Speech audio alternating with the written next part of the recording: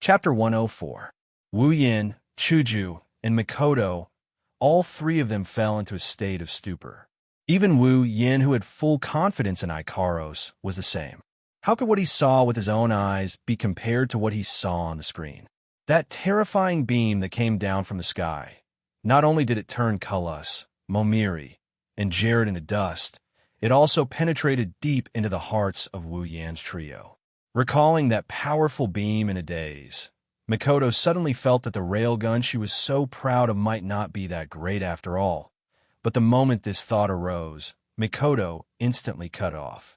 She still has to save her sisters. How can she admit defeat here? Disheartened thoughts were tossed aside, replaced by a burning flame in Mikoto's heart.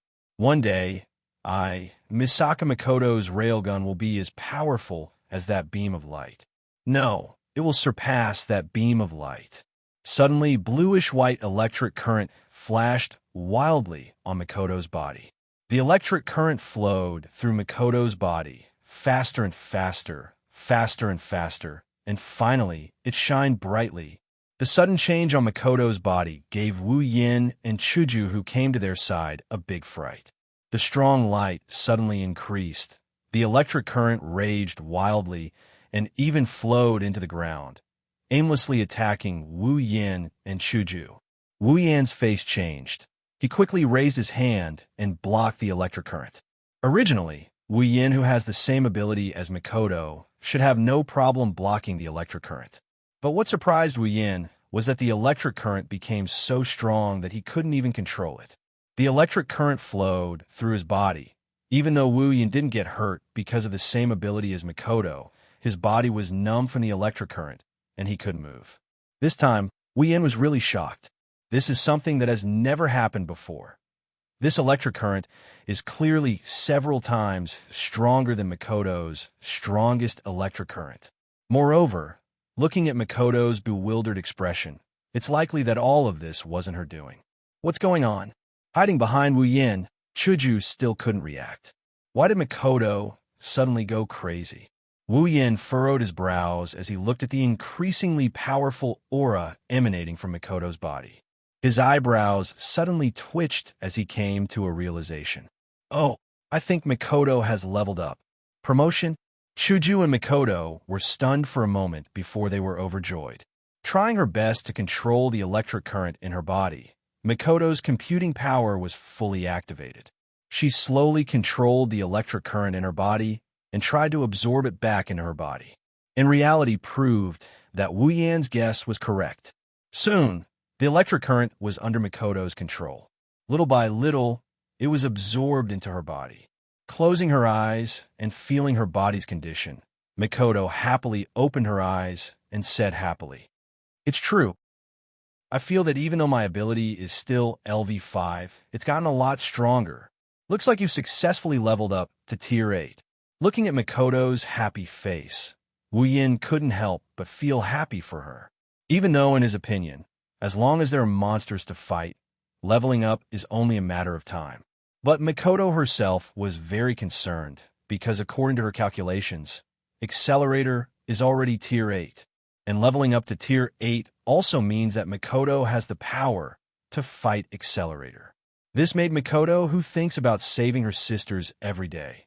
How can she not be happy? Not only Mikoto. Yin, you leveled up too, and so did I. Holding little Liren in her arms, Hinagiku activated her system perception and scanned everyone before focusing back on herself. She then smiled and said, Hearing this, Wu Yin quickly checked his own level. Indeed, he leveled up to Tier 7. Not only him, even Kaishu-sama leveled up to Tier 7. This is a huge harvest. 3 Tier 8, close to 10 Tier 7, and a bunch of Tier 6 and below. Wu Yin leveled up to Tier 7, and Mikoto leveled up to Tier 8. This isn't anything strange. As for Chuju, her level wasn't that high to begin with. This bunch of big monsters was a great supplement for her. Leveling up to Tier 7 is nothing strange. Now, Wu Yan's group has 2 Tier 8, 2 Tier 7, and 1 lucky mascot. If they walk out, their jaws will drop to the ground in shock.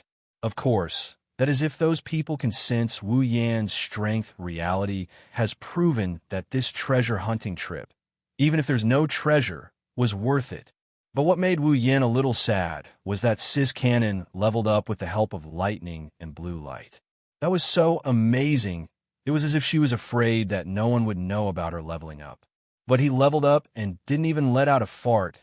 People, master. Returning to her normal state, Ikaros flew toward Wu Yan's group and landed in front of them. Wu Yin patted her head and said gently, "Thank you for your hard work, Ikaros." Indeed, this time, if it wasn't for Ikaros, Wu Yan's group wouldn't have had such a smooth journey. It can be said that Ikaros' contribution is at least 80% to be able to reach this stage. Hearing Wu Yan's words, Ikaros lowered her head and felt the hand on her head, giving her an unimaginable warmth. Even her heart warmed up. She couldn't help but close her eyes to enjoy this rare warmth. After that, Wu Yan's group cleaned up all the corpses on the scene and helped little Liren remove the handkerchief from her face. The usually cheerful and lively little Liren is finally back. After cleaning up the battlefield, Wu Yan's group also left behind all the useful items. Have to say, this is another surprise. Close to 30 common armaments and 3 rare armaments from Cultivation, and the other 2 were all taken by Wu Yin. Other than that, there were also some miscellaneous items such as gold coins. Wu Yin, of course, took these and stuffed them all into a space ring. Close to 30 common armaments and 3 rare armaments were quickly exchanged for equipment points by Wu Yin, earning him 50,000 equipment points. Other than that, Wu Yin wanted to give it a try, so he handed over the Spider Queen and Spider Guards to the system and actually got 600,000 equipment points. This is also a surprise. One must know that the stone spiders from before cannot be exchanged for equipment points. Wu Yin thought that these 3 bosses would be the same. After checking all the loot, Wu Yan's mouth is about to become a hippopotamus. Not only did he level up, he also got so many resources. Have to say, in Wu Yan's heart, Cultivation and the other 2 have already become good people. Opening the system list to check the character's status, character, Wu Yin ability, sword mastery, cooking mastery, complete memory, chaotic return to horizon dance, electromancer, LV4, equipment, Shana of the Holy Temple, C rank, dragon armor, C rank, summons, Misaka Mikoto, Gue Chuju, Ikaros equipment points, 71,000 item points, 88,000,000 ability points, 101,000 summoning points, 120,000 level, 65 character, Misaka Mikoto ability, electromancer, LV5 strength, B endurance, B agility, A spirit, A equipment, none level, 70 character, Gue Chuju ability, none strength, B endurance, B agility, A spirit, B equipment, White Cherry Blossom, C rank, level, 60 character, Ikaros ability, Sky Queen mode strength, A endurance, B agility, A spirit, A equipment, Artemis permanent homing missile, C rank, Aegis absolute defense circle, C rank, Apollon Apollo, C rank, Uranus system, B rank, level, 78. All in all, ignoring the series of B that made people ridicule endlessly, this trip could be considered to be a happy one. The only question was, how did the president's White Cherry Blossom level up? It was clearly only D rank before. After the system's explanation, everyone finally understood. Because Chuju did not have any ability and her strength was too low when she was first summoned, the system modified White Cherry Blossom into an equipment that can level up. This is another surprise. Chapter 105. After asking the system said that because Hinajika's strength was too low, she didn't have the ability to protect herself, so the system modified her White Cherry into an upgraded version. However, Wu Yan's first reaction was not joy like Chuju and Mikoto, but caution. His countless experiences told him that the system was a scam. It would not be so kind. Thus, a conversation that appeared to be very retarded in the eyes of the bystanders began. System, are you sure it's because Hinajika's strength is too low that you decided to modify her equipment? Yes, I don't need to pay anything, like points or something. This is the system's own judgment and action. There is no need for the user to pay any points. What about the other costs? None. Are you sure? Yes. No conspiracy? Please do not slander the system, or the system will sue you. F*CKU. A system will sue people for slander? I want to know who you are going to sue me to. Please do not slander the system, or the system will ban your account. No one to sue, and you want to ban my account? F*CKU. What account do I have for you to ban me from? Character, Wu Yin. No way. Ban myself? What will happen if you ban me? The user will not be able to use the summoning system again. About that, I was wrong. Of course, it was impossible for White Cherry to level up endlessly. After the system prompt, everyone understood that White Cherry could only level up to B rank, which was the level of a gold armament. If they wanted to level up after that, they would have to pay points to exchange for the upgrade conditions. Although it could only be upgraded to gold armament level, Wu Yin and the rest were still very satisfied. After all, it was a free upgrade. Chuju liked White Cherry very much. Even if she could not upgrade it, she would not want to change it. So, this was not a bad thing. Wu Yin couldn't help but want to do this a few more times. He didn't even find the treasure, and he already got such a good harvest. Unfortunately, reality was not a game. Monsters would not respawn, and treasures would not respawn. The revolution had not succeeded yet. Comrade, you still have to work hard. Aye, big brother, let's go find the treasure. Knowing that the enemy had been eliminated, little Liren couldn't wait to go treasure hunting. Treasure hunting, these two words to a child, the attractiveness is not just ordinary. That's right, we haven't gotten the real treasure yet. Lifting his head, Wu Yin glanced at Mikoto, Chuju, Ikaros, and Liren, smiled and waved his hand. Go! Walking along the stone path, Wu Yin's group of 5 walked rather cautiously. After all, no one could be sure that there's no danger in this place. It was necessary to be cautious. Along the way, although no more stone spiders jumped out, and there were no other guardians, the number of traps made one's hair stand on end. If one was not careful, one could step into a magic formation. When that happens, the magic formation's effect can be unimaginable. There are all kinds of magic formations. It's a good thing that the ones leading the way are Wu Yin and Mikoto, who drank resplendent breath. If it was anyone else, they would have died without even knowing how they died. Of course, the result of this is that Wu Yin and Mikoto became the target of everyone. Walking in front of the group, Wu Yin and Mikoto attracted no less than 100 traps. Seeing Wu Yin and Mikoto fall into the magic formation's effect, Chuju distanced herself from them with lingering fear. For the first time, she was glad that she was still weak at that time. She didn't need to fight, didn't need to drink the resplendent breath and suffer this kind of torture. Don't talk about Chuju, Wu Yin, and Mikoto are almost hysterical from the torture. Even if they didn't suffer any physical injuries, their mental state has been tormented to the point of no return. At this moment, Mikoto is a little regretful. If she knew, she wouldn't have taken care of those people so quickly.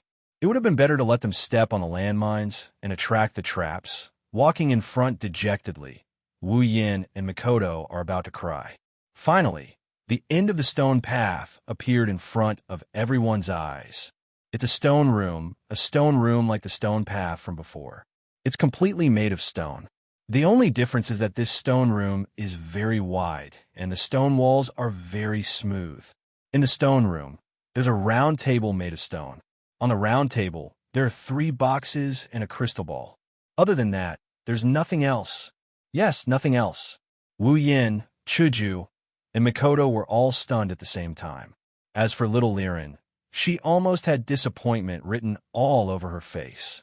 You say, after going through untold hardships to find the treasure, along the way, meeting the dead, meeting monsters, encountering conspiracies, encountering traps, and finally eliminating all obstacles to arrive at the final location of the treasure.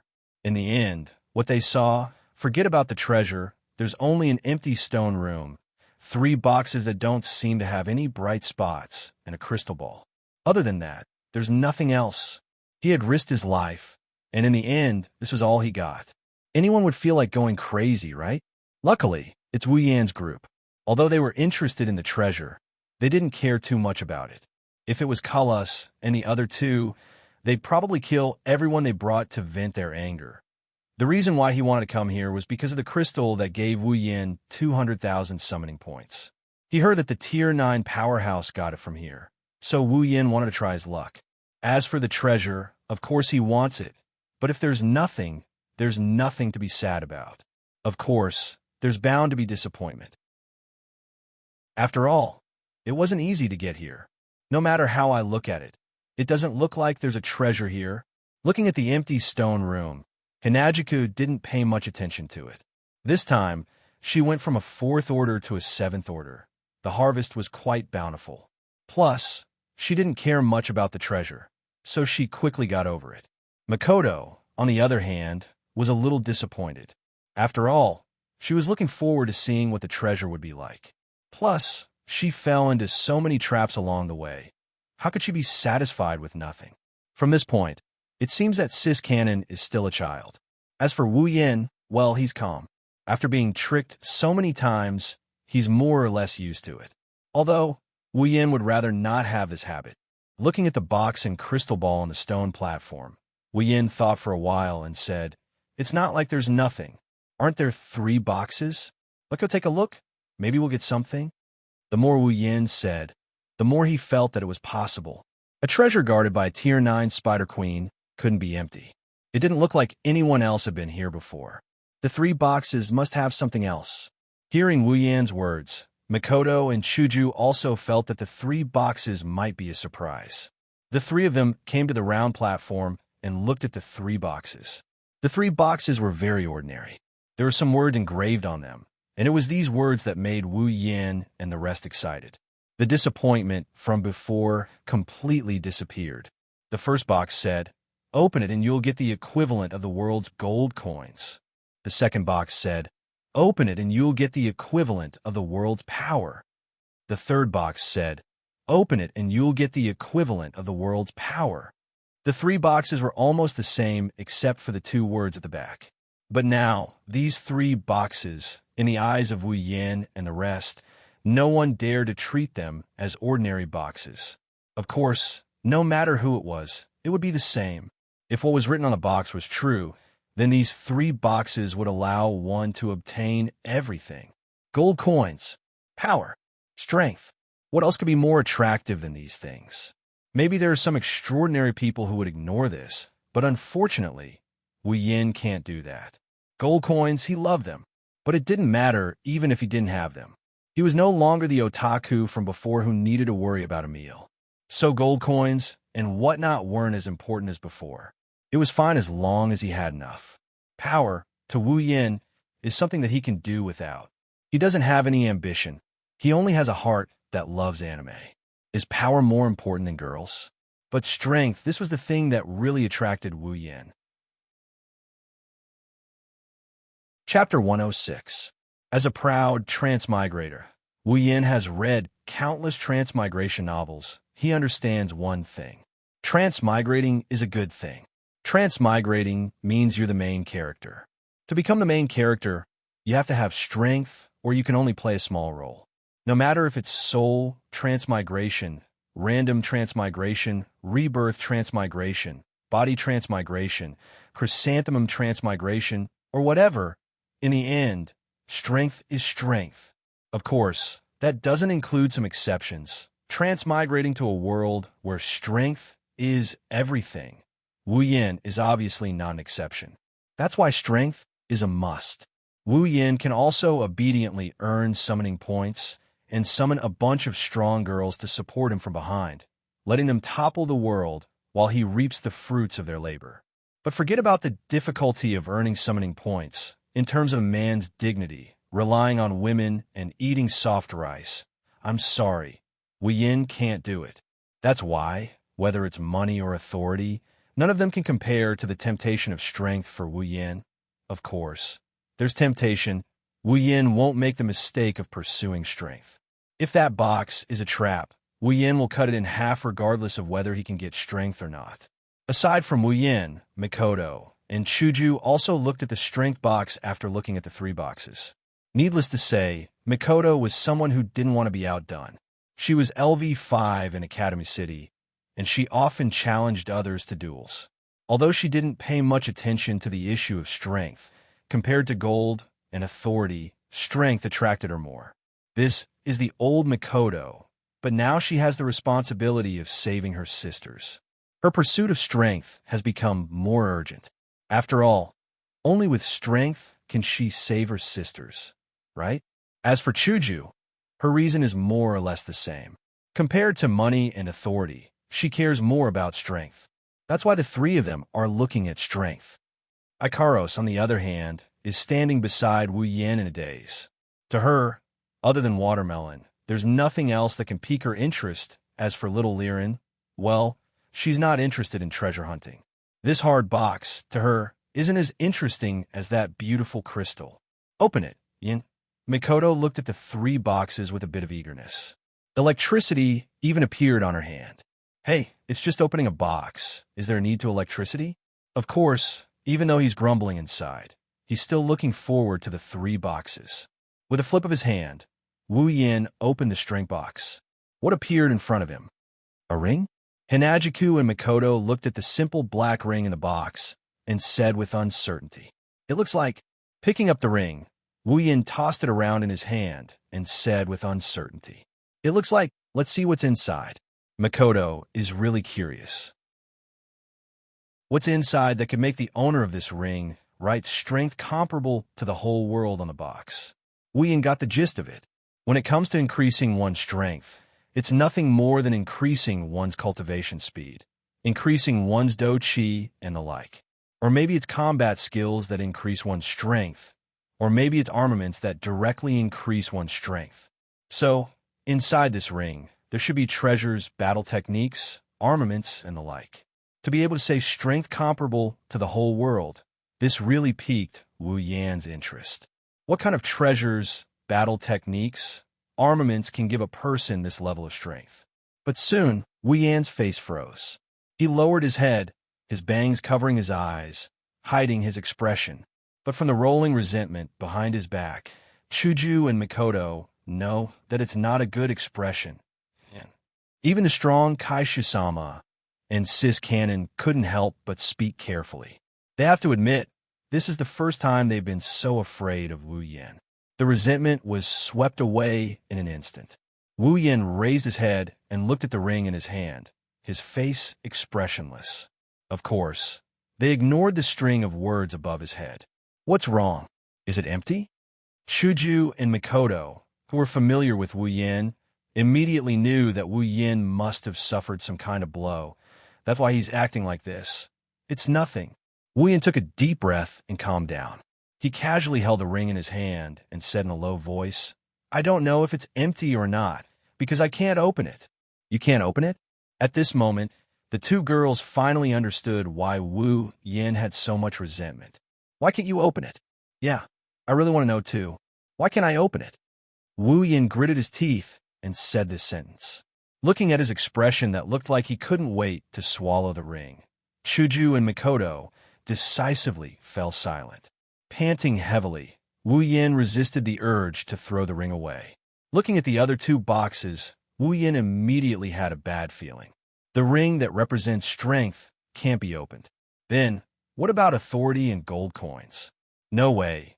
Thinking of this, Wu Yin opened the other 2 boxes with trembling hands. As expected, a white ancient ring and a gold ancient ring appeared in front of Wu Yin. Looking at the 2 rings, Wu Yin gently picked them up. After a while, he fell silent. Don't tell me this is another space ring that can't be opened. As soon as Chuju finished speaking, a stronger resentment came from Wu Yin. She immediately shut her mouth and obediently stood behind Mikoto. Mikoto smiled embarrassedly and didn't say anything. Wanted to cry, but no tears came out. Say, it's fine if you don't put anything in the stone room. We can accept it, but you clearly put something that can make people go crazy and snatch it, but you can't open it. What are you trying to do? Are you flirting with people? Wu Yin looked up at the sky and sighed. He really wants to drag out the owner of the treasure and shoot him to death. Of course, after a long time, he'll completely change his mind. He'll want to drag out the owner of the treasure and kiss him. Wu Yan's speechless expression really makes people sad. Chuju and Mikoto whispered to each other, trying to turn Wu Yan into a normal person. In the end, they decided to let Mikoto electrocute him. They nodded to each other. Mikoto was about to electrocute him when Chuju inadvertently glanced at the box on the table. Her eyes suddenly lit up, and she shouted at Wu Yan. Yan, quick, look. There are words in the box. Words? Finally, Hinajika's words pulled him back from his self-tragic state. He took a look at the words in the box and froze on the spot. Successor, this is just an indestructible ordinary ring, not a space ring. However, with this ring, the entire Ailu Empire is yours. You have a right to rule the entire Ailu Empire. Wu Yan, Mikoto, and Chuju looked at each other. It's obvious none of them believe that with a ring, the entire Ailu Empire is theirs. Since there are words in this box, there should be words in the other boxes as well. Let's see. Wu Yan couldn't figure out the meaning of this sentence. Helplessly, he gave up on wasting his brain cells and turned to the other boxes. First, he looked at the power box. Successor, this is indeed a space ring. As long as you can open it, you will be able to rule the entire Spalier world. Do you want to open it? Go find the Ailu Empire's king. He will tell you everything. Find the king. Wu Yan couldn't find the right words to express his feelings at this moment. He could only mutter and complain in his heart. Then, he looked at the gold box. Successor, do you want my treasures? If you want it, I can give it to you. Go find the key. I have placed all my treasures in this ring. System, are you sure there won't be any other transmigrators other than me? User, there's only one system. Only the system can provide transmigration. Therefore, other than the user, there won't be any other transmigrators. Then please tell me, why did GOLD, Roger, transmigrate to the Spalier world? Chapter 107. It doesn't matter if what's inside the box is true or false. Wu Yan still kept the ring. If it's fake, it's fine to keep it. But what if it's real? So, it's better to believe it's real than not. After sorting out the 3 rings, Wu Yan wanted to throw them into the space ring, but then he thought of something and sighed and put them on his hand. 3 rings, plus a space ring, 2 rings on his left hand, 2 rings on his right hand. Fine, if this is back in Wu Yan's world, then this image, if it's not bad, it's flaunting his wealth after all these rings, gold, white, black, and so on. Even his hand is about to turn colorful. Why do I feel like I've been cheated again? Mama, our harvest isn't small. Don't be so discouraged. Perhaps feeling that Wu Yan is too pitiful, Kaishu-sama patted his shoulder and said with a heavy heart, hinting to Wu Yan to be content with what he has. Fine, I admit I'm greedy. Although that's what he said, but with Kaishu-sama's consolation, Wu Yan's mood improved quite a bit, making Mikoto a bit confused. It was unknown when little Liren had climbed onto the round platform. She looked at the crystal ball on the round platform and curiously looked here and there. Finally, she reached out her hand and touched the crystal ball. At the same time little Liren touched the crystal ball buzzed and suddenly emitted a dazzling light. The sudden change made little Liren shrink back with a sound, falling off the round platform. Wu Yan, Chuju, and Mikoto were shocked, ignoring the change of the crystal ball, and hurriedly rushed forward to catch little Liren. Luckily, Wu Yan's group wasn't too far from the round platform. Little Liren avoided the fate of eating dust. Are you okay? Seeing little Liren's frightened face, Chuju, who's always with her, quickly took her from Wu Yan's hands and comforted her. Little Liren lightly shook her head, indicating she's fine. Wu Yan and Mikoto saw this. Only then did they let out a sigh of relief, looking at the strange crystal ball. At this time, the light on the crystal ball had begun to condense slowly, giving people the feeling that something was about to come out. At a certain moment, the light on the crystal ball changed, shooting upwards, forming a screen in front of Wu Yan's group. This isn't a projection, is it? Mikoto looked at the screen in front of her, surprised. In this world, Mikoto's considered to have seen crystal balls many times. The use of a crystal ball, It's mostly used for communication projection. Wu Yin didn't speak, staring at the screen on the crystal ball. Seeing this, Mikoto resentfully looked at Chuju. Then everyone looked at the screen together, not saying a word. The screen flowed like water. Then Wu Yan's group saw. An image began to appear. It really is an image. Under everyone's gaze, the image began to change in front of everyone's eyes. A person, a very ordinary person, he was born in a very ordinary family, living a very ordinary life. However, this person wasn't satisfied with such a life, so he left home and embarked on the road of travel. Along the way, he saw warriors, magicians, doqi, and magic. He seemed to be envious of them, so he worked hard to gain the recognition of a warrior, becoming that warrior's disciple. Thus, his journey turned into cultivation. He cultivated doqi, and he succeeded. He cultivated battle skills, and he excelled at them. He exceeded everyone's expectations. He was actually a super genius. Under his master's guidance, he grew rapidly, very quickly. He learned everything his master knew, and he succeeded in surpassing his own master. However, he wasn't satisfied with that, so he once again embarked on a road of travel. But this time, it wasn't just for travel, it was for cultivation. He made a lot of friends. He communicated with them. They improved together. He also made a lot of enemies. He fought with them to the death. The first time he got a good armament, he took it from an enemy's corpse. The second time he got an even stronger armament. He also took it from an enemy's corpse. Because he wasn't rich, he could only rely on himself. He killed soldiers. He cut through thorns. Every enemy standing in front of him was successfully eliminated by him. And during the battle, he continued to break through, break through, break through. Finally, he was no longer a weakling. He became a strong person in the eyes of countless people. People from big clans invited him, but he refused because he felt that he wasn't strong enough. People who couldn't get him tried to assassinate him, but he killed them because he felt that if he showed mercy, those people would take advantage of him.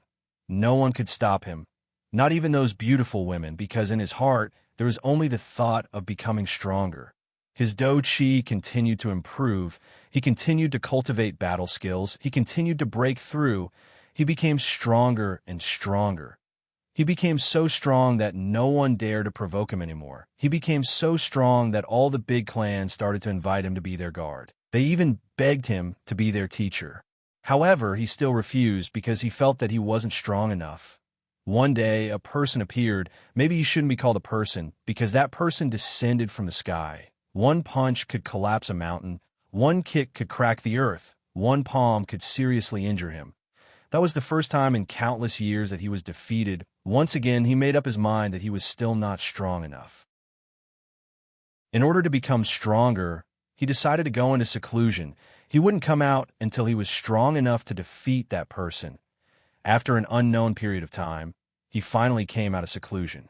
On this day, he smashed his seclusion room with a punch and flew into the sky. He found that person again, and a great battle broke out between them. That battle, it was earth-shattering.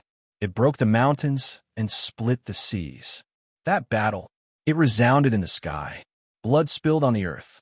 That battle, he was defeated again. At the moment of his defeat, he was lying on the ground. His whole body was covered in blood. In a daze, that person told him that if he wanted to defeat him, he had to go one step further.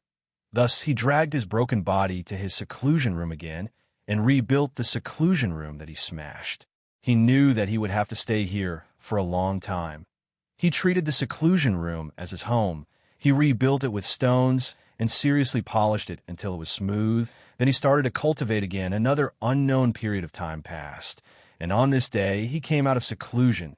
He found him again, and the second battle began. This battle, the earth shook and the mountains shook. The sky turned into a tsunami. This battle, his fists shattered and his bones shattered. His body was drunk.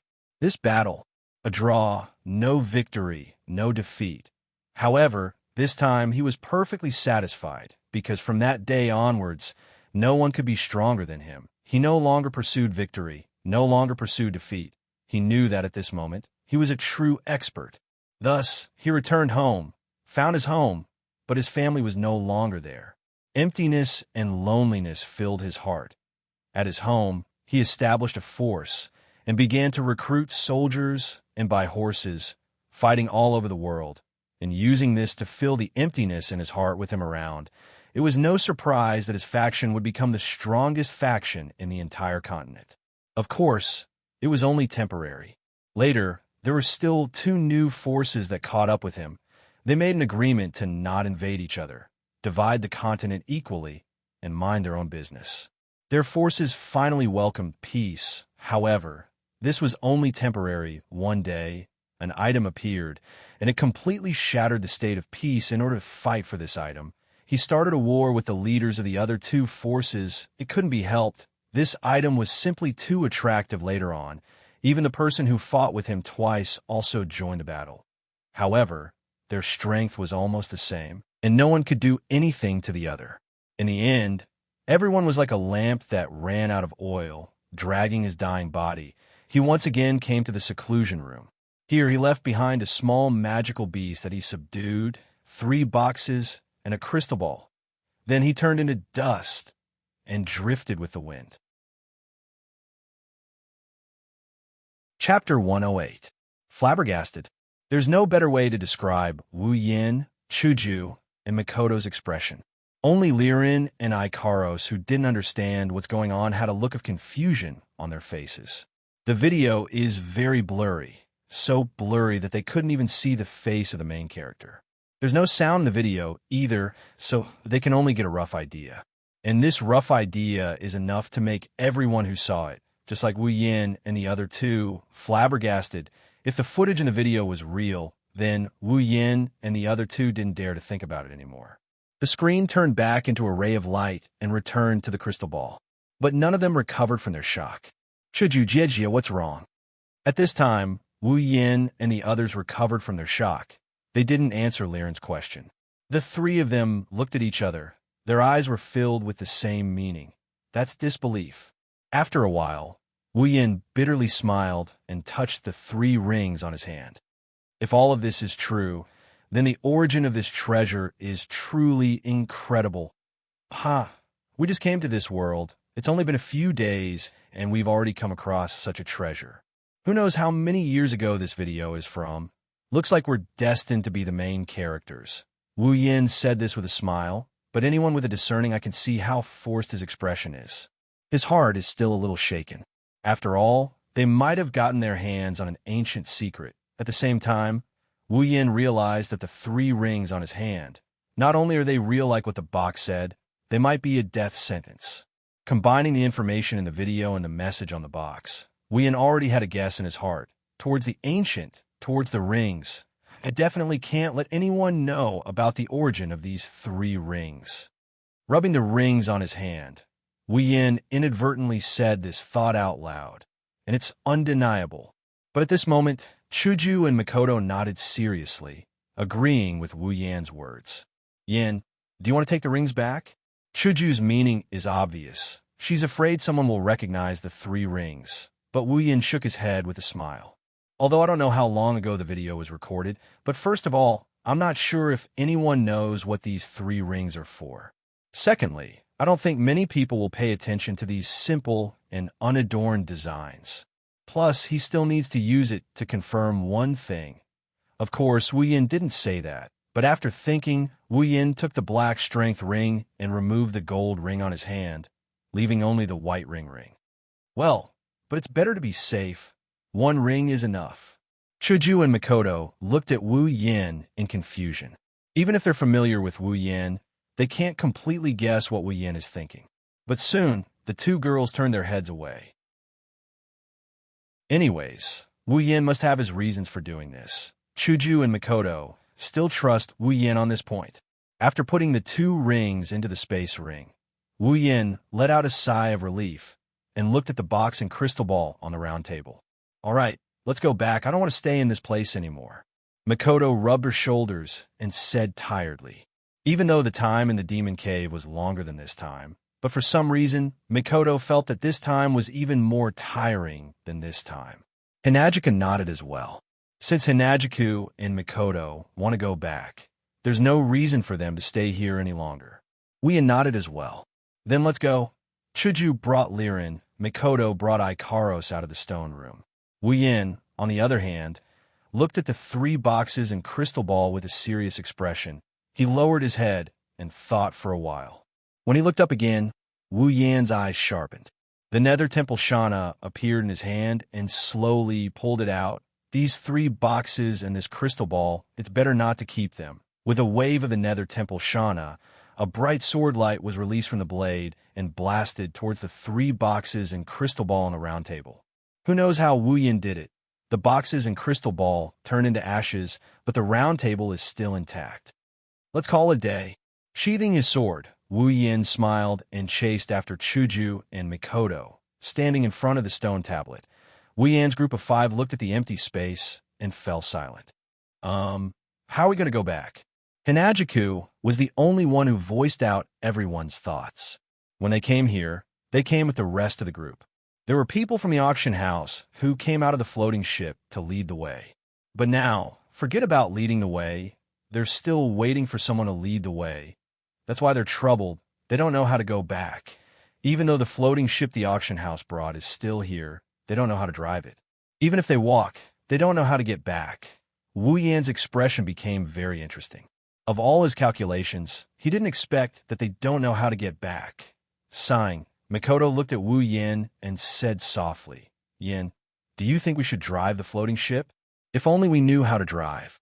Wu Yin wanted to cry, but no tears came out. Hinajika chuckled dryly and looked straight ahead. "Why don't you, Yin, learn how to pilot an airship?" Wu Yin was silent. He stared at Chuju until Chuju turned her head away with a hot face. Wu Yin forced a smile and said, "If I have those points, I might as well get something more useful. I don't know how many times I can drive a floating ship in my lifetime. Don't even mention the fact that it would be a waste, even if it wasn't. Wu Yin had so many points he wouldn't have chosen to fly the airship back.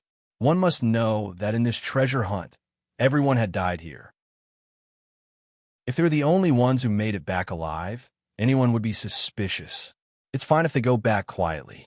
After all, no one noticed them in this treasure hunt. They're like a drop of water in the ocean. No one would recognize them. But driving a floating ship back? In this case, he would definitely be noticed and investigated. Then he would be found out and beaten up. Then what do you think we should do? Chuju was also angry. If they don't do this, how are they going to get back to the supply town? One should know that this place is in the middle of nowhere. It's also a desolate area on the map. Wu Yin cried when he heard Chuju's words. He took out a crystal scroll from his pocket. It's the scroll Wu Yin said to use to escape. He said helplessly, "We can only use this." Hinajiku and Mikoto seemed to have thought of something as well. They clapped their hands and took out the scroll with a chuckle. "I almost forgot about this." Wu Yin rolled his eyes when he saw the "we're saved" expression on the 2 girls' faces. He cursed in his heart. This is something Wu Yin exchanged for to save his life and escape. In the end, he used it to rush back? I have to say, the result is a scam town portal scroll, an item that instantly teleports the user to a designated location. The location is set by the user in advance. It's a one-time item, 10,000 item points. That's right, it's a town portal scroll. No matter what game it is, there's always a town portal scroll. This is the item that Wu Yin exchanged for to save his life. He has to admit that this is a good item for saving his life and escaping. As long as he is in danger, he can use it to teleport back to the designated location. What else could be better than this item for saving his life and escaping? Before they left, Wu Yin had already exchanged for 5 town portal scrolls. He gave one to each of them and set up a return point at the supply town. This way, as long as there's danger, they can instantly return to the supply town. Wu Yin had thought that they might use the return scrolls to escape. Maybe they won't need to use them in the end when they find a treasure. Who would have thought that they would end up using them to rush on their journey? What else could be more tragic than this? Wu Yin felt weak all over. He didn't even have the strength to crush the scrolls. Chapter 109. Good morning, Master. While he's still in a daze, he heard this voice. Opening his eyes in a daze, he saw a pair of abnormally large breasts swinging back and forth in front of him, 10 centimeters away from his face. Am I dreaming? If so, Please don't wake up. His eyes are still half open. Looking at her voluptuous breasts, the first thought that came to mind is that he's dreaming. Ikaros was lying on top of Wu Yin, looking at her master strangely. She felt her master was awake. That's why she said good morning, but her master's reaction was a bit strange. Was it because she said it too softly? Ikaros tilted her head in confusion. She looked at Wu Yin seriously to make sure he's awake. Ikaros decided to repeat what she said one more time. Good morning, master. Actually, Wu Yin already knew he was awake after muttering those words. But looking at the pair of large breasts in front of him, Wu Yin was stunned and didn't react at all. It wasn't until Ikaros called him again that Wu Yin snapped out his daze. He knew Ikaros came to his room again. The pair of large white rabbits in front of him, without a doubt, belongs to Ikaros. Gulp. Uncontrollably, Wu Yin swallowed a mouthful of saliva. In the silence of the room, the sound was particularly ear-piercing, making Ikaros confused. Wu Yin laughed dryly. Resisting the urge to turn into a wolf, Wu Yin pushed Ikaros away with difficulty. Panting heavily, he smiled embarrassedly. Ikaros, next time, can you not wake me up like this? I'm afraid I won't be able to hold back. Can't hold back. Tilting her head, Ikaros looked at Wu Yin. Her face was expressionless, but her eyes revealed clear doubt, as if she was wondering why Wu Yin couldn't hold back. Wu Yin choked, unable to speak. All right, where's Chuju and Mikoto? Wu Yin had no choice but to change the topic. At the same time, he pulled the blanket over his body in an attempt to cover a certain naughty part. They were fine. A voice that clearly didn't belong to Wu Yin or Ikaros rang out, interrupting Ikaros's words. Wu Yin's forced smile froze on his face. Slowly turning his head like a machine, he saw Hanajiku standing at the door with a smile on her face and a gloomy Mikoto with her head lowered and her bangs covering her expression. Yo, good morning, Chuju Mikoto. Wu Yin raised his hand and greeted them with a smile. Everything looked so normal, except for the waterfall of sweat on his face. Too bad Kaisha-sama and Railgun weren't in the mood to greet Wu Yin. They stood at the door, their beautiful eyes staring at Wu Yin, completely ignoring Ikaros. I was wondering why I didn't see Ikaros every morning when I woke up. She was sleeping in the same room. No. Please listen to my explanation. His face is drenched in cold sweat. Looking at Hanajiku and Mikoto, Wu Yin forced out a smile that's uglier than crying and said, after hearing Wu Yan's explanation, Chuju and Mikoto went silent. This made Wu Yin even more uneasy. He'd rather the two girls beat him up, at least then it'd be normal. But now, Wu Yin was really scared. Chuju, Mikoto, Yin, you big idiot. Chuju and Mikoto roared at the same time and turned to leave, leaving behind 2 small teardrops on the floor. This is going to be a big deal. His heart sank. Wu Yan's mind was in a daze. Looking at the situation, Chuju and Mikoto are obviously sad. It's no wonder, seeing the person you like in the same room with another woman, and that woman wasn't in the room for the whole night, anyone would misunderstand. Master, is this Ikaros' fault? Ikaros, who watched from the beginning to the end, twisting her body uneasily. This is the first time Wu Yin saw Ikaros have any expression on her face. Taking 2 deep breaths, Wu Yin rubbed Ikaros' head and said in a low voice, Ikaros, this isn't your fault, so you don't have to blame yourself. Yes, master. Even though she said yes, her face was full of uneasiness. Anyone could see that Ikaros was blaming herself. Wu Yin sighed and looked at Ikaros. Thinking about the sad eyes of the 2 girls before they left and the tears that they left behind, his heart suddenly felt very pained. Chuju and Mikoto, will they ignore me after this? The more Wu Yin thought about it, the more he felt it was possible. His heart started to feel uneasy. It should be said that Wu Yan's heart was a little sensitive because it was the first time he saw Chuju and Mikoto with that kind of expression. He didn't think that as long as he explained it to them, everything would be fine. It's just that because of this, that kind of thing happened later. His face was cloudy and uncertain. Right now, Wu Yan's body is here, but his heart is with Chuju and Mikoto. He has a strong urge to see how Chuju and Mikoto are doing right now. But he's afraid that if he went to them now, it would only make them more sad. Wu Yin clenched and unclenched his fists. Then he looked at Ikaro's sad expression and made a crazy decision in his heart. Ikaros. Yes, master. Ikaros looked at Wu Yan. She saw Wu Yan's face was very firm, as if he made a big decision. She couldn't react in time. Ikaros, don't blame yourself. I will solve everything. Will you help me? Staring blankly at Wu Yan, who seemed to have thought of something, Ikaros's expression returned to normal, and she softly said, Yes. Master. Standing in front of Chuju in Mikoto's room, Wu Yin lightly knocked on the door. Chuju, Mikoto, it's me, open the door. After waiting for a while, there was no response. After a while, a small voice came out. The voice was a little choked with sobs. Go away, I don't want to see you. Showing an expression that said he expected this, Wu Yin grabbed the door handle, and with a flash of his power, the door was opened by Wu Yin and pushed in. What entered his eyes were two girls, each lying in their own bed, staring at him blankly with tears in their eyes. After cursing in his heart, running back to the same room to cry, Wu Yin casually walked in.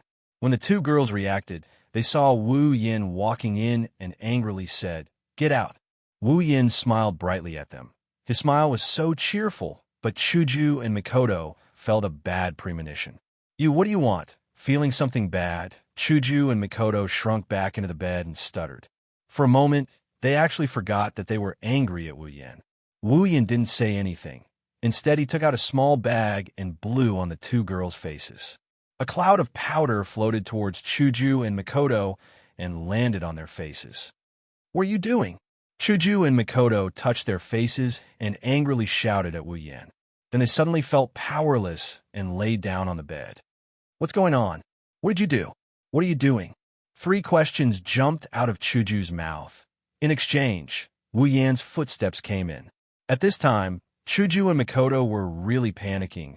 They couldn't muster up any strength in their body, whether it's Esper ability or White Cherry. The two girls couldn't use any of it. Plus the strange development of the situation, they really didn't know what to do.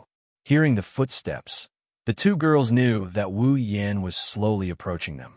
At the same time, they felt uneasy and at the same time yelled in their hearts. No, things didn't develop like this.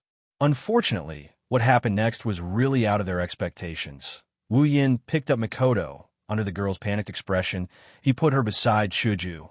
Looking at the two girls' faces, Wu Yin sighed, and then his face became serious. Chuju, Mikoto, become my women. Chapter 110. Chuju, Mikoto, become my women. Chuju was stunned. Mikoto was stunned. Following Wu Yan's shocking statement, the small room fell into silence as if time had stopped. Only Hinajiku and Mikoto could clearly see that they couldn't react to what just happened. Even for someone as thick-skinned as Wu Yan, after making such a declaration and seeing the expression on the two women's faces, he had the urge to run away. After all, Wu Yan was just hot-headed and did something like this, take down Kaisha-sama and Railgun, and then have sex. How wicked and how exciting it was. Even Wu Yan couldn't help but admire himself. How could he be so reckless? Do you know what you're saying? If it wasn't for the fact that she was so weak that she couldn't even move, Mikoto would have gone crazy and electrocuted everyone, regardless of friend or foe. Not just Mikoto, even Chuju's face was burning hot. She was so embarrassed that she wanted to die. In front of two women, he said that he wanted them to be his women. Any normal person would want to give him a slap. Kaisha-sama really wanted to pull out her White Cherry and give Wu Yin a chop. She wanted to let him know that if he didn't seek his own death, he wouldn't die. That's why Wu Yin wanted to take them down, right? I have to say, pretty good at foresight. I just don't know if he'll be able to live past tomorrow. Hearing Mikoto's words, Wu Yin could only smile bitterly. Looking at the two women's red faces, Wu Yin didn't know if they were embarrassed or angry. After a moment of silence, he reached out and caressed Chuju and Mikoto's faces. I know what I'm saying is a bit too much. No, it's very much too much. But I have no other choice. With a bitter face, he ignored the reddened faces of the two girls and continued in a low voice. But I have no choice. I can't give up on one of you. I can't watch you two be sad. I can't ignore your feelings. I can't do anything about it. I can't do anything about it. Looking up, Wu Yin said with determination, "No matter what, you can hate me, hit me, or scold me. I don't plan to give up on any of you." After that, Wu Yin waved his hand and closed the door. Then, he looked at Chuju and Mikoto.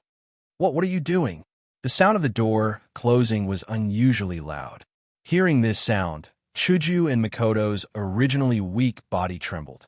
A very bad feeling arose from the bottom of their hearts. It's like something important is about to leave them. Wu Yin took a deep breath, hoping to ease the tension in his heart.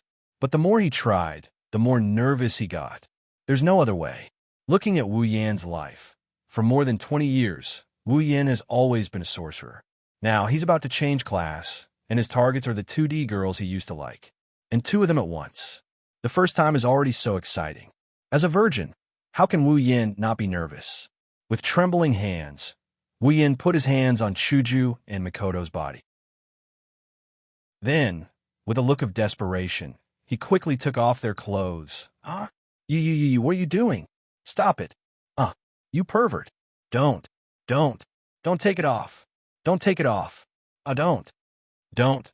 Ignoring the two girls' pleas, Wu Yin used the fastest hand speed in his life to strip Chuju and Mikoto naked. Soon, two naturally beautiful and delicate bodies appeared in front of Wu Yin. Staring blankly at the two beautiful bodies in front of him, Wu Yin swallowed a mouthful of saliva. But more saliva was secreted, filling Wu Yan's mouth. Wu Yin swallowed again and again, but he couldn't swallow the saliva in time. A trace of saliva dripped down from the corner of his mouth. Of course, Chuju and Mikoto saw Wu Yan's perverted appearance. But they didn't care. Their heads were already dizzy when their bodies were exposed in front of Wu Yin. Wu Yin, on the other hand, felt a certain part of his body so hard that it's a bit unbearable. It's so unbearable that his pants almost couldn't hold it down. Without thinking, he stripped off his clothes as well. Their eyes bulged as they watched Wu Yan's every move. Smoke was already coming out of their heads, but this still couldn't alleviate the shame and anger in their hearts, especially when Wu Yan's disgusting body parts appeared in front of them. Everything happened too fast, so fast that the two women didn't have time to talk to each other. Finally, the condition to be honest with each other was met. Wu Yan took a deep breath and pounced on Chuju. Feeling the weight on her body, Chuju finally panicked. She wanted to push Wu Yin away, but her body couldn't exert any strength.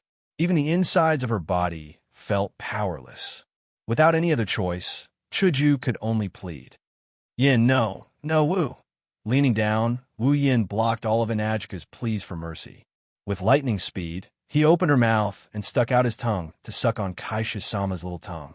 Then, the two of them started making love, and their saliva intertwined. Chuju was completely immersed in the pleasure of tongues intertwining. She couldn't help but close her eyes. TSK, sounds came from their lips, endless. After entangling with the president for a while, Wu Yin felt unsatisfied. He stretched out his wolf claws and pressed on the president's small breasts. Chuju suddenly opened her eyes and recovered from her dazed state. She felt Wu Yan's movements and the strangeness of her body. Her face turned red, and she was so embarrassed that she wanted to die. Wu Yan's first thought was that it was so soft. His second thought was that it was so small. After all, the president could be considered as a member of the flat-chested group. Well, it's fine if it's small. It's better to have something to touch than nothing. Anyway, there's still a long way to go. I'll slowly explore it in the future. With this thought in mind, Wu Yin grabbed the president's two little white rabbits. His mouth didn't stop moving, but his hands also began to knead. Following Wu Yan's movements, Chuju's body became more and more sensitive. An unusually strong pleasure came from inside her body. Under the control of pleasure, Chuju's eyes became more and more blurred. It was obvious that the president was aroused. Wu Yin wasn't satisfied with just occupying one place. After he was satisfied, he began to change his target. He pulled out a hand and moved down Chuju didn't know where the strength came from, but she suddenly arched her body and then fell down heavily. The feeling in her body became more and more intense, and she became more and more unable to control herself. She could only immerse herself in it, unable to extricate herself. At a certain moment, Wu Yin left Chuju's lips. Looking at her aroused appearance, he smiled in satisfaction and withdrew his hand that was touching her thigh. At the same time, he returned with a liquid that carried a strange smell. It's time. Wu Yin stopped all his movements and placed Chuju's body properly.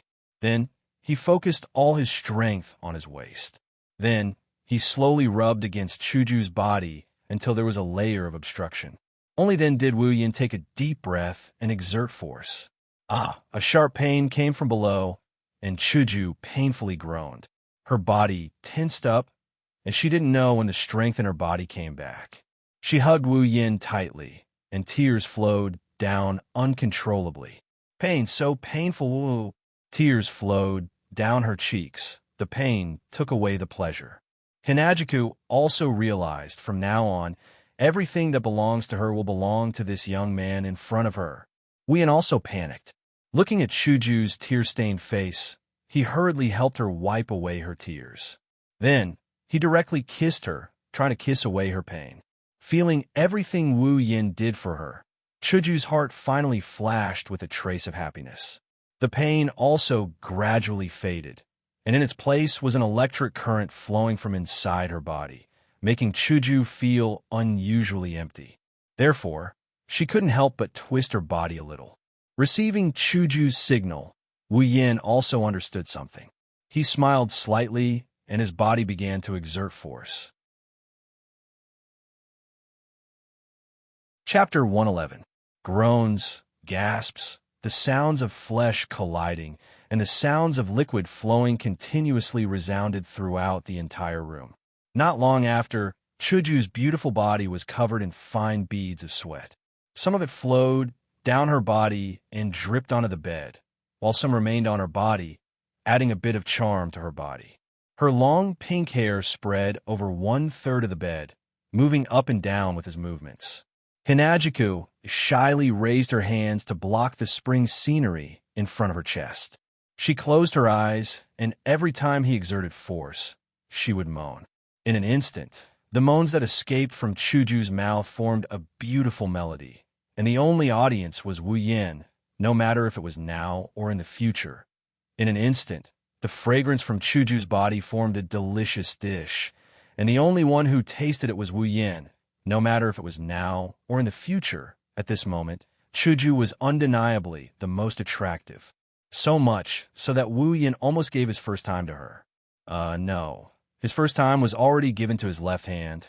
The first time was undoubtedly short, and Wu Yin felt the same for himself. So he kept his mind clear and didn't completely immerse himself in the pleasure. He adjusted his movements so that he could last as long as possible. After all, if he gave it up just like that, what would happen to Sis Cannon?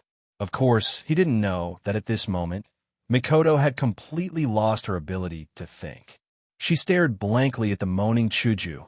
Her mind was blank. When had she ever experienced such a situation?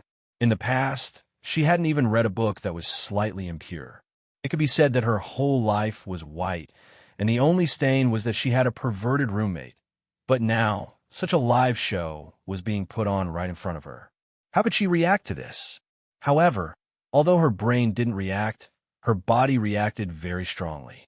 In the midst of Chuju's seductive moans, Mikoto felt her body become unfamiliar, and a wave of desire came from within, causing her body to turn pink. Mikoto's existence had been forgotten by Chuju. Under Wu Yan's assault, she couldn't pull herself away and could only be like a candle in the wind, flickering, and could be extinguished at any time.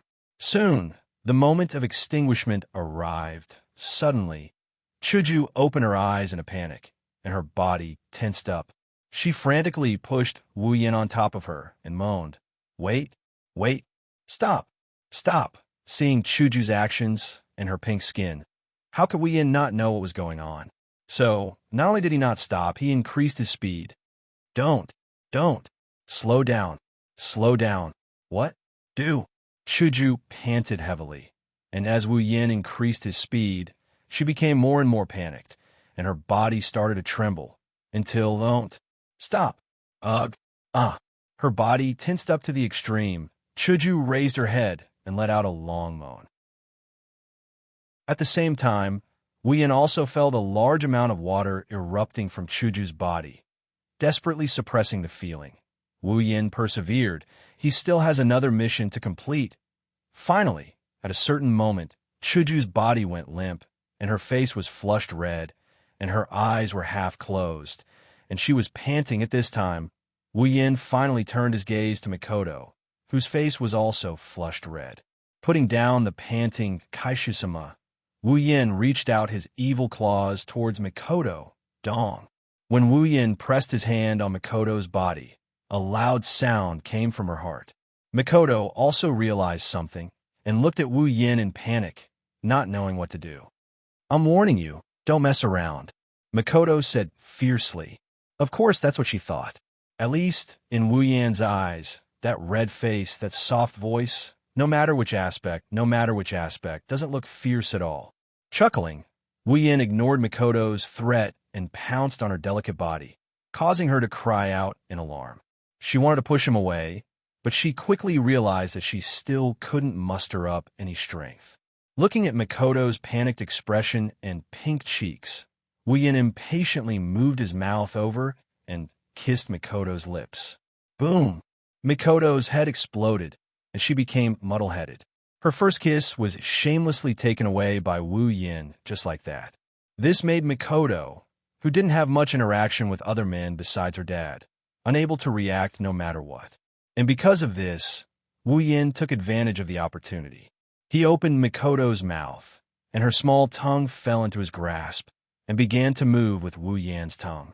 Enjoying the sweetness of Mikoto's lips, Wu Yin tasted it with relish and completely conquered the first territory on Mikoto's body. Then he began his conquest. The same action, the same place.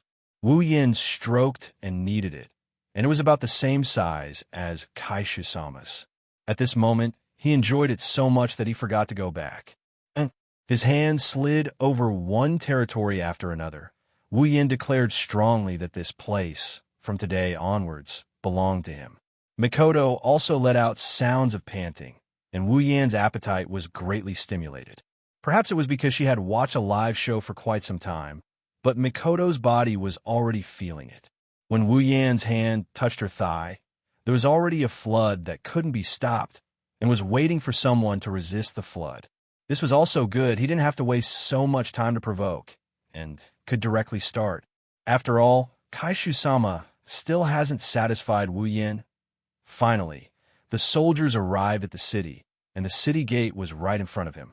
With a fierce thrust of his spear, he broke through the city gate, broke through the wall, and went straight into the depths. The sound of pain came out of Mikoto's mouth, as expected. Tears also came out of Mikoto's eyes, as expected.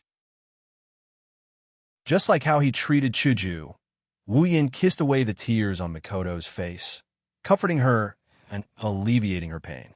This step is a step every girl must go through. After what happened with Chuju, Wu Yin didn't panic anymore. He just let Mikoto feel his presence. When the pain passed, pleasure followed. Almost like how it was with Chuju, Mikoto couldn't help but twist her body, showing her current body and anticipating Wu Yin's comfort. Wu Yin smiled faintly and once again began to work hard, accompanied by another melodious symphony echoing in the room. Outside the room, in the living room, Ikaros is hugging little Liren, sitting on a chair, listening to the sounds coming from the room without saying a word. Only Ikaros knows that her heart isn't as calm as it seems on the surface. Even Ikaros herself doesn't know why her body would feel warm and itchy when she hears the sounds coming from the room. It's like she's looking forward to something, longing for something. Only little Liren would be able to maintain her perfect condition without any abnormalities. Liren sucked on her finger, looking at the room in confusion. The sounds coming from inside made her curious, so she pulled on Ikaros' clothes and asked, Ikaros ne-san, Chuju ne-san, Mikoto ne-san, and Oni-san, what are you guys doing? Why do Chuju Ne-san and Makoto Ne-san's voices sound so weird? Little did they know, Ikaros was also wondering why the sounds were so weird. It made her body heat up. I don't know, but Master said to leave everything to him. My job is to take good care of you. Don't let you run around. No wonder Wuyin asked for Ikaros' help. So as to take care of little Liren. Don't let the naughty brat ruin things. How evil. Oh. Nodding her little head, Liren said in a childish voice. I know, Ikaros Ne-san. Liren will be a good girl. I won't run around. Okay. The living room fell into silence again. The sounds coming from the room continued to echo in the room. Chapter 112. Hinajiku pulled the blanket over her body and sat on the bed. She lowered her head and remained silent. Makoto pulled the blanket over her body and sat on the bed. She lowered her head and didn't say a word. Wu Yin calmly stood in front of the two girls. He looked at them with an awkward smile and didn't say anything. Ignoring everything that happened before, just looking at the scene in front of them is enough to trigger endless imagination. Not to mention, the ambiguous smell that has been spreading in the room since just now hasn't completely dissipated. The sun has already climbed to the top of their heads. Originally, when Wu Yin woke up, it was already morning. When he came to find Chuju and Makoto, it was also morning. So, after the life and death battle just now, who knows how much time has passed in the morning. The intense battle has come to an end. When the rice is cooked, this scene has been maintained until now. Almost half an hour has passed, and it hasn't changed at all. Following that, the entire place fell into an eerie silence. Chuju and Makoto didn't do anything. Wuyin, of course, didn't dare to do anything. Remember, this time he forcefully pushed them down. It's already good that they didn't kill him with a knife or an electric shock. That's why this eerie scene has been maintained. Carefully glancing at Chuju and Makoto, seeing that they still don't want to say anything, Wu Yin can't stand this eerie atmosphere anymore. Chuju Makoto, you two should say something, even though Wu Yin was so righteous when he pushed them down, saying things like, you can hit me or scold me. When it really came down to it, he has to admit that he's scared. Seeing that the two girls didn't say anything, Wu Yin is like a prisoner on death row waiting to be executed. He can't sit still. Silence, more silence. But Wu Yin felt that after he spoke, the atmosphere changed again. After who knows how long, Wu Yin heard a soft murmur. Get out! Wu Yin froze. What? Chuju raised her head and looked at Wu Yin with a blushing face. Her eyes were watery as she pointed at the door and said loudly, Get out! Wu Yin also went silent. After who knows how long, he said in a small voice. Beep beep beep. Before Wu Yin could finish, a crackling electronic sound rang out. Wu Yin's body trembled. Wu Yin didn't even need to use his knees to think to know where the sound came from. Dryly laughing, he didn't say anything else. He looked at Hinajiku and Makoto and saw that there's only embarrassment and no anger on their faces. Only then did he let out a sigh of relief. He quickly nodded and picked up his clothes before exiting the room. After Wu Yin left, the room became silent again. Chuju and Makoto looked at each other with the same complicated emotions in their eyes. After a while, both of them sighed at the same time. The same thought flashed across their minds. Consider me unlucky. When Chuju and Makoto walked out of the room, they saw the silent and expressionless Ikaros sitting in front of the table. Liren had a smile on her face as she knocked on the table nonstop. Wu Yin was busy placing plates on the table. Chuju, Xianxia, Makoto, Xianxia, you guys are up? Seeing Chuju and Makoto, Liren happily waved at them. If it wasn't for Wu Yin telling her not to ask about Chuju and Makoto in the room, Liren would have asked them what they were doing in the room. Ikaros also looked at Chuju and Makoto. But there was a strange look in her eyes because of Chuju and Makoto's weird walking posture. Are their feet uncomfortable? A few question marks appeared in Ikaros' mind as she thought blankly. Chuju and Makoto squeezed out a smile and greeted them. Then they staggered towards the table and sat down very carefully. Come out. At the same time the voice sounded, the smile on Chuju and Makoto's faces disappeared. Their faces darkened, they turned around and froze. Wu Yin was holding a tray in one hand. His face had an unusually sunny smile. His eyes were squinted into a line. The whites of his eyes couldn't be seen. Combined with his chef attire, he looked unusually fresh and sunny. Chuju and Mikoto looked at each other. Looking at Wu Yin, who turned into a housewife, they looked at him strangely, as if they wanted to see if he was faking it or not. Just as they were about to say something, they remembered something and turned their heads away with a humph. Wu Yan's sunny smile collapsed. He couldn't keep up the act anymore. Originally, he wanted to get away with it. Sure enough, having a threesome is a dream. Even if the dream comes true, there's a price to pay. Little did he know, he only has himself to blame for this. With a sigh, Wu Yin adjusted his expression and put on a sunny smile again. He walked to the side of the two women and put 2 plates in front of them with a smile. Chuju, Mikoto, you must be hungry as well. I made this especially for you. Have a taste. Silence. More silence. The corner of Wu Yan's mouth twitched twice. Looking at the 2 women who didn't even look at him, he chuckled and said again, well, you too must be hungry. Hurry up and eat. This is very nutritious. It's just right for you two to nourish your bodies. Towards the end, a pair of exceptionally sharp gazes shot out from Chuju and Mikoto's eyes, causing Wu Yan's tone to become weaker and weaker. Even his heart felt a little guilty. If it weren't for the redness on their faces, Wu Yan might have already run away. Swallowing hard, Wu Yan turned to look at Mikoto and laughed dryly. Hey, Mikoto, why don't you eat first? I can guarantee that you'll definitely like it. As he said that, Wu Yan opened the lid and gestured for Mikoto to take a look. When Mikoto pretended to look disdainfully at the thing on the plate, she couldn't move her eyes away. Gooda. Clenching her hands into fists, Mikoto placed them on her right cheek. Her eyes stared at the plate and instantly turned into cat eyes. Yes, the thing on the plate was Wu Yan's specially made, the Gouda-shaped dessert. A victorious smile appeared on Wu Yan's face. Wu Yan smiled proudly. Of course, his face didn't look that proud. How is it? Do you like it? And Mikoto didn't hesitate and nodded immediately. Mikoto, Chuju shouted loudly. Her tone had a hint of disappointment, but in Mikoto's world, there was only Gouda left. This made Chuju's face contort in anger. Wu Yan was also speechless. Even though he hoped that Mikoto wouldn't be angry anymore, he didn't expect that one Gouda dessert would solve the problem. This made Wu Yan think of the formula Mikoto's first night is equal to Gouda. But at least one of them was taken care of. Turning to look at the angry Chuju, Wu Yan put on a smile again.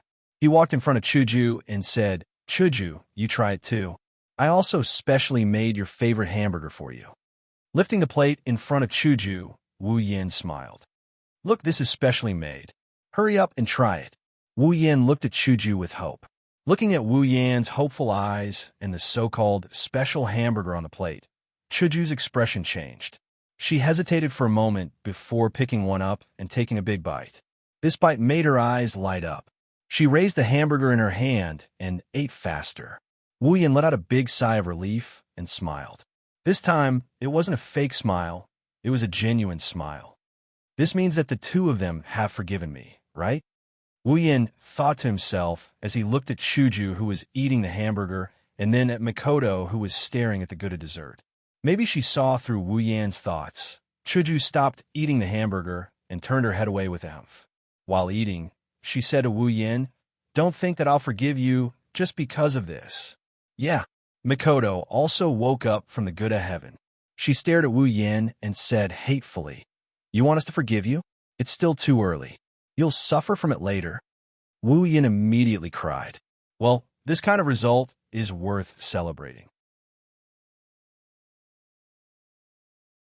Chapter 113.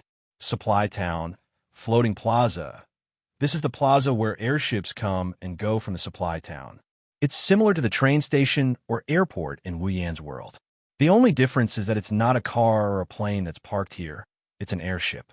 Since the supply town was a supply station set up by the Ailu Empire in the giant beast forest, the airships here came from all over the Ailu Empire. Since there were airships coming from all over the Ailu Empire, it was only natural that there would be airships heading to all over the Ailu Empire. Airships were coming and going, and there was a sea of people here. Normally, This was the supply town's most visited place. Originally, the floating plaza was operating normally, but today, there's a small change. Well, it's not really a change. It's just that there's a small group of people, or more accurately, men, who are constantly looking in one direction. What could it be that attracted the attention of so many men? It's none other than a beautiful woman. Her long pink hair fluttered in the wind. She wore a very ordinary pale yellow dress with a small white jacket. Hinajiku used her hand to rub her hair that was fluttering in the wind. A faint smile hung on her lips. Beautiful, charming. Her brown shoulder-length hair swayed gently. Unlike Chuju's fresh outfit, Makoto is wearing a small black shirt with white trim. She's not wearing a skirt, but a pair of denim shorts. She's not very tall, but her smooth and beautiful legs are exposed. Her arms are crossed in front of her chest, and she's wearing an impatient expression. Heroic, carefree. Her shoulder-length pink hair fluttered softly. Her two long ponytails are hidden behind her back with a red hairband. Her short-sleeved white shirt and pleated skirt look very homely. Even though she's expressionless, one look and you'd want to protect her. Beautiful, noble. Her long blonde hair fluttered in the wind due to Liren's movements. Her small body was wrapped in a pure white dress. She's always happy no matter when or where she's running around in this small place. Cheerful, cute. It was this charming, heroic, beautiful, and adorable quartet that attracted the gazes of the men in this corner of the floating plaza. Compared to this group of four, the one standing behind them in a black shirt, black trousers, black hooded jacket, black hair, black eyes, and a lazy expression on his face, Wu Yin is the most inconspicuous of them all. Of course, Wu Yin is well aware of this point. If it were him, compared to men, he would be more than willing to look at beautiful women. That's why, in order to avoid being stabbed to death by the envious and jealous gazes of the other men, Wu Yin stood behind them from the start, playing the role of a bodyguard. It's not that Chuju and the girls need his protection. After all, other than Liren, the other three are all Tier 7 fighters. Whoever messes with them is looking for death. Wu Yin's bodyguard is only doing the job of chasing away those arrogant, rich, and handsome men who came to hit on them. He only showed a little of his skills, and those who came to hit on them left dejectedly. A beautiful and cute girl with a Tier 7 fighter as her bodyguard. No matter how you look at it, she must be a disciple of a big family, right? That's why they imagined Chuju and the girls to be disciples of a big family who brought a Tier 7 bodyguard out for fun. It's the setting that made those who wanted to hit on them stop in their tracks. They could only look at them blankly from the side and satisfy themselves with their gazes. If they knew that Chuju and the girls weren't disciples of a big family, and that Wu Yin wasn't a bodyguard but the core of this group, they would definitely kill Wu Yin first and then devour the four girls. Of course, by then, they wouldn't be far from death. It has been 3 days since Wu Yin ate Kaisha-sama and Sis Cannon alive. During these 3 days, Wu Yin was very depressed. He was so depressed that he wanted to shout, "Why are you doing this to me?" It hadn't been easy for him to change his profession and eat meat. Wu Yin had thought that his days of happiness would be coming soon. However, he didn't know if there would be any. These 3 days, Wu Yin's life had been extremely miserable. Wu Yin believed that his willpower was pretty good. Although he couldn't become Lu Xiaohui, it wasn't that easy to seduce him. Nowadays, the so-called good willpower is a thing of the past. After tasting meat, he naturally wants to taste it a few more times. How else would he be able to live up to his reputation? Who would have thought that after he pushed her down that day, the president and Sis Cannon would keep rejecting him? Was there any justice in this world? Therefore, during these 3 days, Wu Yin lived a life where he could see but couldn't eat. He couldn't sleep in the middle of the night and could only eat himself. He had lost a few kilograms. Every morning when he wakes up, he would find Ikaros lying on top of him, looking at him as he slept. That figure that's even more voluptuous than Kaisha-sama and railguns. How could he hold himself back when he couldn't get rid of the fire in him? However, every time Wu Yin couldn't hold himself back and wanted to push Ikaros down, the president and Sis Cannon would jump out from some corner and extinguish all of Wu Yin's desires. During these 3 days, Wu Yin cried. He also knows that Hinajiku and Mikoto are doing this to get back at him for forcing himself on them. That's why he can only accept it. He's just thinking about finding a time to get back at them. Yep, he'll use a special method. Fortunately, after these 3 days, Chuju and Mikoto's anger had subsided a lot. The two women didn't fight with each other because Wu Yin pushed them down at the same time. Instead, their relationship got better. It could be said that they silently agreed with Wu Yan's fickle behavior. After all, even their lives were intertwined. They were fated to be together forever. Instead of fighting each other and not living happily, it was better to get along with each other freely and live a more comfortable life. That way, they wouldn't have to worry about how to get along with each other. Furthermore, Hinajiku and Mikoto felt that Wu Yan's words before he pushed her down made sense to them. If one of them gets together with Wu Yan, while the other can only be sad, the two kind-hearted girls couldn't bear to see that happen. They also understood that even though they couldn't stand Wu Yan's fickle behavior, they knew that he was sincere towards them. The two women who were familiar with Wu Yan could still feel it. Therefore, they reluctantly accepted this fact. Of course, they were still angry. Therefore, when he thought of this, Wu Yan cried again. In these 3 days, Wu Yan didn't know how many times he secretly shouted, "I'm going to restore my position as the husband," but he could only treat it as fantasy. After all, he was the one who let Chuju and Mikoto down first. He felt guilty that he couldn't give them all his love, so he could only give them the perfect love. At the same time, Wu Yan despised those who openly opened their crystal palace, even though his crystal palace was already in its embryonic form. As for why Wu Yan's group of 5 appeared in the floating plaza, it's actually very simple. They decided to go out. Always staying in the supply town isn't the way to go, right? Going to the behemoth forest to level up? That's nonsense. They're all high tier now. How could it be that easy to level up? This time, if it wasn't for the treasure hunt that brought them more and stronger monsters than the one they encountered in the Yaoma cave, it's hard to say whether or not Wu Yin could have reached tier 7. Not to mention, Kaishisama was only tier 4 at that time. And if they go out, where would they go? In the Spalier world, the 5 of them were unfamiliar with the place and people. Even Liren, who was born and raised in this world, didn't go out much. In the end, the 5 of them decided to send Liren home, which is to go to Liren's home, Behurl. But Behurl was very far from the supply town, even further than the small Ring mountain range. So, naturally, they could only choose to take the floating ship. Chapter 114. Behurl, in the Ailu Empire, was a relatively high-class area. Although it couldn't be compared to Mafa Ace, where the number 1 family of the empire, the Lori family, was located, it was still a well-known area compared to other small areas with only 1 or 2 families. It has to be said that the floating airships of this world, with the help of those invisible large-scale teleportation circles in the air, were extremely efficient. In Wu Yan's world, who knows how many days it would take to get there by plane, but in the Spalier world, it took less than half a day to get there. After disembarking from the airship at Behurl's floating plaza, little Liren shouted and cheered loudly, because she knew she had finally returned to the place where she belonged. Some of the uncles were originally dissatisfied with someone shouting loudly, but when they turned around and saw it was little Liren, their dissatisfaction turned into smiles, making Wu Yin feel a chill in his heart. No matter which world, uncles are creatures that must exist. From the expressions of the surrounding uncles, Wu Yin could see that the uncles of the Spalier world also had lowly fetishes. Little Liren, where do we go from here?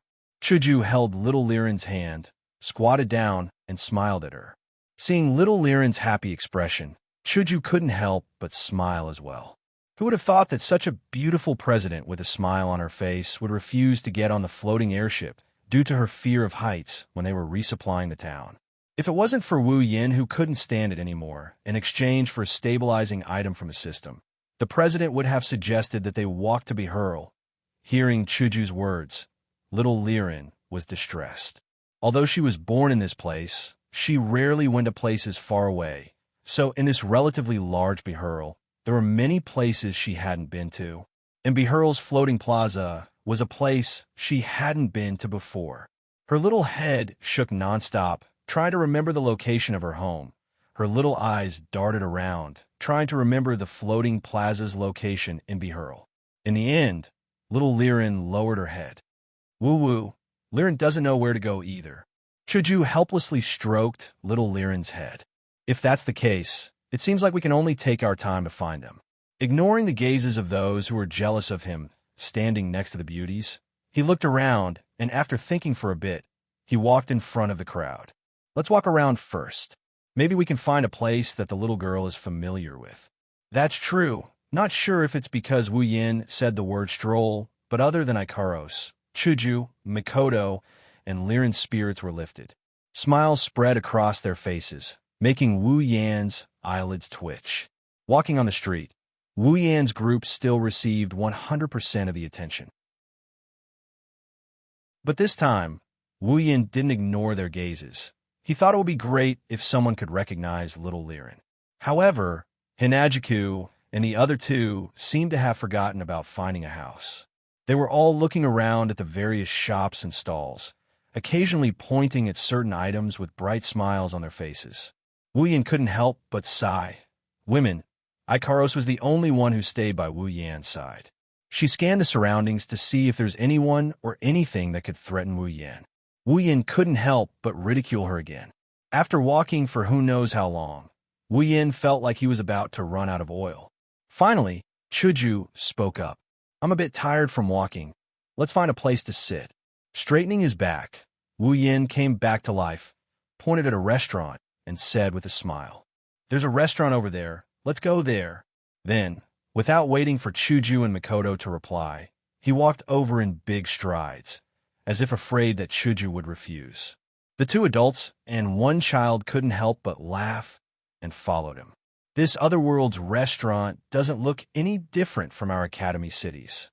After finding a place to sit down, Mikoto glanced at the restaurant and said so. She dared to speak so loudly, not afraid of being heard by others. Holding a menu, Wu Yan smiled and waved his hand casually. There should still be some differences in the subtle areas. Hinajiko also looked at the street and pedestrians outside the glass window, then turned to look at Liren. Little Liren, can you recognize where this is? Hearing that, little Lin's face fell and she whimpered. I still don't know. Well, take your time. No need to rush. Since we're already here, what's there to be afraid of? Pinching little Liren's face, Mikoto said with a smile. That's true. Since we're already at the right place, what's there to be afraid of? Although with little Liren's silly look, it's still a bit difficult to find under the gaze of everyone in the restaurant. The five of them started chatting, completely unaware that they've become the center of attention. Or maybe they know. They're just used to it and couldn't be bothered. With a straw in his mouth, drinking something similar to fruit juice, Wu Yan leaned back in his chair and looked out the window in boredom. At this time, Wu Yan frowned. What's wrong? On the surface, they've been chatting, but in reality, whether it's Chuju, Mikoto, or Ikaros, they're all focused on Wu Yan, paying attention to his every move. That's why Wu Yan's frown naturally fell into their eyes. Still looking out the window, Wu Yan's frown didn't loosen. He directly said to the girls, Don't you think there's something wrong with the people outside? Chuju and Mikoto looked out the window. Soon, the scene of people rushing in a certain direction fell into their eyes. Wu Yan pondered for a bit and said, Let's go check out. Nodding in agreement, the group quickly got up and walked out of the restaurant. Seeing the pedestrians whispering to each other and rushing in a certain direction, Wu Yan quickly grabbed one of them. Brother, what's going on in front of us? Why are you all rushing in that direction? You don't know. When the pedestrians saw Wu Yan, he felt that he's a bit of a beast. Using the tone of a pimp, he bragged to Wu Yan as if he's some big shot. Because there are two major forces in Bihurl, the Madobia family and the Iron Dogs mercenary group there. Madobia family. Iron Dogs mercenary group. When he first heard the names of these two forces, Wu Yan was stunned. Not only Wu Yan, even Chuju and Mikoto had the same expression. Iron Dogs mercenary group. Isn't that the mercenary group that raised the disgusting dog and kidnapped little Liren to supply town? That mercenary group is also here? What does this have to do with you guys running around like this? You guys don't know. Again with this sentence, Wu Yin resisted the urge to punch him. He put on a smiling face and continued to listen. In front, the Madobia family and the Iron Dog's mercenary group are fighting over there. Fighting. Wu Yin, slightly stunned, he frowned again. These two forces don't seem to have a good relationship, connecting the dots between Bahurl, Little Liren's hometown, the Iron Dog's mercenary group, and the Madobia family. Wu Yin thought of something, but he couldn't grasp it. He could only thank this hateful pedestrian and let him go. Yin, that Iron Dog's mercenary group is also here. Should we go and take a look? Chuju whispered in Wu Yan's ear. That mercenary group kidnapped Little Liren. If they bring Little Liren there, they don't know if something will happen. So Chuju is a bit worried. Let's go take a look, Wu Yin said in a low voice. This Iron Dog's mercenary group must have a purpose for kidnapping Little Liren. This is her hometown. Maybe we can find out something if we go take a look. Looking at Chuju's expression, Wu Yin laughed and held her little hand. Well, even if something happens, do you think we're scared? Don't forget, you're also a rank 7. Being held by Wu Yin, Chuju blushed. Who's scared? Let's go. Chapter 115. Bahurl, an empty space in the middle of a street. In the middle of the empty space, there were quite a few people standing there. A group of people with weapons in their hands, looking very aggressive. Another group of people had a very disgusting bald dog by their side, looking very fierce. They were facing each other, but their faces were filled with hostility. Anyone with a discerning eye could tell that they were from two different groups, and they didn't have a good relationship. More and more people came running over, surrounding them in the middle, pointing and whispering. Anyone with a discerning eye could tell that they were here to watch a show.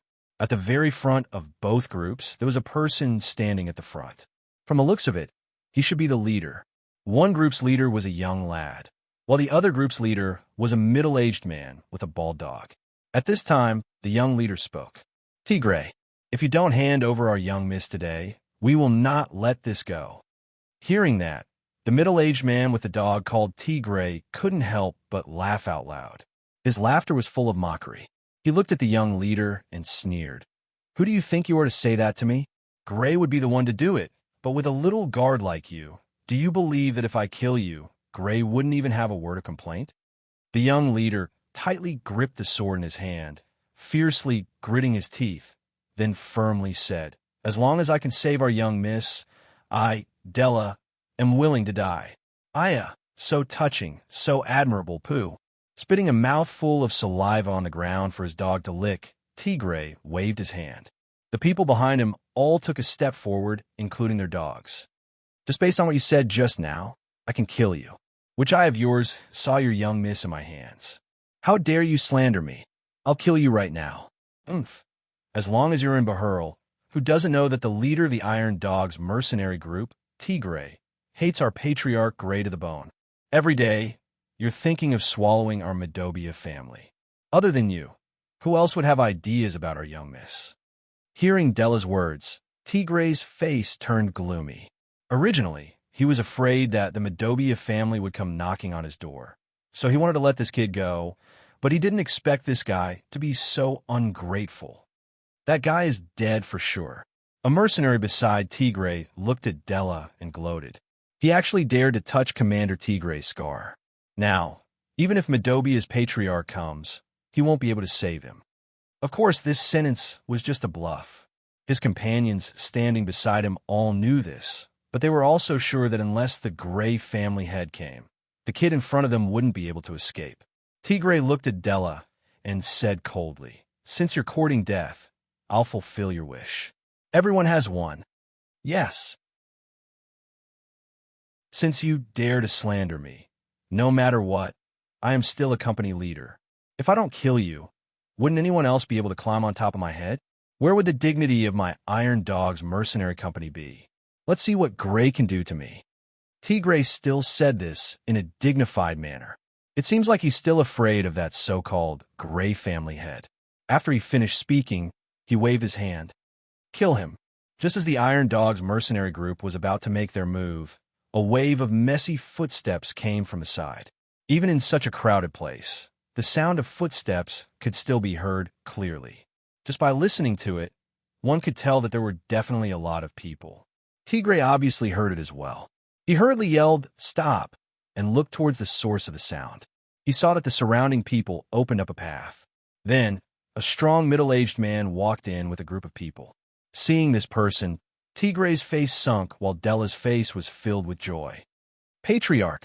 The person who came is the Medobia family's patriarch, Gray Medobia. Tigray saw Gray walking in front of Della. His eyes flashed with a trace of hatred, but he quickly hid it. He raised his hand to signal the mercenaries not to act rashly. Then, he remained silent. Gray glared at Della and scolded. "Do you know what you're doing? Who told you to do this?" Della's face was full of grievances. He knew that even though the patriarch was scolding him, it was actually a show of concern. It's also because of this that he was willing to follow him, but he still wanted to refute. "But patriarch, the young miss must have been, you shut up." Gray rudely interrupted Della's words. When he heard Della's words, his eyes were also filled with hatred. "Stand aside." "But patriarch." Before he could finish, Della saw Gray's expression and could only step aside. Yes, after settling Della's matter, Gray turned to Tigray. Before he could say anything, Tigray spoke first. "Gray, looks like you didn't manage your family's dog well." Gray was stunned for a moment before he couldn't help but laugh out loud. His laugh was especially cheerful. He pointed at Tigray and laughed. "Tigray, aren't you afraid of being laughed at by others? Everyone knows that only you Iron Dog's mercenaries raise dogs. Our Medobia family raises humans." "You." Tigray's expression was dark as he stared at Gray. Gray's words were obviously mocking their mercenaries for being dogs. But he couldn't refute and could only laugh coldly. "Stubborn Gray, you should know that your family's guard is slandering me. Let's settle this score." Gray stopped laughing and looked at Tigray. "How do you want to settle this?" "Very simple." Tigray laughed sinisterly and pointed at the stunned Della. "Just hand him over to me. Don't even think about it." Gray immediately shouted loudly, causing Tigray to jump in fright. Della, on the other hand, was moved. "You want to hand him over? Dream on." "Not handing him over?" Tigray smiled triumphantly, as if he had expected this. "He's slandering me. If you don't hand him over, does it mean that your Medobia family is protecting him? If so, then let's prepare for war. Otherwise, there's no reason left." "Reason? You think Tigray would care about that? Normally, when your Iron Dog's mercenary group is acting like a tyrant outside and you're protecting them, why aren't you talking about reason?" Almost 90% of the people present felt disdain towards Tigray's words. Of course, they didn't say anything on the surface. After all, compared to the Iron Dog's mercenary group, they're just small fries. Gray also clenched his fist tightly. He's not afraid of war, but he's afraid of Tigray's words. Right now, Tigray is in the right. If he really makes a move, then the reputation that Medobia family has accumulated over the years will be completely destroyed. "Change the condition, Tigray." Gray said in a low voice. "You should know that I will never hand my people over to you." Tigray obviously knows that Gray won't hand Tigray over to him. That's why he purposely said that. How could Gray not know?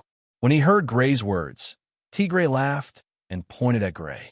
"Since you're Gray, I'll be a little more lenient. As long as you apologize to me, I'll let this matter go." "What?" Della cried out. He quickly walked to Gray's side and loudly objected. "Patriarch, you can't do this." Gray raised his hand and stopped Della from speaking. His face was cloudy and uncertain. How could he not know what Tigray is planning? It wasn't just because Tigray wanted to take advantage of him, but also because if he apologized, the whole of Bahurl would know tomorrow that the patriarch of the Medobia family had apologized to the leader of the Iron Dog's mercenary group. At that time, their family would be at a disadvantage in their confrontation with the Iron Dog's mercenary group. Big powers are all about face. If this face is lost, it'll chill the hearts of many people. But to ask him to hand over his most loyal bodyguard, how could Gray do it? Just when Gray was about to apologize, a childish voice called out. The owner of the voice is a little girl, but it's this voice that made Gray's whole body tremble. "Daddy!" Chapter 116. Daddy.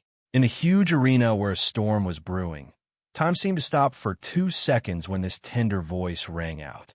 For a moment, both sides actually stopped what they were doing at the same time. Gray turned his head towards the source of the voice in disbelief. Just this action of turning his head seemed to have taken him thousands of years to do. He was afraid that this voice was just a hallucination. Along with this call, along with the sound of cheering, a small figure leaped out from the crowd and pounced onto Gray, who was trembling uncontrollably. Daddy! Little Aline hugged Gray and giggled happily. She was like a child who had just returned home. She was innocent, cheerful, and lively. Gray finally realized that this wasn't an illusion. Liren, it's really you. What did you run off to? Don't you know Daddy is worried? Gray's eyes were slightly moist, but his mouth was still scolding her. He hugged the petite body in his arms tightly. Only the heavens knew how he managed to survive the days when little Liren was missing. Only Della, who was beside him, knew that these days, the usually astute clan leader Gray had been sitting in his seat in a daze. The situation that was originally tit for tat, at this moment, suddenly turned into the scene of a reunion between father and son. This caused the crowd to be stunned. Gray's side was in a state of joy, but Tigray's side was completely shocked. How is this possible? Looking at the little girl in Gray's arms, Tigray was completely stunned. Others may not know the whereabouts of the Madobia family's young miss, but he, Tigray, how could he not know? This young miss, he was the one who kidnapped her. Ty Lee, that bastard. What the hell is he doing? He can't even handle such a small matter, what a waste. Tigray clenched his fist tightly. The veins on his face popped out, proving that he was furious to the extreme. Seeing little Liren come back, he knew that Ty Lee's side had lost her. Tigray had completely forgotten about it. Now that the hostage was back, what about Ty Lee, who was in charge of the kidnapping? Did he forget about it, or did he not care about it at all? Taking a deep breath, Tigray adjusted his emotions and put on a fake smile and said, Patriarch Gray, although I'm sorry to disturb you in your daughter's reunion, it seems like our matter hasn't been resolved yet. Gray, who was immersed in the joy of reuniting, finally reacted. But at this moment, Gray held an indifferent attitude. As long as his daughter is back, anything is fine. Tigray looked at Gray's happy face. The anger in his heart couldn't be extinguished.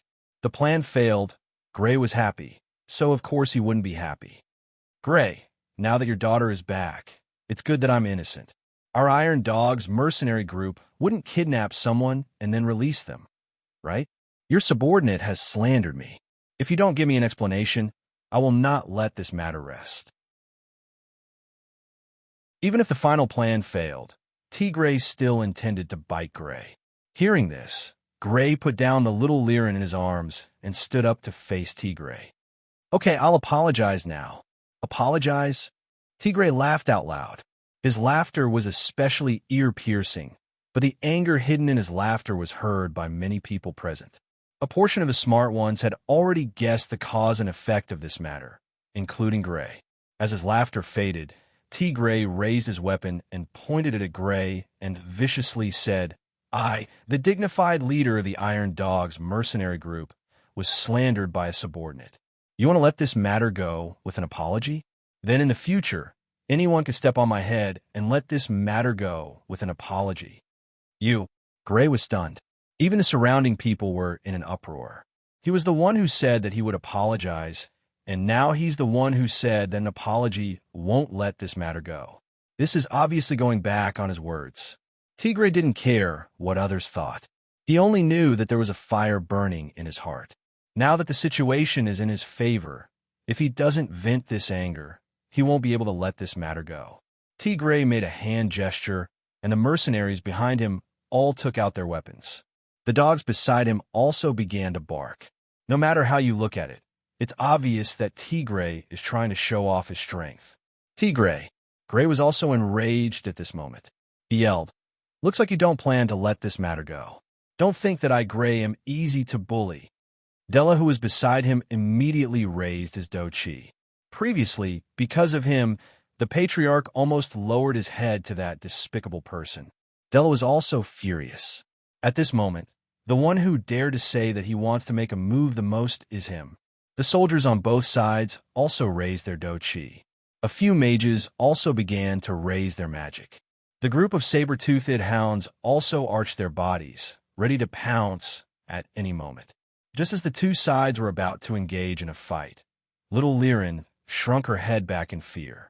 She then leaped away from Gray's side and ran to the side, plunging head first into the embrace of an unfamiliar woman. This sudden scene naturally caused both parties to be unavoidably stunned. When they clearly saw the person that little Liline had leaped into her embrace, they were once again stunned. It was a very beautiful woman with long pink hair. Beside her, there were two equally beautiful women with tea-colored hair and pink hair. Standing in the crowd of onlookers, they were very conspicuous. When the onlookers realized that there were three beautiful women standing beside them, they were all stunned. When they regained their senses, they retreated as if they were afraid of getting into trouble. Only a young man was left standing beside them. Looking at the people on the scene, he smiled faintly. Suddenly seeing beautiful women, Gray couldn't help but be stunned. But no matter what, he's still the head of a family with a wife and daughter. He quickly regained his composure. On the other hand, Tigre's eyes were filled with amazement, seeing that his daughter was seeking shelter from Wu Yan's group. How could Gray not know little Liren's relationship with Wu Yan's group isn't shallow? Hesitating for a moment, he asked, "And you are?" "Us." Chuju, Mikoto, and Ikaros didn't answer Gray's question, because they were all looking at Wu Yan. From the looks of it, they want Wu Yan to step in. Wu Yan laughed and shrugged. Glancing at Gray, he smiled faintly. "Well, we're just passers-by." "And passers-by, that's right." For a moment, Gray didn't know how to answer. Chuju and Mikoto couldn't help but roll their eyes at Wu Yan. How could they not know that Wu Yan was being naughty again? Gray has been interacting with people his whole life, and he's never seen such an answer like today. For a moment, he felt a little awkward. Then, "This mister, how should I address you?" "Me? I'm called." Hearing that, Wu Yan lowered his head and seriously thought for a moment. Suddenly, he hit his own head as if he suddenly realized something. Right, passers-by don't have any sense of existence. Things like names, authors shouldn't give passers-by. Why am I seriously thinking about what I'm called? I really shouldn't. At this moment, not only Gray, even the real passers-by and Tigre who had their eyes on Hinajika's trio couldn't help but lose their composure. If it weren't for Gray's good temper and the other party's good relationship with his daughter, even if Gray didn't hit him, he would have ignored him. Chuju and Mikoto both lowered their heads at the same time and moved a few steps to the side, try to distance themselves from Wu Yan and pretend not to know him. Afraid of losing face, Wu Yan, on the other hand, just wanted to play and have a little bit of revenge. When Liren threw herself into Kaisha-sama's embrace, everyone was looking at Chuju, Mikoto, and Ikaros. Standing beside them, he was completely ignored. Even though Wu Yan enjoyed this kind of treatment from the supply town to Bahurl, but this little bit of resentment still pierced into Wu Yan's heart. At this time, if he doesn't vent it properly, he'll feel uncomfortable. That's why Wu Yan is very petty.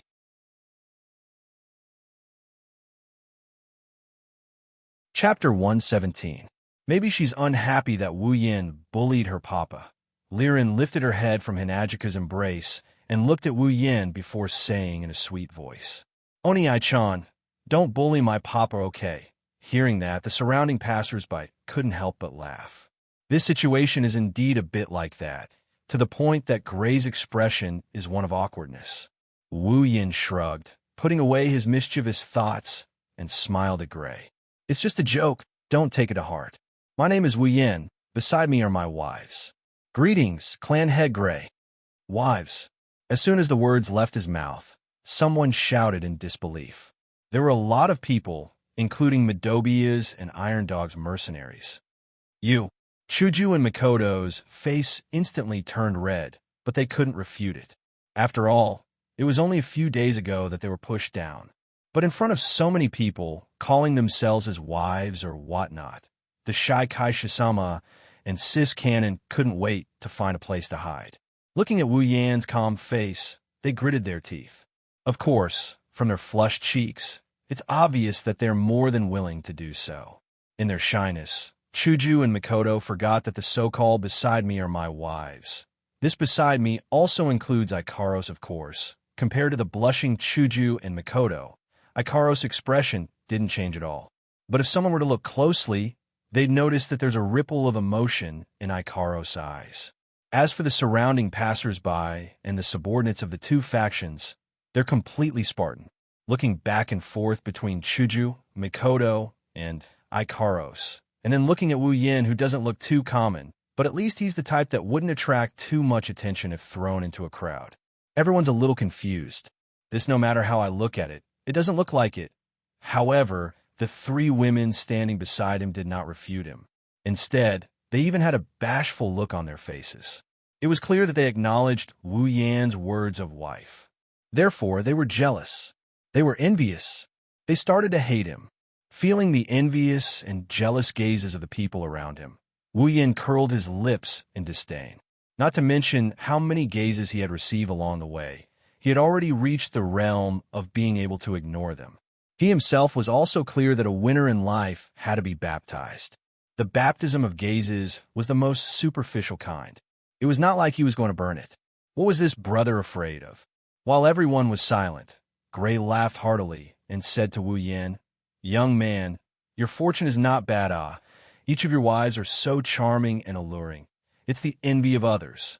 Hearing this, Wu Yan couldn't help but look at Chuju and Mikoto. He smiled, his eyes filled with tenderness. "Yeah, I've always thought that being able to be with them is my lifetime's blessing." Chuju and Mikoto heard this and couldn't help but look at Wu Yan. Seeing the tenderness in his eyes, they couldn't help but smile. However, their faces were getting redder and redder. They could only continue to lower their heads, not looking at those eyes that were enough to make them sink deeper. "Haha, you husband and wife's relationship is really good. Also, it seems like my daughter is also under your care. Gray here, thank you." After that, Gray gave Wu Yin a noble salute. Wu Yin smiled and waved his hand, indicating that he didn't dare. While they were greeting each other courteously, Tigre's expression on the side was getting worse and worse. His sworn enemy actually ignored him and started chatting with another brat who was still wet behind the ears. Anyone with a temper would not be able to endure this. Even Tigre's gaze towards Wu Yin became unfriendly. And the reason for this unfriendliness, other than Gray, is also because of Wu Yan's beautiful wives. Only Tigre himself knows. "Gray, looks like you really don't put me in your eyes." Seeing that Gray still wanted to chat with Wu Yin, Tigre's anger could no longer be contained as he roared loudly. Gray coldly glanced at Tigre and then said to Wu Yin, "Little bro, I still have some matters to settle here. Wait a moment. I'll have a good chat with little bro to express my gratitude." Under the control of Tigre's anger, he wanted to take a bite out of Gray. But how could Gray just sit there and wait for his death? Being continuously provoked by Tigre, Gray's heart was also on fire. The two of them were fire against fire, so naturally they could only fight it out. Too bad. With Wu Yin here, this large-scale fight is destined not to happen. Wu Yin smiled as he looked at Tigre. His eyes had a trace of coldness. Not to mention that Gray is little Liren's father. Just the fact that this Iron Dog's mercenary group made him unhappy, he didn't plan to just stand by and watch. At the beginning, not only did Tai Li covet his armament, he also coveted Chuju and Mikoto. His ugly personality was exposed. This Tigre and Tai Li are definitely not good people. Plus, he kidnapped little Liren. Wu Yin walked to the stage as if there's no one around. Chuju, Mikoto, and Ikaros also quickly followed, forming a triangle with Gray and Tigre, causing everyone to be stunned. Wu Yin looked at Tigre, his eyes slightly narrowed. "Leader Tigre, right? That's right. It's me." Tigre coldly looked at Wu Yin, as if he wanted to see what kind of trick Wu Yin is playing. Wu Yin nodded and said in a low voice, "Tai Li, who is he to you?" "Tai Li." Tigre's face changed. He thought Wu Yin wanted to denounce him. After all, That little girl from Madobia family was with them.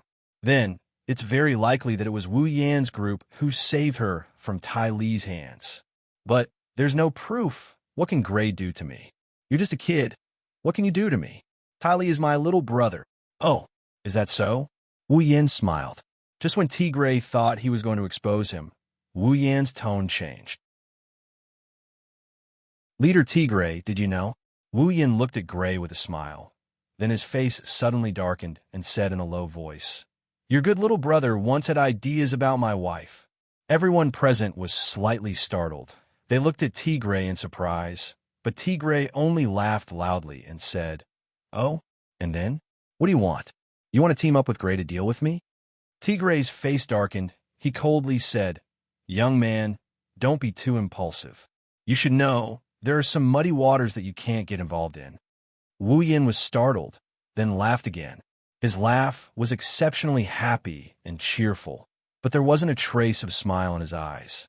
"Can I take it that you're threatening me?" Gray was a little anxious. Wu Yan took care of his daughter, and he had a good impression of him. Now that he's saying this in front of Gray, who has a terrible temper, isn't he afraid that Gray will cause trouble for him? "So what if I am?" Gray said with disdain. "Don't tell me you really think you're someone?" As soon as he finished speaking, Gray froze. His entire body froze. An extremely shocked expression appeared on his face. He didn't even dare to move. On his forehead, a drop of cold sweat trickled down and dripped onto the ground. Gray's astute face was filled with astonishment, shock, and a thick sense of disbelief. Della, who was standing beside him, unconsciously loosened his grip, and the sword in his hand fell to the ground with a clang. However, he didn't care about it at all and was dumbstruck. They were not the only ones. Everyone at the scene was astonished at this moment. The place fell into a dead silence. No one dared to make a sound. What did they just see? They saw that the harmless and smiling Wu Yan had unknowingly appeared in front of Gray, the incomparably arrogant leader of the Iron Dog's mercenary group. In his hand, he pulled out a thin, long knife from who knows where and placed it on Gray's neck. Cold sweat dripped down Gray's face. The arrogant expression from before still remained on his face, but he didn't dare to move an inch. Feeling the cold sensation on his neck and the faint killing intent coming from the smiling Wu Yan, Gray could only maintain his stiff appearance and stand there. He's scared. The scene was so quiet that you could hear a pin drop.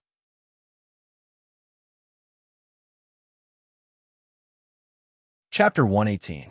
Under the gaze of everyone present, Gray was so ashamed he wanted to die. Anger and resentment rose in his heart at the same time, but he didn't dare to voice it out. Face or life, which was more important? Perhaps to some people, face was far more important than life, but unfortunately, Gray was definitely not one of them. If he lost his life, what was the point of saving face? Therefore, even though the gazes directed at him made him feel extremely embarrassed, he still did not dare to move an inch. He could feel the sharpness of the weapon against his neck. It was so sharp that he could feel the pain on his skin just by pressing it against his neck. He could feel the killing intent of this guy, called Wu Yan, standing in front of him. If he didn't cooperate, then he definitely wouldn't be merciful. When that time comes, what face, what Iron Dog's mercenary group, what leader, none of these would be able to protect him. Under the threat of death and the control of the anger in his heart, Gray had completely lost his ability to judge. So much so that he couldn't see the meaning behind those gazes. What Gray didn't know was that the gazes of everyone present didn't have any intention of mocking or ridiculing him. There was only shock and disbelief. Behrl, there were many big and small factions, but there were only two of the biggest, and that was the Madobia family and the Iron Dog's mercenary group. These two factions, in a region with hundreds of factions in Behrl, were still able to stand at the top. One could only imagine how strong they were. And among these two strongest factions in Behrl, the leader of the Madobia family, Gray, and the leader of the Iron Dog's mercenary group, Gray, were undoubtedly the strongest existences in these two factions. In other words, Gray and Gray were the two strongest people in Behrl. But today, the incomparably strong leader of the Iron Dog's mercenary group, Gray, was taken down by a youth who looked to be in his 20s in a single exchange. Are our eyes playing tricks on us? This was the thought that rose in the minds of countless people present. Of course, if Wu Yin knew of this thought, he would definitely laugh out loud, and very happily. Incomparably powerful. If it was me a few days ago, it might have been a bit troublesome, but it definitely wouldn't be a problem to take him down, let alone now that I'm at the 7th step. The so-called strongest faction in Bahurl is just that they have a lot of strong people under them. After the trip to the treasure room, and seeing the tens of thousands of stone spiders and humans, Wu Yin didn't even put them in his eyes. Even if they can't, he wouldn't mind letting them play with Icaros for a while. Looking at the sweaty tigre standing in front of him, Wu Yin curled his lips in disgust. Even Chuju, Mikoto, and the others who were still normal were disgusted.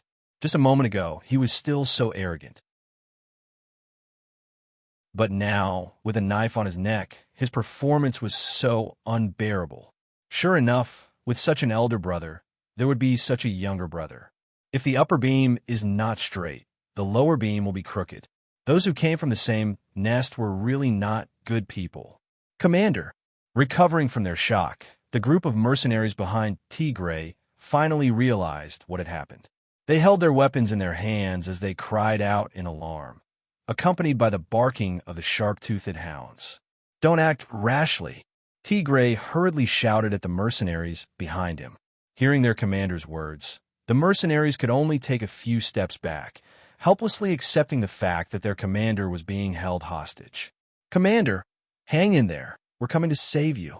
Tigray didn't feel relieved hearing that. Instead, he was furious. Why didn't you guys shout so loudly when the enemy charged over? I'm being held hostage, and all of you were stunned, only reacting after the sun came up. I'd rather count on Gray to put in a good word for me than count on you guys to save me. Tigray was making things difficult for them. Other than Chuju, Mikoto, and Icaros, no one else could see Wu Yan's movements clearly. Even he himself couldn't react, let alone these mercenaries who only have a few 5th tier. Wu Yan very elegantly waited for them to finish chatting before he moved the shana in his hand. Looking at Tigray, who was shocked by his own actions, Wu Yan smiled. What's wrong? Commander Tigray, didn't you say that I'm not a big deal? Why aren't you continuing? Tigray secretly sighed in relief. Since Wu Yan didn't make a move immediately, it meant that he didn't intend to do anything to him. This more or less calmed him down. But when he heard Wu Yan's words, he pursed his lips and forced himself to say, Lil, what do you want? How could Wu Yan not see through Tigray's act of calmness? Disdainful and amused, he tilted his head and said, It's not what I want, it's what you want, isn't it? You were the one who said it yourself. So what if you threaten me? Tigray choked and glared at Wu Yan hatefully. The situation was beyond his control. He could only say, It's my bad luck that I'm not as good as you. He was just threatening Wu Yan not to get involved in this mess, and now he's compromised under Wu Yan's threat. It's ironic, but it's only to the point where Tigray can only admit that he's unlucky. It's impossible for him to say it's my fault to Wu Yan. Unless Wu Yan really threatened Tigray directly, Tigray could only compromise in order to save his life. But Wu Yan didn't intend to push him too hard. A dog would jump over a wall when cornered.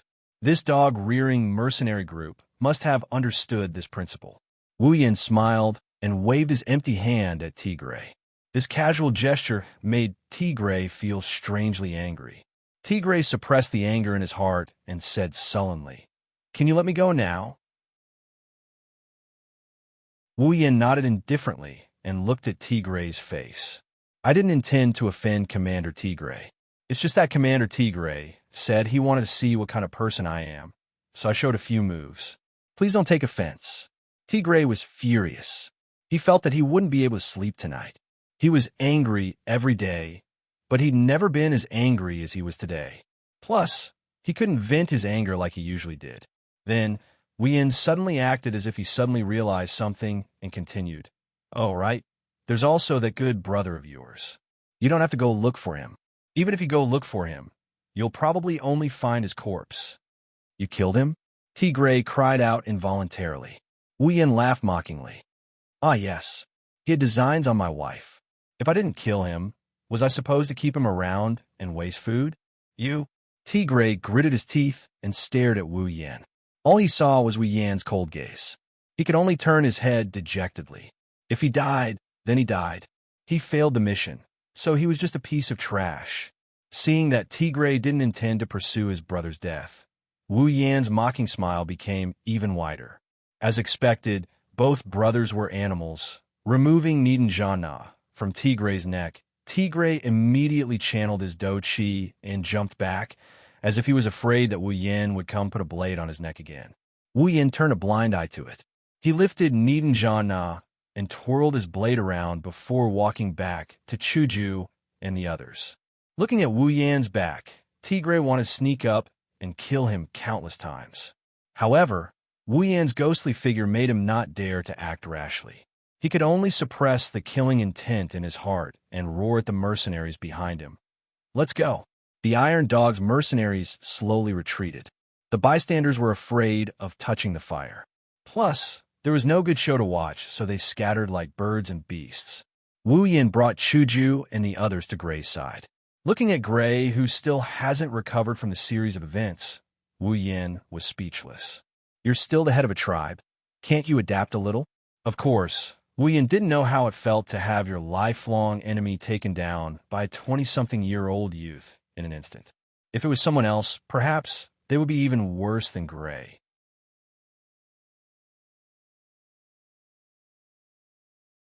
Chapter 119. Pung.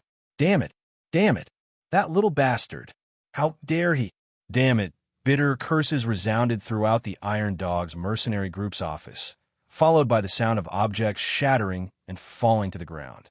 Tigray, however, didn't feel relieved at all and flew into a rage in front of the entire mercenary group. Thinking of how he was threatened by an unknown little bastard in front of so many people and was even forced to compromise, Tigray's anger surged. Once he thought of this, his Do Chi flew into a frenzy, destroying everything in front of him. The group of Iron Dog's mercenary group's upper echelons looked at their leader's angry appearance and bowed down timidly, afraid that if they were the slightest bit careless, they would bump into their leader's fire. In the Iron Dog's mercenary group, regardless of whether it was the new or old members, they all knew that once their leader got angry, if they made a small mistake in front of him, they would be tortured to death. And now, they had never seen their leader's anger greater than this time. If they bumped into him at this time, they would only die a horrible death. Therefore, they could only fearfully lower their heads and hope that their leader wouldn't find trouble with them.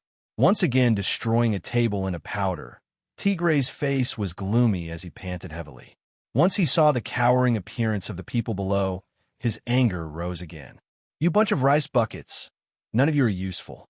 I was held hostage by that little bastard. Did none of you think of a way to save me? What use do you have?" As expected, they were scolded harshly. They could only obediently agree, but their hearts were filled with bitterness. Even the strongest six-step warrior in the mercenary group, Tigray, didn't have time to react and was threatened. What could these fifth and fourth-step warriors do? Of course, this could only be said in their hearts. No one dared to complain out loud. They could only face Tigray's saliva and be fiercely scolded by him, hoping that this period of time would pass quickly and not let them suffer anymore. After venting his anger on his subordinates, Tigray finally felt a bit better. However, his expression is still as dark as ever. Without a doubt, he's holding a grudge against Wu Yan. Sitting at the head of the table, Tigray took a sip of water to quench his thirsty throat. He said in a low voice, "How is it? Have you found out the background of that brat?" Hearing this, the group of higher-ups looked at each other and looked at one person. This person could only brace himself and take 2 or 3 steps forward. "See, Commander, we tried everything we could think of to find out where he came from, but not a single person was able to find out where he came from. It was as if he appeared out of thin air. There was no trace of him at all. We could only find out that he had lived in the supply town for 2 or 3 months, and then recently came to Bahurl. The more Tigray listened, the darker his expression became. In the end, he simply waved his hand and sent him flying with a palm strike. He crashed into the wall and coughed out a few mouthfuls of blood before fainting. Tigray didn't even look at him as he coldly snorted. Rice bucket. The higher-ups swallowed their saliva and laughed bitterly. They had already guessed this result when they received the investigation report from their subordinates. They could only rejoice that no one had died yet. At this time, the atmosphere in the Iron Dog's mercenary group's office was extremely stifling. Everyone looked at the gloomy Tigray sitting at the head of the table and could only lower their heads in silence, fear in their hearts. Tigray's eyes flashed with a trace of venomous resentment. He was not willing to accept this. He had fallen so hard in front of this abominable brat who came out of nowhere. By now, the entire Behurl probably knew that he, a warrior of the sixth step, had become a powerless character. With Tigray's temper, of course he wouldn't let it go so easily.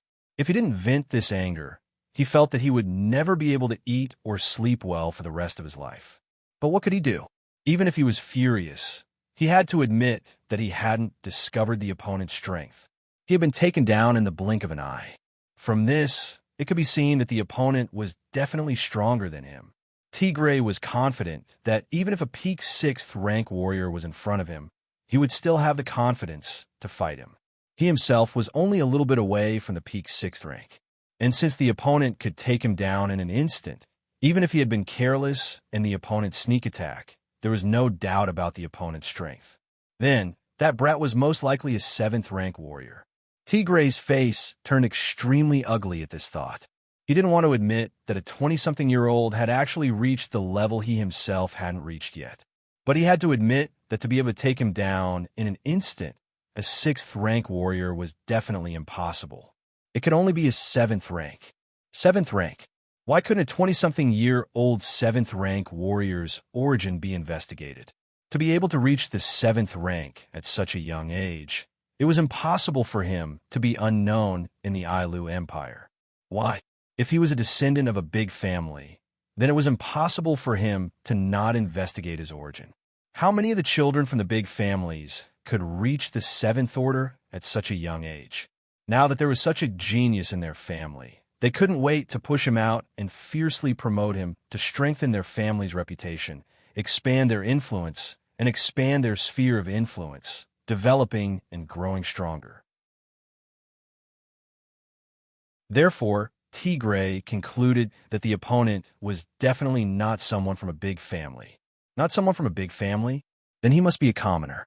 A commoner who reached the 7th rank in his 20s?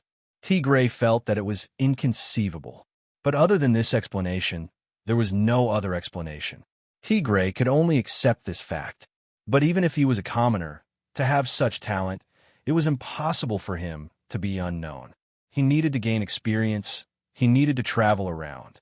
Those who came in contact with him, there was definitely someone who noticed his talent. Even if some big family saw him, they would definitely try to recruit him. But Wuxian was just like that. No origin, no trace. Only a report of him living in a supply town for 2 to 3 months. Could it be that he only came to this world 2 to 3 months ago? Tigray didn't know that the thought that flashed through his mind was the truth. The more Tigray thought about it, the more he couldn't understand, and the more irritated he became. He angrily slammed the table, leaving a palm print on the hard surface. He roared, "Could it be that I, Tigray, can only admit defeat and do nothing?" Even though his Iron Dog's mercenary group has a lot of manpower and influence, and even if they were to face a 7th rank warrior, he was confident that he would be able to overwhelm him. However, the problem was that the other party was so close to the little girl from the Madobia family. The Madobia family would definitely not let the other party be bullied by them. Moreover, even if this relationship wasn't taken into account, Gray wouldn't mind adding insult to injury when he was facing a 7th-step warrior. With the help of a 7th-step warrior, when the time comes, the Iron Dog's mercenary group's chances of surviving against them would be nil. It's because of this that Tigray couldn't decide whether to fight or not to fight. That's why he was so angry. When the higher-ups heard Tigray's words, they could only remain silent. Only one of the higher-ups' eyes suddenly lit up, smiling mischievously as he came to Tigray's side. "Leader, actually, it's not like there's no way to deal with them." "Oh, Tigray looked at him suspiciously. You? What method can you think of? That person respectfully said. Leader Tigray, according to the report from our subordinates, not long later, a disciple from a big family will pass by our Bahurl. At that time, he should be resting in Bahurl for 2 to 3 days. If we can get close to this big family, then they will definitely help us vent our anger. You're telling the truth? Tigray's eyes lit up. That big family, is it worth it for us to get close to them? Definitely.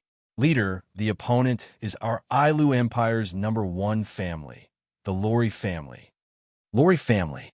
Tigray laughed excitedly. Ha ha ha. With the #1 family's help? What's a 7th rank? What's a Madobia family? Great, let's do it.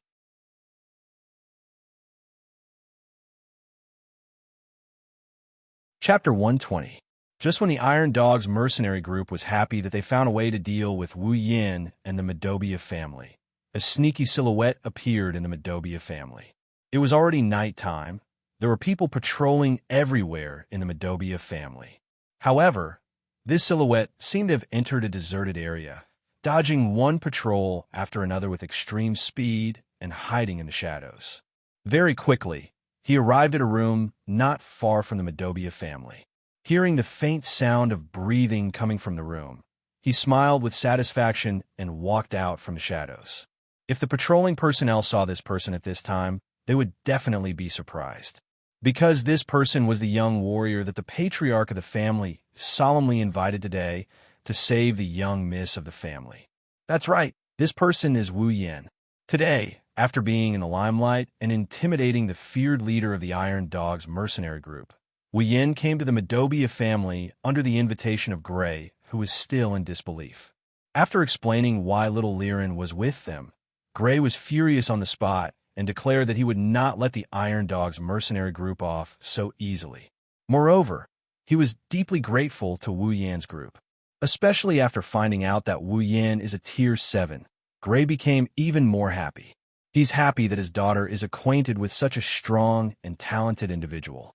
He's also happy that his family is able to have a relationship with such a strong individual.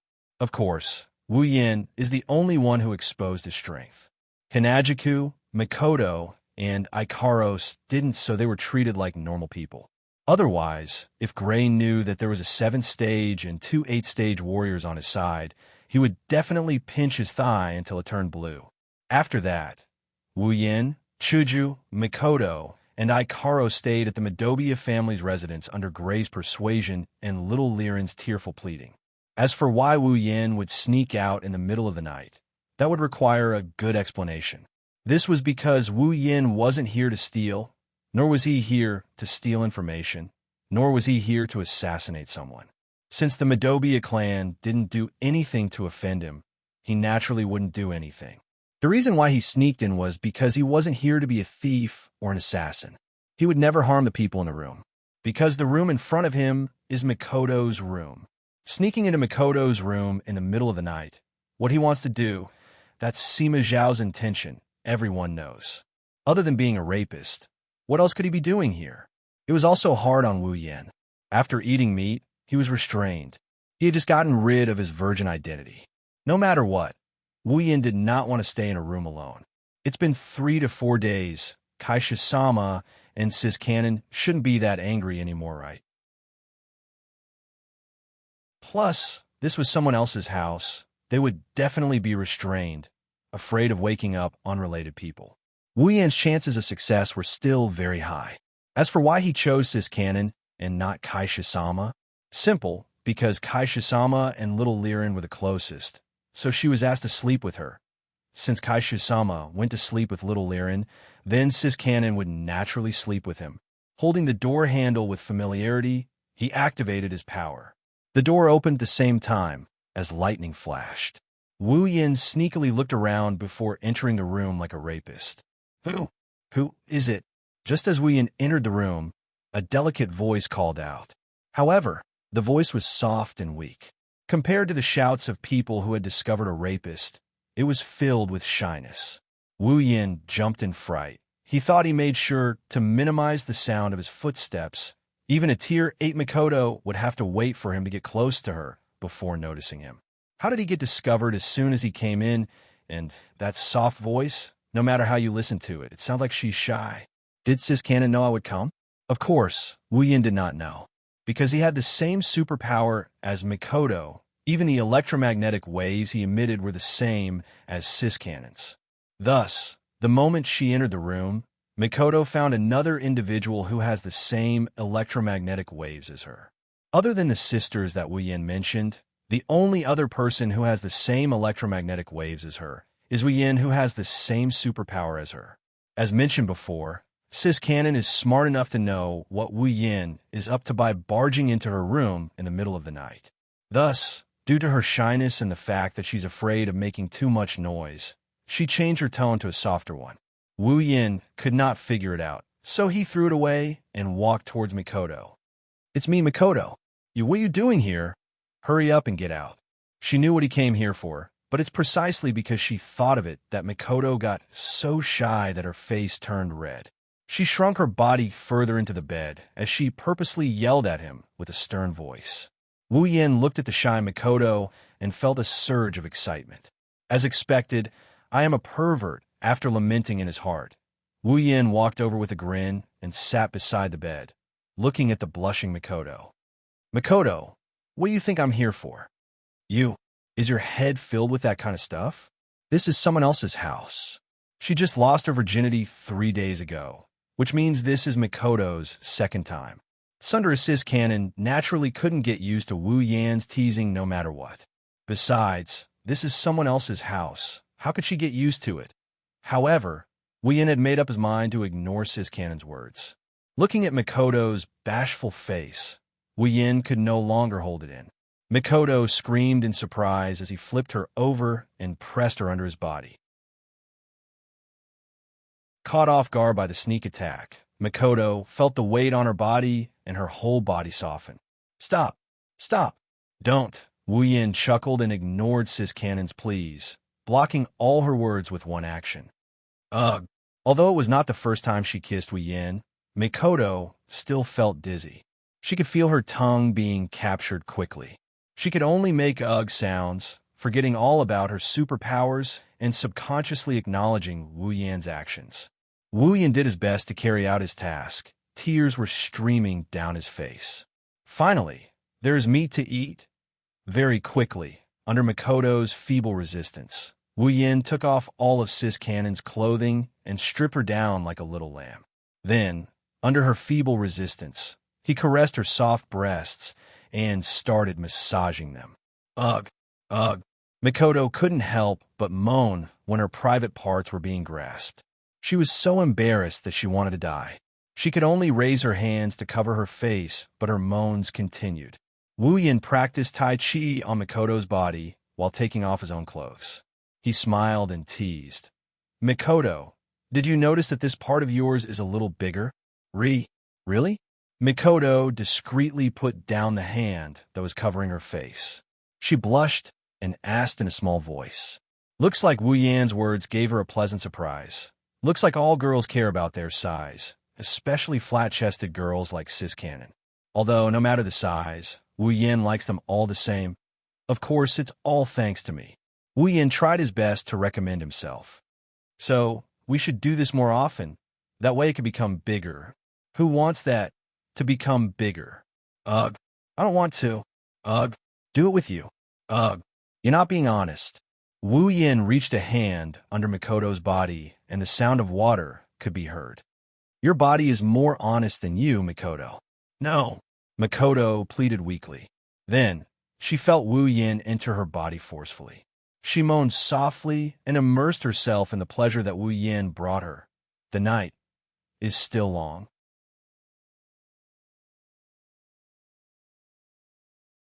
Chapter 121.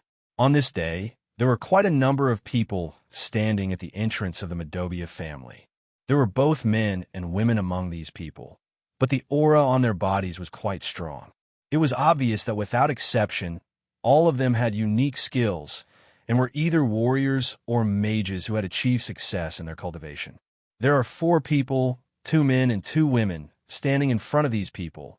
One of the women has a beautiful head of long silver hair, wearing a short-sleeved shirt and shorts. Her voluptuous breasts hold up her clothes, as if they would burst out of her clothes at any time. Her figure is very tall and hot. Her delicate face is gentle and serious at the same time. She holds a long sword in her hand. With one look you can tell she is a female warrior. The other woman is not as mature as the former. Her pretty face has a hint of immaturity. She still looks very young. Her long black hair is like a waterfall that hangs behind her head. Although her voluptuous breasts are not as big as the former, they are still quite large. Although she is wearing a long robe, it can't cover it up.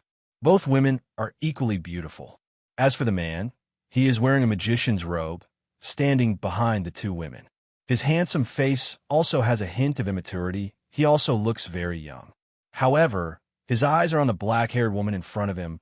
There's a blurred look in his eyes, as if there is nothing in this world that can attract his attention more than this girl in front of him. As for the other man, it was obvious that he was the oldest of the four.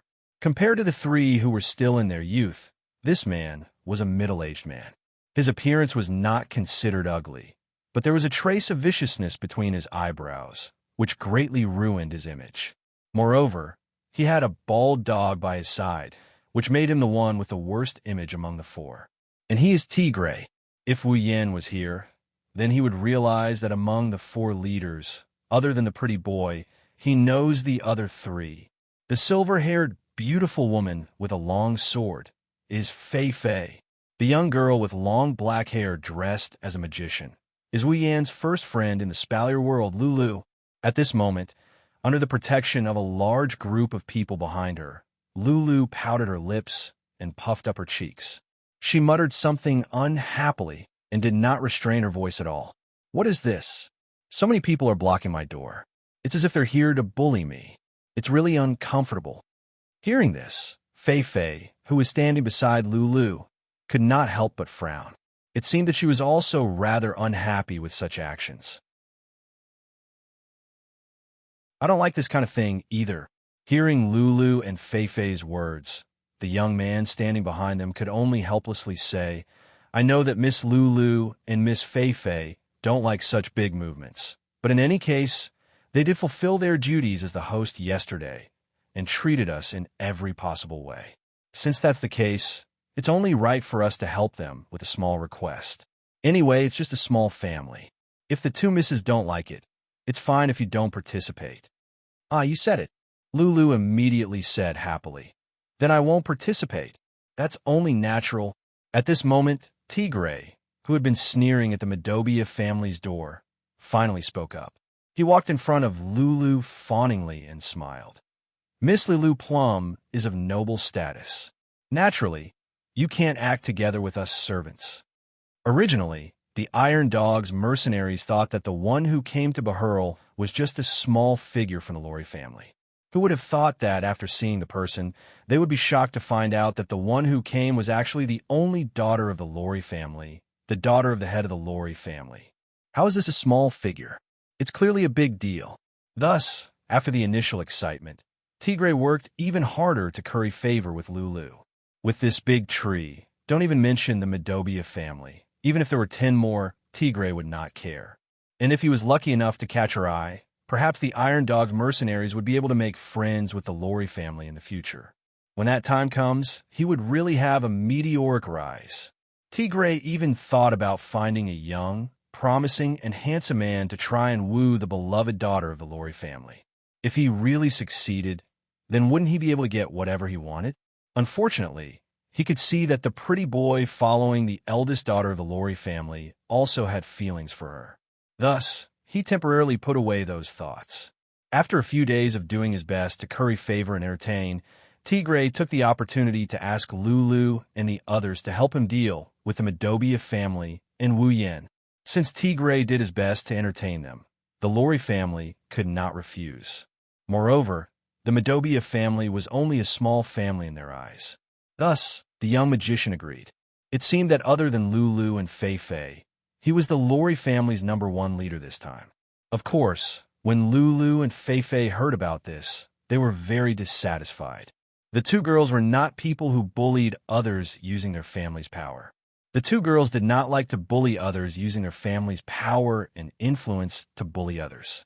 But since they had already agreed, as the number one family in the kingdom, of course they could not go back on their words. They could only helplessly lead the team here, which led to the current situation. Lulu did not like this kind of work to begin with. Now that there was a chance to watch, she was naturally happy to do so. She could not wait to agree on the spot. Feifei also seemed to be a little moved. After all, Feifei also did not like this kind of work. It would be best if she could not participate. Tigray, who was beside her, saw the change in Feifei's expression and hurriedly said, "The Madobia family has a level 7 fighter. None of us here are a match for him. So, we would like to ask for Miss Feifei's help." Feifei could only helplessly give up on the idea of watching. She nodded impatiently, but there was a little bit of anticipation in her heart. Although she did not like this operation, but according to Tigray, the level 7 fighter in the Madobia family was about the same age as her. Feifei grew up in the Lori family. Because her talent was too good, she was heavily nurtured by the Lori family. She reached level 7 at the age of 20 and became one of the top geniuses in the Ailu Empire. As a number one family in the Ailu Empire, Feifei had seen many level 7 fighters. But a level 7 fighter of the same age as her, Feifei had not seen many of them.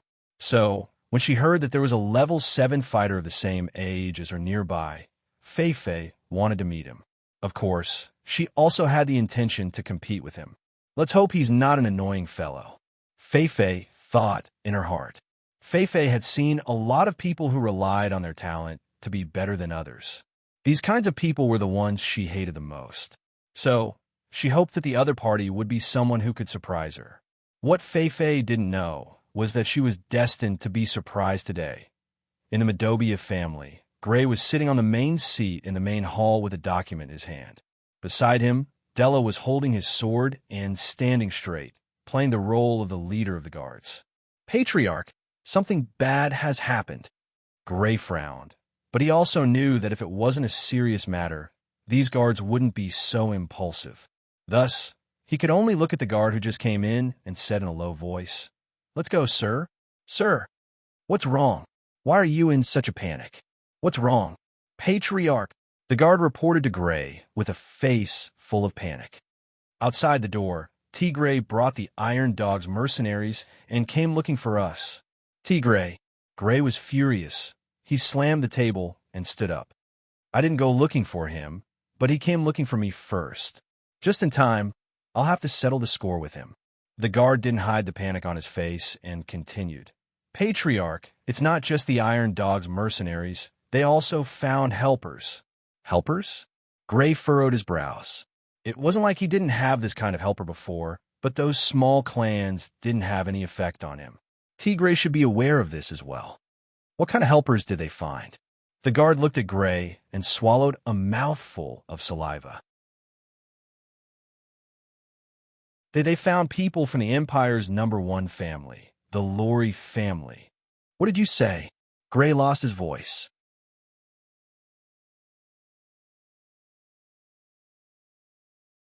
Chapter 122. Lori family. How could this be? Gray felt his head spinning. Was the Lori family in the entire Ailu Empire, or even the entire Spalier world? There's no one who doesn't know of them. That's the number one family of an empire. Other than the Ailu, Faya, and Baruba Empire's royal families, the other two empires' number one families could stand shoulder to shoulder with them. That's the number one family of an empire. If the three empires are said to be the strongest forces in the world, then excluding the empires themselves, the number one families of the three empires are the strongest forces in the world. The Madobia family was not small. In Behurl, other than the Iron Dog's mercenary group, the Madobia family was the strongest family. However, this strength was nothing in front of the empire's number one family. Let's not talk about the others. Within the Madobia family, the strongest is Gray himself, a rank 6 warrior. However, within the Lori family, there are at least 1,000 people of that rank. It's not that a 6th order warrior is worthless. It's just that the Lori family is too strong. In the entire family, there are close to 1,000,000 fifth-order warriors and below. In this million, there are only 1,000 sixth-order warriors. This ratio shows just how precious a sixth-order warrior is. Yet the Lori family is able to recruit more than 1,000 sixth-order warriors. This is the strength of the number one family of the empire. Therefore, in the eyes of the Lori family, a sixth-order warrior is considered average. Only a seventh-order warrior can enter their eyes. Such a powerful family. If they want to deal with a small family like him who doesn't even have a seventh-order warrior, wouldn't it be a piece of cake? Gray couldn't help but take 2 steps back. Now that the Iron Dogs can invite the Lori family to help them, with Tigre's personality, there's no way he will let the Medobia family go. The Medobia family. This is the end, Gray laughed bitterly. Who can he blame? He could only blame himself. A few days ago, he had received news that the Lori family had come to Bahurl. However, he did not contact them as much as possible to avoid unnecessary trouble. That was why he did not contact them. Who would have thought that the Iron Dogs mercenary group would have the Lori family? Seeing Gray's sorrowful expression, Della couldn't help but walk to his side and support him. Patriarch, now is not the time to despair. Even if the Lori family came with the Iron Dogs mercenary group, things still have a chance. Patriarch, you can't give up until the end. Hearing this, Gray roused his spirits and gritted his teeth. Yes, you're right. We still don't know what's going on. It's too early to despair. Let's go take a look at the situation first. What's the situation? As soon as Gray's words fell, a voice rang out. Gray and Della looked towards the direction of the voice. There, Wuyin walked out with Chuju, Mikoto, Ikaros, and Little Liren. Feeling that the atmosphere in the hall was not right, Wuyin curiously looked at Gray and asked, "What's wrong?" Patriarch Gray, it seems like you're not in the right mood. Gray went silent and suddenly grabbed Wu Yan's hands. Little brother Wu Yan, Gray, would like to ask you for a favor. The sudden action startled Wu Yan. If it wasn't for Gray's serious expression, Wu Yan would have sent him flying with a kick. Hearing the meaning behind Gray's words, Wu Yan frowned. Patriarch Gray, what's going on? What is it that made you beg me for help? Gray bitterly smiled and shook his head. My Medobia family might be facing a great calamity soon. So I want to ask you, little brother Wu Yan. Gray hesitated for a moment, then looked firmly at Wu Yan and said, if something happens later, please take Liren and leave this place. Wu Yan and the rest were shocked. Little Liren was even more shocked. She flew to Gray's side and clutched his clothes tightly. Daddy, Liren won't go. Listen to me, Liren. Gray scolded. Today, you must listen to me. No, I won't go. Wu Yan raised his hand to stop the father and daughter duo from acting out such a scene. He looked straight at Gray. Patriarch Gray, what's going on? Gray sighed deeply. The Iron Dogs mercenary group came to our door. Hearing this, Wu Yan didn't move. He continued to look at Gray. He knew that just the Iron Dogs mercenary group wouldn't be able to make Gray act so unbearably. There must be more to it. They found help from the Ailu Empire's #1 family, the Lori family. This time, they might really want to eradicate my Medobia family. Lori family. Wu Yan frowned. This so-called Lori family, isn't it Lulu's family? That's right, Grace said to Wu Yan. Although I don't know if the Lori family is here to help the Iron Dogs mercenary group, but just in case. That's why I want you to help me take care of my daughter. Please, little brother Wu Yan. Gray wanted to bow to Wu Yan, but Wu Yan grabbed his shoulder and stopped him from bowing. He smiled and said, Patriarch Gray, you said it yourself. They might not be here to help the Iron Dogs mercenary group. So let's not talk too early. How about this? I'll accompany you to take a look. What? No. Gray quickly objected. If you guys go out and something happens, what should we do? Don't worry, if something really happens, even if we can't win, we'll still be able to escape. Although Wu Yan didn't want to offend the Lori family. After all, it's Lulu's family. But this matter concerns little Liren and her family. Wu Yan can't just ignore it. Moreover, even if he can't, there's still Ikaros and Mikoto. With these two Tier 8, the Lori family won't be able to do anything to them, right? Unless it's the previous patriarch of the Lori family that Fei mentioned before, Lulu's grandfather. Who can stop them? If it doesn't work, I'll just F***CK them. Wu Yin realized that every time something happens, he's always thinking about F***CK them. This isn't a good sign. Now that he's a tier 7, he could be considered strong. How can he let himself F***CK them whenever something happens? If it becomes a habit, then it'll be troublesome because it means that he doesn't believe in his own strength. If a person doesn't believe in his own strength, then what courage does he have to face stronger opponents and take another step forward? Although there's the system, and he can level up as long as there's monsters to kill, but this is an issue of mentality and state of mind. Wu Yin secretly made a decision. In the future, he won't use resplendent breath unless it's a critical moment. This is to remind himself that he can't rely too much on external items. Of course, Wu Yin doesn't want to set such restrictions on Chuju, Mikoto, and Ikaros. They're much more important than him. If they get hurt accidentally, he'll be heartbroken. How can this be? What if? Don't keep thinking about what if Patriarch Gray. Wu Yin patted Gray's shoulder and said with a smile, everything has a bad side and a good side. Don't keep thinking about the bad side. Sometimes you have to think about what if, but if you think about what if for everything, then what's the use of feeling? Seeing Gray's hesitant face, Wu Yin softly persuaded him. Well, don't worry. As long as you believe in us, it'll be fine. At least, I'm confident in staying alive. Gray lowered his head and thought about it. After a while, he sighed. All right, but you have to promise me. If a fight really breaks out, you have to remember to bring Lin. Seeing that Liren still wanted to say something, Gray glared at her. Liren pouted her lips in grievance. Don't worry, it'll be fine. The group walked towards the gate. On the way, Wu Yin suddenly thought, if the person who comes is Lulu, then it'll be fun.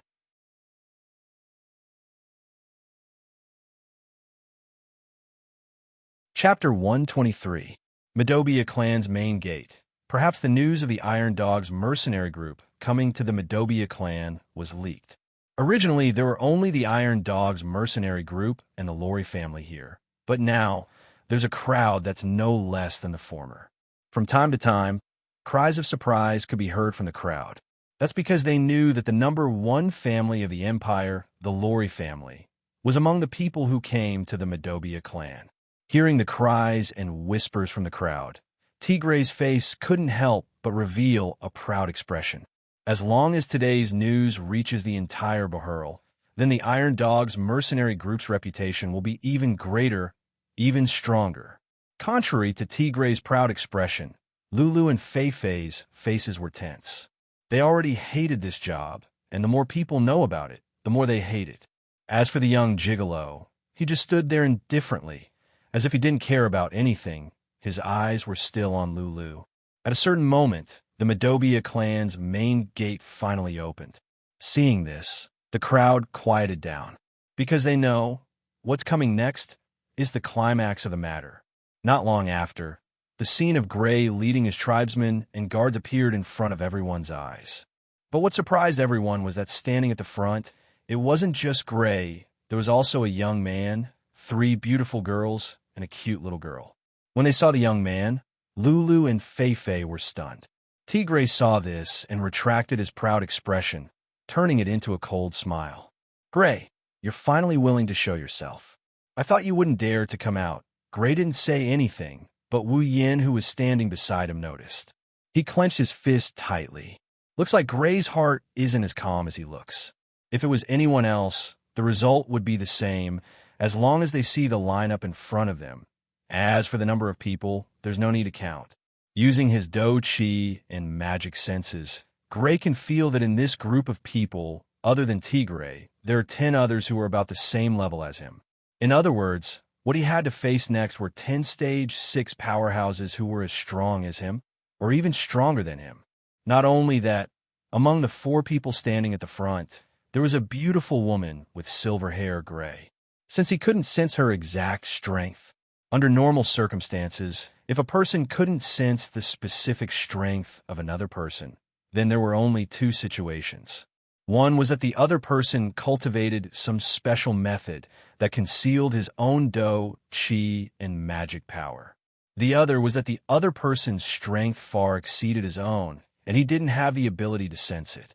Gray could feel a sense of danger from the beautiful, silver-haired woman. Therefore, he concluded that the situation of this person before him should be the second type. That was also to say that the other party was a Tier 7 powerhouse. Gray laughed bitterly in his heart. Although he had already expected such a situation, how could the Lori family not have a Class 7 powerhouse? But when he really faced it, he realized that he had been hoping for a fluke all along. What he didn't know was that fluke was completely unnecessary. Today, it was destined to be a farce. Lulu and Fei Fei stood at the front of the crowd. Such a conspicuous place. How could Wu Yin not see them? Looking at the two familiar figures, Wu Yin was stunned for a moment. Then he didn't know whether to laugh or cry. Before coming here, he was still thinking that if the people he met were Lulu and Fei Fei, then it would be fun. He didn't think that he would actually meet them today. After regaining his senses, Wu Yin looked at the high-spirited Tigray, the corners of his mouth widening into a smile. His smile was filled with playfulness. If Tigray knew that he was acquainted with Lulu and Fei Fei, what kind of expression would he have? Wu Yin was suddenly filled with anticipation. Thus, his eyes turned and an idea came to his mind. He quickly put on a serious expression and followed behind Gray, walking towards Tigray and the others. Looking at the four people in front of him, Gray directly ignored Tigray and asked the other three, "You three are?" Gray's disregard angered Tigray. Hearing Gray's words, Tigray sneered a few times and said, "The identities of the lords are honorable. Although it's not something you can know, let me tell you. I just hope you won't be scared." After saying that, Tigray pointed at the young pretty boy. This one is the direct disciple of the Lori family head. He's also a genius that the head of the Lori family personally bestowed with the surname Lori, Lord Hughes Lori. Gray's body trembled slightly. At first, he thought that the one who came was just a small figure from the Lori family. He didn't expect it to be the direct disciple of the head of the Lori family. On this point, he had the same thought as Tigray. Gray's expression changed. Of course, Tigray saw it. After a triumphant smile, he pointed at Fei Fei. This one is also the direct disciple of the head of the Lori family. She entered the family earlier than Lord Hughes. She's also the guardian of the head of the Lori family's only child, Lord Fei Fei Lori. Tigray continued to point at Lulu. The smile on his face widened. As for this one, she's the only daughter of the head of the Lori family, the eldest daughter of the Lori family, Lilu Mei Lori. As Tigray introduced them one by one, Gray's heart started to feel bitter. When he heard the words, "the only daughter of the Lori family," the bitterness in his heart intensified. The direct disciple of the Lori family? Only daughter? Forget about him. Even if it was any other family in the Ailu Empire, they wouldn't dare to offend her. This kind of person wants to touch the Medobia family. Gray felt bitter inside, but he still bowed to Fei Fei, Lulu, and Hughes. The head of the Medobia family, Gray Medobia, greets the three of you. Tigray was about to use Gray's authority to scold him for not addressing them as Lord when Fei Fei and Lulu noticed that the Wu Yin standing beside Gray was the Wu Yin they knew. Whether it was Lulu or Fei Fei, both of them were overjoyed to see Wu Yin, especially Lulu. As the only daughter of the Lori family, Lulu could be said to be the center of attention. In the entire Ailu Empire, other than the princesses of the royal family, who else could compare to her life? But it was this kind of life that allowed Lulu to transcend the ranks of the commoners. The people around her, regardless of gender, all of them had some sort of interest in them, especially the men. Lulu may be a little young, but her looks are truly devastatingly beautiful. Even Chuju and Mikoto paled in comparison to her. Only Ikaros could surpass Lulu in terms of looks. With this kind of appearance and background, who wouldn't want to embrace Lulu in their arms? As long as they could win Lulu's heart, then not only would they would also gain the Lori family. After all, the Lori family only has one direct descendant. In the future, If Lulu doesn't become the head of the Lori family, then it would be Lulu's husband becoming the head of the Lori family. The head of the Empire's #1 family. Just thinking about it is enough to make people drool, right? Because of this, Lulu didn't have a single true friend. Other than the few people who could compare to her in the world, there wasn't a single male among them. However, a few months ago, Lulu got to know the first person in her life who is worthy of being her friend. That person is Wu Yan. Lulu will never forget that day in the Behemoth Forest when she met Wu Yan for the first time. In his eyes, other than admiration, there wasn't any greed or lust that other men have. That's why Lulu treated Wu Yan as a true friend. Of course, it's only at the level of a friend. Seeing Wu Yan again, Lulu's surprise is unimaginable. Seeing Lulu's expression, Wu Yan suddenly jumped out, pointed at Lulu, and shouted, "Which? Are you the one who wants to mess with our Madobia family?" This guy's messing around again. That's Chuju and Mikoto's first thought.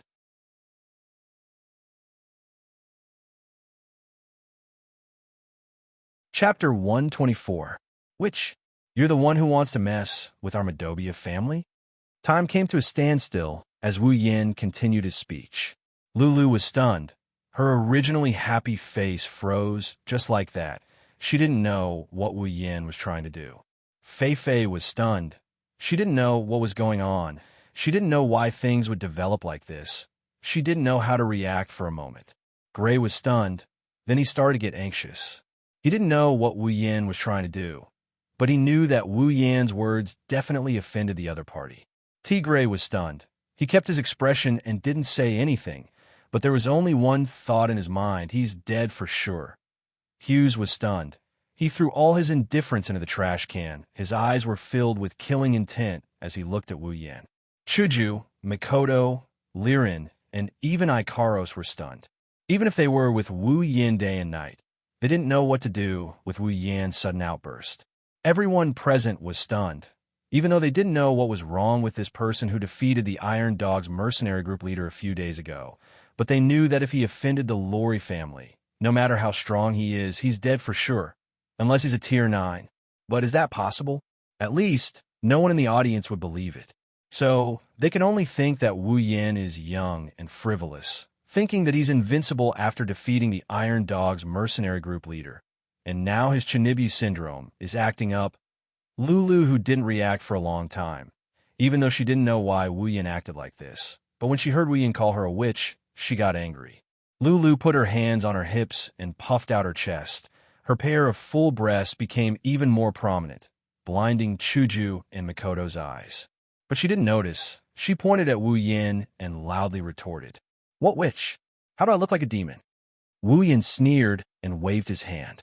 He pointed at Lulu and said confidently, "Then tell me, which part of you doesn't look like a demon?" "I don't look like a demon in any way. I'm a real human," Lulu shouted angrily. Wu Yan suddenly felt a sense of powerlessness. Not only him, but everyone present felt the same way. This is not the place to refute, is it? No one doubts that you are not human. Wu Yan smiled embarrassedly and shrugged. "All right, let's just say you're a human. What do you mean by even if? I am a human, a real human." Lulu immediately retorted loudly, as if the so-called, which was a great insult to her. Wu Yan coughed and continued with a straight face. "Then, are you the human who wants to make a move on our Madobia family?" "Who wants to make a move?" Lulu pouted and said unhappily, "I don't like to bully people. It's all his fault. He forced me to come." After saying that, she pointed at the stunned Tigray and pushed all the responsibility away. She even said it in a righteous manner. She didn't have any self-awareness that she dragged Tigray down with her. Wu Yan's face fell. He rolled his eyes at Lulu and said unhappily, "Aren't you the one with the most authority here? You're blaming others like that. Aren't you a little too undisciplined?" "What? It's the truth," Lulu said angrily. "I didn't want to bully people here at all." "Then what are you doing here?" Wu Yan looked at Lulu suspiciously. To be honest, this was the question in his heart. He really didn't know why Lulu would appear here. As for Lulu leading the way to Madobia family to pick a fight, it's not that Wu Yan looked down on her. but Wu Yin felt that if she was sold one day, he wouldn't even be able to find her, let alone pick a fight. Lulu directly opened her mouth and said 5 words. Wu Yan's face turned awkward, and the others were stunned. "I'm just passing by." Wu Yan looked at Lulu speechlessly and sighed. "All right, then, young lady passing by, what are you doing here?" Hearing Wu Yan's question, Lulu started explaining to Wu Yan. She talked about how she's trying to please him, how she's trying to be a good host, how she's too embarrassed to refuse.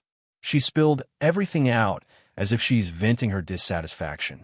While Wu Yan blushed with shame, it also confirmed another thought in his mind. Lulu was sold to help count the money. That's right.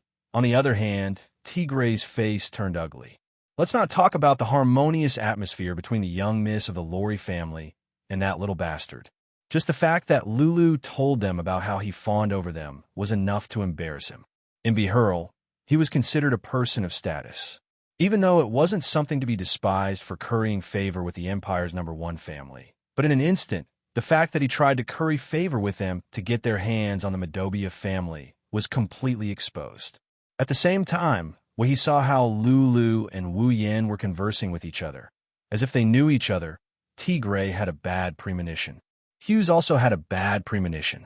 When he saw how familiar Wu Yan and Lulu were, he frowned and didn't let go for a long time.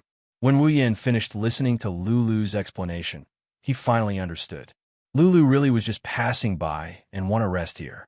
In the end, she tried to curry favor with them and acted as a host.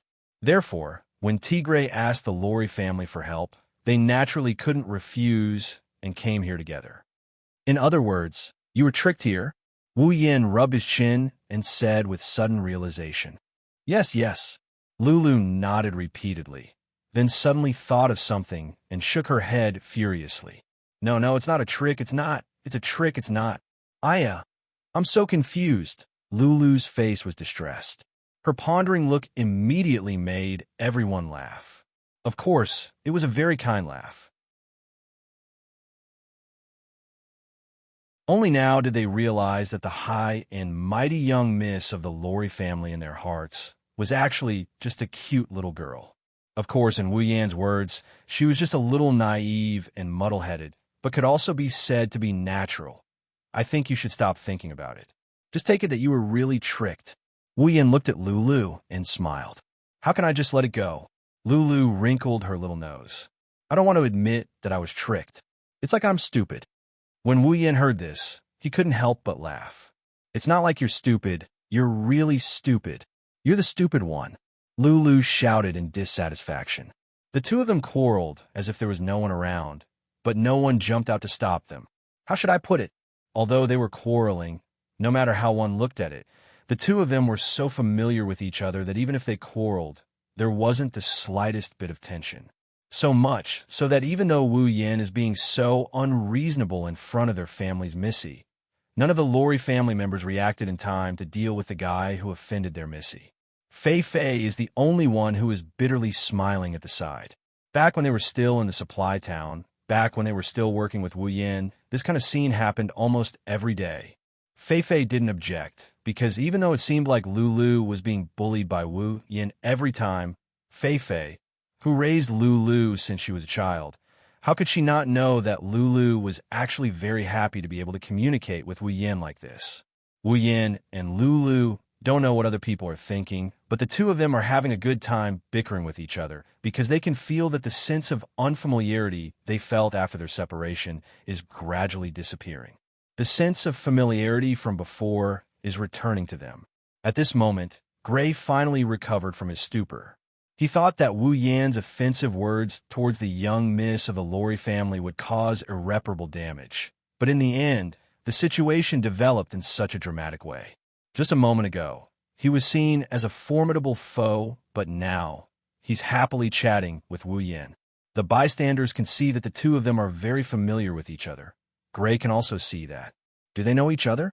Gray looked at Wu Yan suspiciously and asked softly, do you know each other?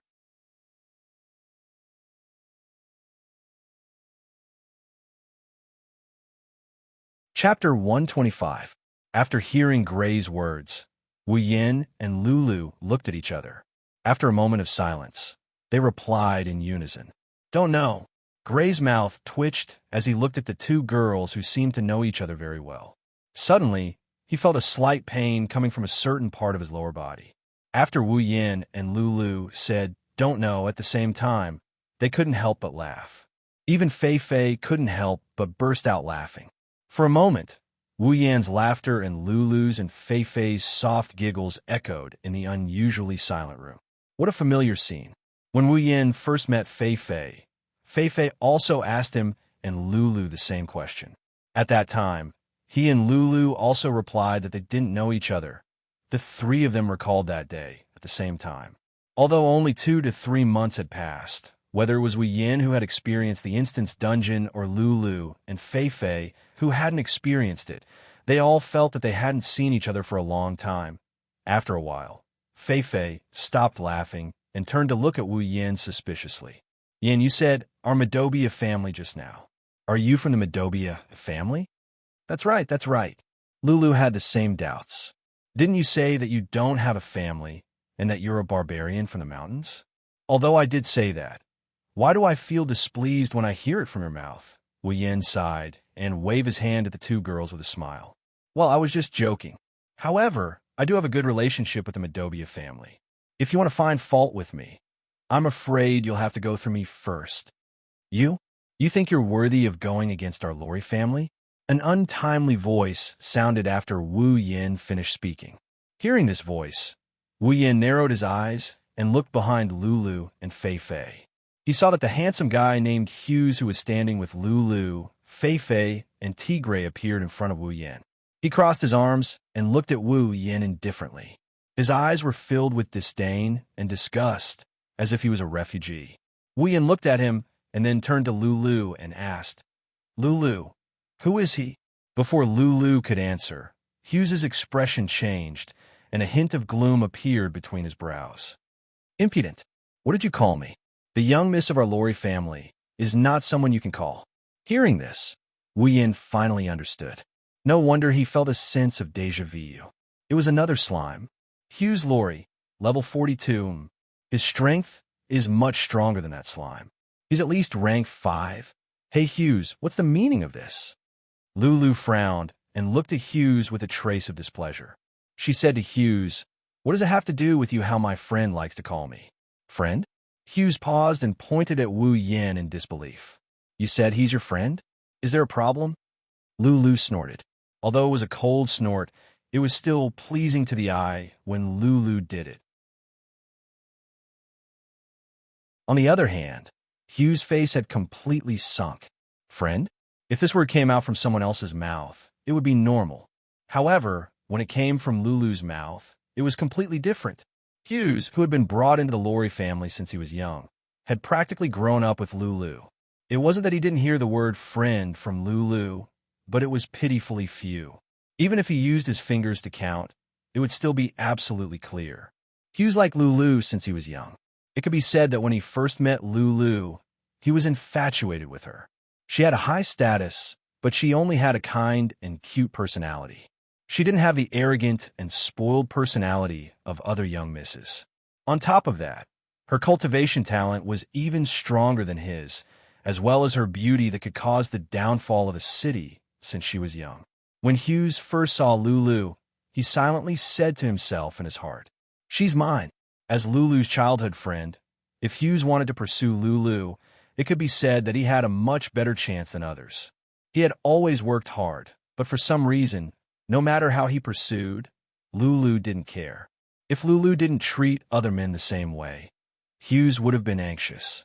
However, Lulu, who used to be a stranger to all men, actually said today that a man was her friend. Hughes was silent. When he turned to look at Wu Yin, his gaze carried a shocking, murderous aura. Tigray, who was standing beside him, was also shocked. Fei Fei frowned and fixed her gaze on Hughes. As for Wu Yin, he smiled and didn't say anything else. This caused Hughes' face to twist a little. This commoner with average looks, compared to him, low status, deduced from Lulu's words about coming from the mountains, and no strength, no do chi or magic, so he couldn't sense it. What right did he have to make his beloved young miss recognize him as a friend? When he thought of the family drama that Wu Yin and Lulu just put on, the murderous aura in Hugh's heart couldn't be retracted. Everyone present could feel Hugh's murderous intent. Ikaro's pupils shrunk. She wanted to change into her Sky Queen form. For her, anyone who wanted to harm Wu Yin must be eradicated. Chuju and Mikoto pulled Ikaros back and shook their heads at her, indicating that she shouldn't move. Ikaros hesitated for a moment and stopped what she was doing. Of course, Hughes, who only had eyes for Wu Yin, didn't know that just now.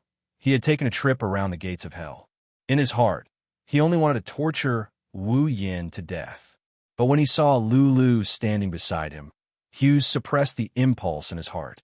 Commoner, if you know what's good for you, leave the young miss side. She's not someone you can associate with. Hughes fixed his gaze on Wu Yin. His tone was full of threat. Wu Yin was about to say something to Hughes' threat when Lulu's face turned angry. She stood in front of Wu Yin and said loudly, "Hey. What right do you have to say that? If I say Yin is my friend, then he's my friend. It's not like I can't associate with him." Hughes didn't say anything. He only looked at Wu Yin with eyes full of anger and murderous intent. Lulu's protection of Wu Yin only made Hughes' desire to kill Wu Yin even more resolute. From the beginning to the end, no one said anything. Even Tigray, who was the one who came to cause trouble, and Gray, who thought that a disaster was about to befall them, couldn't get a word in. Right now, the development of this matter was no longer just a power struggle, but a personal problem. They didn't know what to do, so they could only observe the situation for now. Chuju and Mikoto were in the same situation. However, compared to Tigray and Gray, who were looking at the development of this matter, the two girls were looking at Lulu. This girl, they had heard Wu Yin talk about her before. They were also curious about the first friend Wu Yin made in this world. Therefore, when they looked at Lulu, Chuju and Mikoto were already examining her. At this time, Wu Yin finally moved. With a move of his hand, Wu Yin rubbed Lulu's head, messing up her beautiful hair. Ignoring Lulu's dissatisfaction, he pulled her behind him. "Let go of your dirty hands." Wu Yin's series of actions caused Hughes to completely explode. Those intimate actions and Lulu's coquettish pouting expression were all challenging the bottom line of Hughes' heart. In a fit of anger, Hughes' noble and indifferent temperament completely disappeared. Anger filled his face. He took out a staff-shaped popular armament. With a raise of his hand, a wind blade shot out towards Wu Yan's hand on Lulu's body. Almost at the same time, an icicle met the wind blade and neutralized it. Lulu put down the staff in her hand and angrily glared at Hughes. She mobilized all the magic in her body. Lulu is angry. The consequences are serious.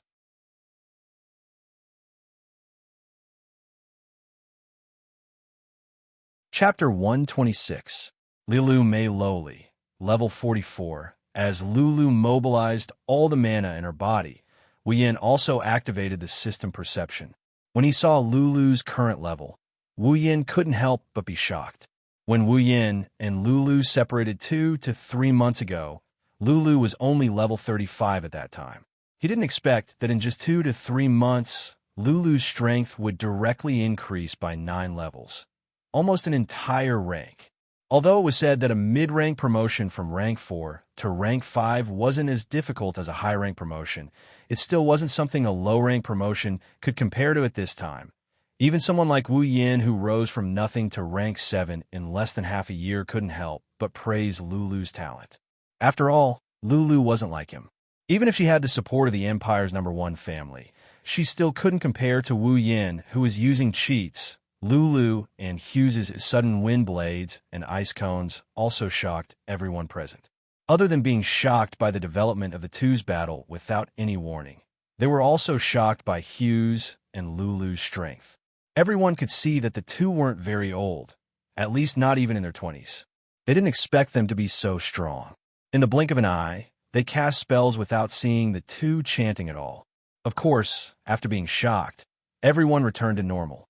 After all, a rank 7 in his 20s appeared a few days ago. Naturally, this level of strength wasn't anything strange. Returning to the field, Hughes was startled as he looked at Lulu, who suddenly attacked. Meanwhile, Lulu's beautiful face was filled with anger. Hughes, you actually dared to attack my friend. Lulu was so angry that she even stomped her feet. Back in the supply town, her people had attacked Wu Yin. Although nothing happened to Wu Yin in the end, Lulu had always kept this matter in her heart because she felt very guilty. Wu Yin was her friend. Her own people actually attacked her own friend. The kind and innocent Lulu put all the blame on herself. Fortunately, Wu Yin was fine. Otherwise, Lulu might not feel at ease for the rest of her life. When they met again, Lulu was also nervous. She didn't know if the friend she had made with great difficulty would leave her because of this. Fortunately, Wu Yin didn't take this matter to heart. Although they felt a little unfamiliar when they first met, the two of them quickly returned to how they were when they were in the supply town. Lulu finally felt at ease. In the end, her own people attacked Wu Yin again. Since she was young, Lulu was good at observing people's expressions because of others' coveting of her status. How could she not know that the reason why Hughes attacked Wu Yin was because of her? Therefore, Lulu was angry. Her first and possibly only male friend in her life was attacked again and again by the people around her. Lulu felt guilty, but at the same time, her anger was completely ignited. It could be said that Hughes had hit the right target. Yin, I'm sorry. I. Turning to look at Wu Yin, Lulu wanted to say something, but she really didn't know what to say. In the end, her eyes were wet. Wu Yin couldn't help but laugh. Looking at Lulu's wronged eyes, he said, Lulu, you don't think that I will be angry at you because of someone I just met today and have a bad impression of, right? You won't. Lulu tilted her head and said timidly. Wu Yin sighed. Of course not. No matter how you look at it, left, right, horizontal, or vertical, it has nothing to do with you. But no buts. Wu Yin pressed Lulu's head again and rubbed it hard until Lulu's hair looked like a chicken's nest. Only then did he nod in satisfaction. Anyway, you just need to know that this isn't your fault. That's enough. Lulu nodded blankly. Looking at Wu Yan's face, her tears turned into a smile. Then, she unhappily tidied up her hairstyle that Wu Yan had made into a chicken's nest. Bastard. Abominable bastard. Hugh's lifetime of self-cultivation had vanished into thin air today. Regardless of whether it was the way he addressed her as little Lulu, or the intimate act of touching her head, or the interaction between the two of them, it all made Hugh's heart turn black. Miss, the other party is just a bastard with no status. How can you lower yourself to befriend such a bastard? If the clan leader finds out, he will object.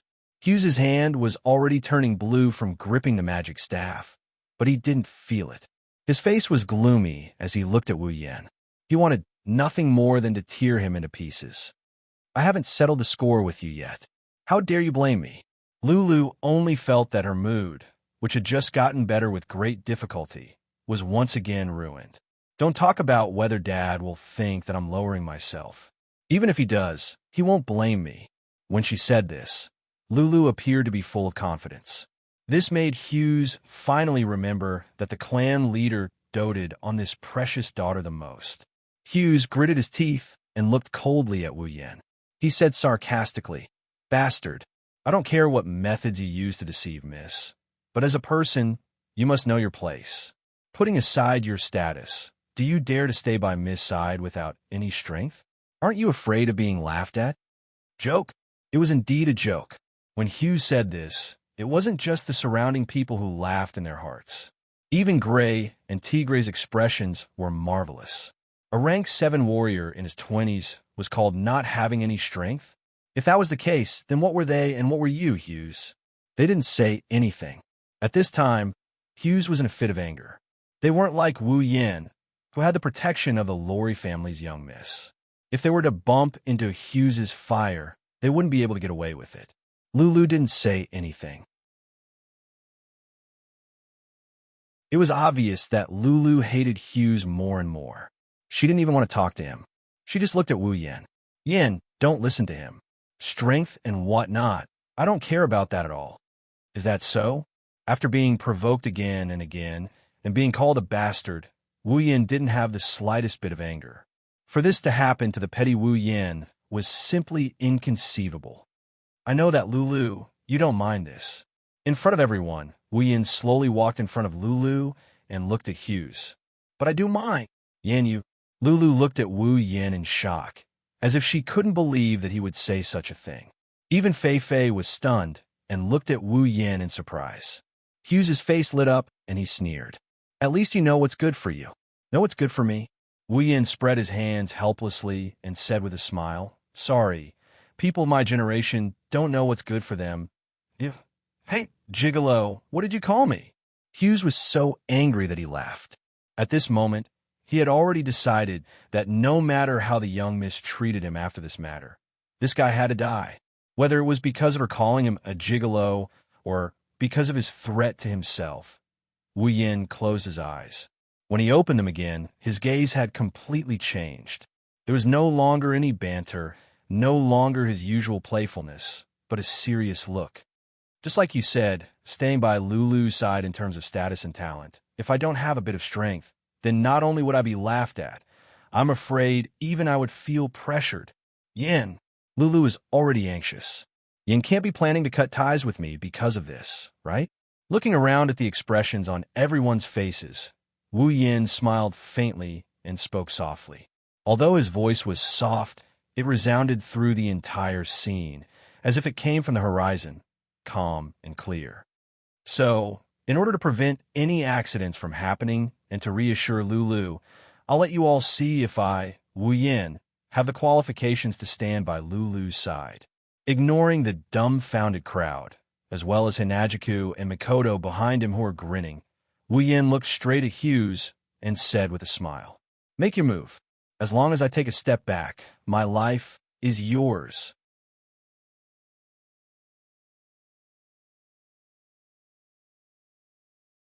Chapter 127.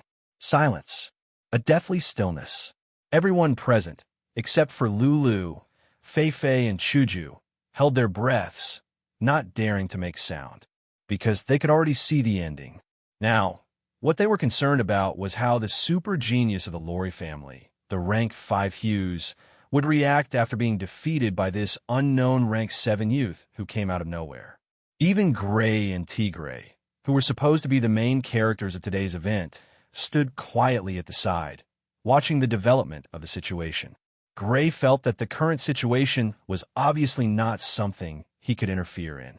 Even if he wanted to help Wu Yin, the colossal power of the Lori family made him not dare to act rashly. In addition, the eldest daughter of the Lori family acted towards Wu Yin. He felt that no matter how bad the situation was, she would still protect Wu Yin. Tigray, on the surface, looked the same, but on the inside, he was laughing out loud. Although the plan to deal with the Madobia family was temporarily out of the question after the strange development of the situation, Tigray felt that the current situation wasn't bad. He knew that, with Wu Yan's strength, dealing with Hughes would be a piece of cake.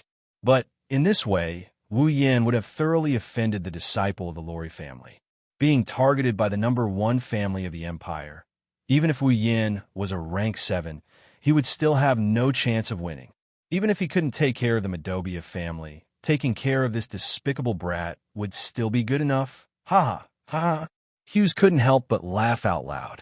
His laughter was so happy, but also so angry. At this moment, he couldn't hold back the killing intent in his heart, releasing it all. Originally, he wanted nothing more than to tear Wu Yin into pieces, but Lulu had always been on Wu Yan's side, making it difficult for him to do so. Now, the opponent actually came looking for death. How could Hughes hold back his laughter? How could he hold back and let Wu Yin go? Good. Very good. Hughes laughed loudly. He looked at Wu Yin as though he were looking at a dead man, and suddenly said coldly, Since that's the case, let me see how you're going to prove your so-called qualifications. Yin, you, how can you be so reckless? Lulu was so angry that she stomped her feet. She was very anxious. Wu Yan's words had indeed moved her. However, Lulu wasn't sure how strong Wu Yin was right now. But Lulu was very clear. 2 to 3 months ago, when they were still in the supply town, Wu Yin was a stage 2. 2 to 3 months had passed, and she had advanced by almost 1 level. But what about Wu Yin? Even if he advanced by 1 level, it would only be 3 levels. A tier 3 versus a tier 5? Even if Lulu was very naive and stupid, she could still tell from such a simple comparison of strength. The difference of 2 ranks was not a joke. It was indeed a difference of 2 ranks. However, it was hard to say who was stronger and who was weaker. Lulu was so anxious that she was about to cry. She hurriedly pulled Wu Yin back. "No, I don't agree." After saying that, Lulu immediately glared hatefully at Hughes and loudly shouted, "Hughes, if you want to fight, I'll fight with you." Lulu turned to look at Wu Yin. She saw that Wu Yin was looking at her with a slight smile on his face. He said to her, "All right, Lulu, just watch from the side." "But you—" Lulu's expression kept changing as she paced back and forth in hesitation. Seeing this, Wu Yin pulled her aside and walked forward. Lulu's expression changed. Just as she was about to chase after him, she felt her clothes being pulled. The person who pulled her was Fei Fei. Fei Fei held Lulu's hand, but her face was always looking at Wu Yin. She said, "Lulu, let's just watch." "Fei Fei." Lulu looked at Fei Fei worriedly. "Aren't you going to stop him?" Fei Fei smiled and said, Don't worry. Even though I haven't known Yin for long, I feel that he's not the kind of person who would make a foolish decision. So, let's just watch the situation first." Seeing that Lulu's expression was still very worried, Fei Fei sighed in her heart. It seemed that Lulu really treated Wu Yin as a very important friend. She then said to Lulu, "Don't worry. If necessary, I'll go up and stop him." Lulu finally let go of some of her worries and nodded. She looked at Wu Yin in front of her and Hughes, who was facing Wu Yin. She muttered to herself, "If you can win, I'll treat you to ice cream." On the other side, Chuju and Mikoto. It seems that girl named Lulu really cares about Yin. Mikoto smoothed her hair and said with a hint of jealousy, "It seems that this jealous girl is jealous of Lulu." Chuju shook her head. "That pretty girl really cares about Yin, but I don't think it's to the extent that she likes him." "How do you know?" Mikoto turned to Chuju and asked in confusion. Chuju smiled. "Because when she looks at Wu Yin, there's no love or affection in her eyes." "How can you tell?" Mikoto laughed dryly, as if she was surprised by Chuju's opinion. Chuju suddenly blushed and rolled her eyes at Mikoto. She didn't say anything. Did she have to say that she looked at Wu Yin like that? If she did, she wouldn't be the Kaisha-sama. On the stage, Hughes had already swapped out the staff in his hand. Compared to the previous one, this one is much thinner and the craftsmanship is more refined. Other than that, there's nothing else that's different. However, Wu Yin knew that the difference between the two isn't something that could be compared to one another. The staff in front was a common armament, but the staff in Hughes' hand was a rare armament. A 5th-stage magician with the strength of an intermediate stage has a rare armament. Wu Yin couldn't help but sigh. As expected of the Lori family, as expected of the Empire's #1 family. So rich, Wu Yin was sigh at the other party's wealth, but he didn't know that what he should be sigh about wasn't that. At least, when the others saw the rare armament in Hugh's hand, their faces changed. Although the rare armament was only 1 grade lower than the common armament, the power of the rare armament was on a completely different level. If Hughes without the armament is 100%, then with the common armament, it's 120%. With the rare armament, it's 150%. It's almost a 50% increase in power. But Wu Yin really didn't put in his eyes. Hughes sneered at Wu Yin and didn't say anything. He raised his staff and quickly chanted an incantation. Lulu's face changed again. Hughes wanted to kill Wu Yin. At this time, it was impossible to stop him. Although the incantation wasn't short, Hughes was obviously very familiar with it. He quickly finished chanting, and a green magic array appeared in front of him. Then, a huge green lion appeared in front of everyone. A huge magic wave was emitted from the lion's body, allowing everyone to clearly feel its power. Hugh's eyes turned cold, and he waved his staff. Fierce wind beast technique. In that instant, the lion roared soundlessly and brought a huge wave with it. With a kick of its 4 limbs, it charged towards Wu Yin with a terrifying momentum. "Be careful!" Lulu couldn't help but cry out. Fei Fei had already raised the weapon in her hand. Wu Yin looked indifferently at the huge and seemingly powerful green lion. He didn't take out Xianxia, but instead stretched out a hand and a finger. Under everyone's gaze, a burst of electricity flashed from Wu Yan's body and made beep beep beep sounds. The electricity flowed towards Wu Yan's outstretched finger. Lightning Magus! Hughes cried out in surprise. Even Lulu was stunned. Before anyone could react, Wu Yin pointed at the charging lion's head.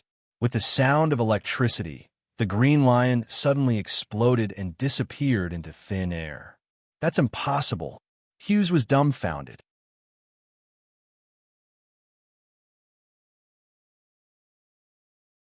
Chapter 128. Impossible. Impossible. Impossible. Like a broken doll, Hughes had a blank look on his face as he kept repeating the sentence. This made the people around him feel pity for him. This result was obvious. Everyone present had already guessed it, so they weren't surprised. They were just speechless. 7th rank, really strong. Of course, not everyone was as relieved as the onlookers, the Medobia family, and the Iron Dogs mercenary group. The people from the Lori family were all in a daze like Hughes. Even Lulu and Fei Fei were the same.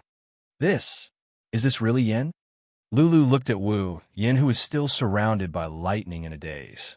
She didn't know where her thoughts had flown to. Compared to the dazed Lulu, Fei Fei was much better.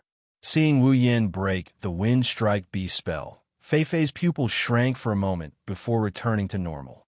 Not for anything else, but because she, Fei Fei, is also a 7th rank. This scene may seem inconceivable to others, but to Fei Fei, it was nothing. If she wanted to do it, she could do it too. Just like Wu Yin, it would be as easy as blowing off dust. Therefore, Fei Fei stood there calmly. But from her trembling hands, it was obvious that her heart wasn't calm. She had too many questions in her heart. For example, 2 to 3 months ago, Wu Yin was only a 2nd rank. How did he become so strong after 2 to 3 months? Another example, as long as you're from the Spalier world, you know that magic and battle energy can't coexist. But Fei Fei still clearly remembered that Wu Yin was a warrior who used swords and sabers 2 to 3 months ago. But now, Wu Yin is using lightning magic. This is another question in Fei Fei's heart. And many. But after thinking about it, everyone has their own secrets. Even Fei Fei herself was no exception. So, even though she had many questions, Fei Fei didn't think about it anymore. As long as she was sure that Wu Yin wouldn't harm Lulu, then it didn't matter.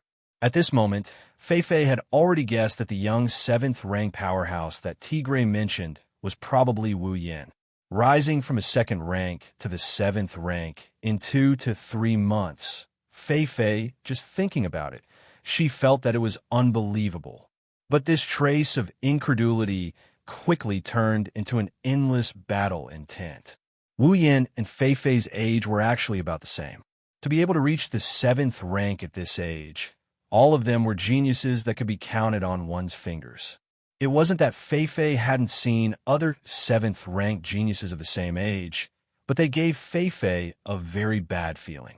Proud of their talents, that was probably how they were described. Fei Fei hated people like this very much. So, before coming, she was incomparably anticipating that this 7th rank genius wouldn't have such a detestable personality. This expectation had now become a reality. Without a doubt, Fei Fei, who had interacted with Wu Yin before, knew that Wu Yin wasn't that kind of person. This made her very happy in her heart. At the same time, she was very happy.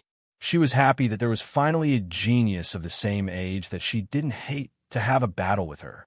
Fei Fei's lips curled into a smile. Her hands were still trembling uncontrollably. She only hoped that Wu Yin on the field would quickly finish off Hughes so that he could battle with her. By the way, Hughes was also among the so-called detestable people Fei Fei mentioned, even if the other party was from the same sect as her. On the field, Wu Yin had already retracted the electric current in his body. Looking at Hughes, who had a face full of shock, he laughed. "Young Master Hughes of noble status, are you satisfied with my ability?" Hearing that, Hughes was still in a daze. He didn't come back to his senses for a long time before answering Wu Yan's question. This was also understandable because the fierce wind beast technique was Hughes' strongest magic. In order to make sure that Wu Yan couldn't be more dead, Hughes could be said to have used all of his power. The full strength of a 5th rank, rare armament, strongest magic, all of these were brought out. That attack just now was Hughes' strongest attack. However, in the end, such a strong attack was actually broken by a finger of the lowly commoner in his eyes. What did this mean? This meant that the lowly commoner in his eyes, who had no strength, was stronger than him.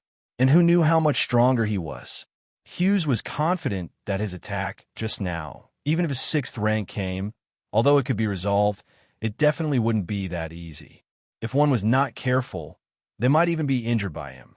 However, an attack that could possibly injure a 6th rank was broken by Wu Yan with a single move. Didn't this mean that Wu Yan's strength was much stronger than a 6th rank? Stronger than a 6th rank, without a doubt. He was only a 7th rank. Wu Yan was a 7th rank.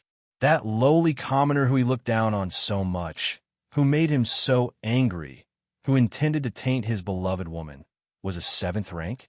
Impossible. Impossible. This is absolutely impossible. Hughes roared crazily. His dazed expression had already become distorted. His eyes became incomparably red, just like an injured wild beast. However, there was no difference. The current Hughes was a severely injured wild beast. It was just that his pride had been hurt. He had completely gone crazy. The mana in his body was adjusted to the maximum limit. A huge mana fluctuation rose from his body, causing the air around him to become thick and heavy. Suddenly, Hughes waved the armament in his hand again. 5 wind blades formed around him.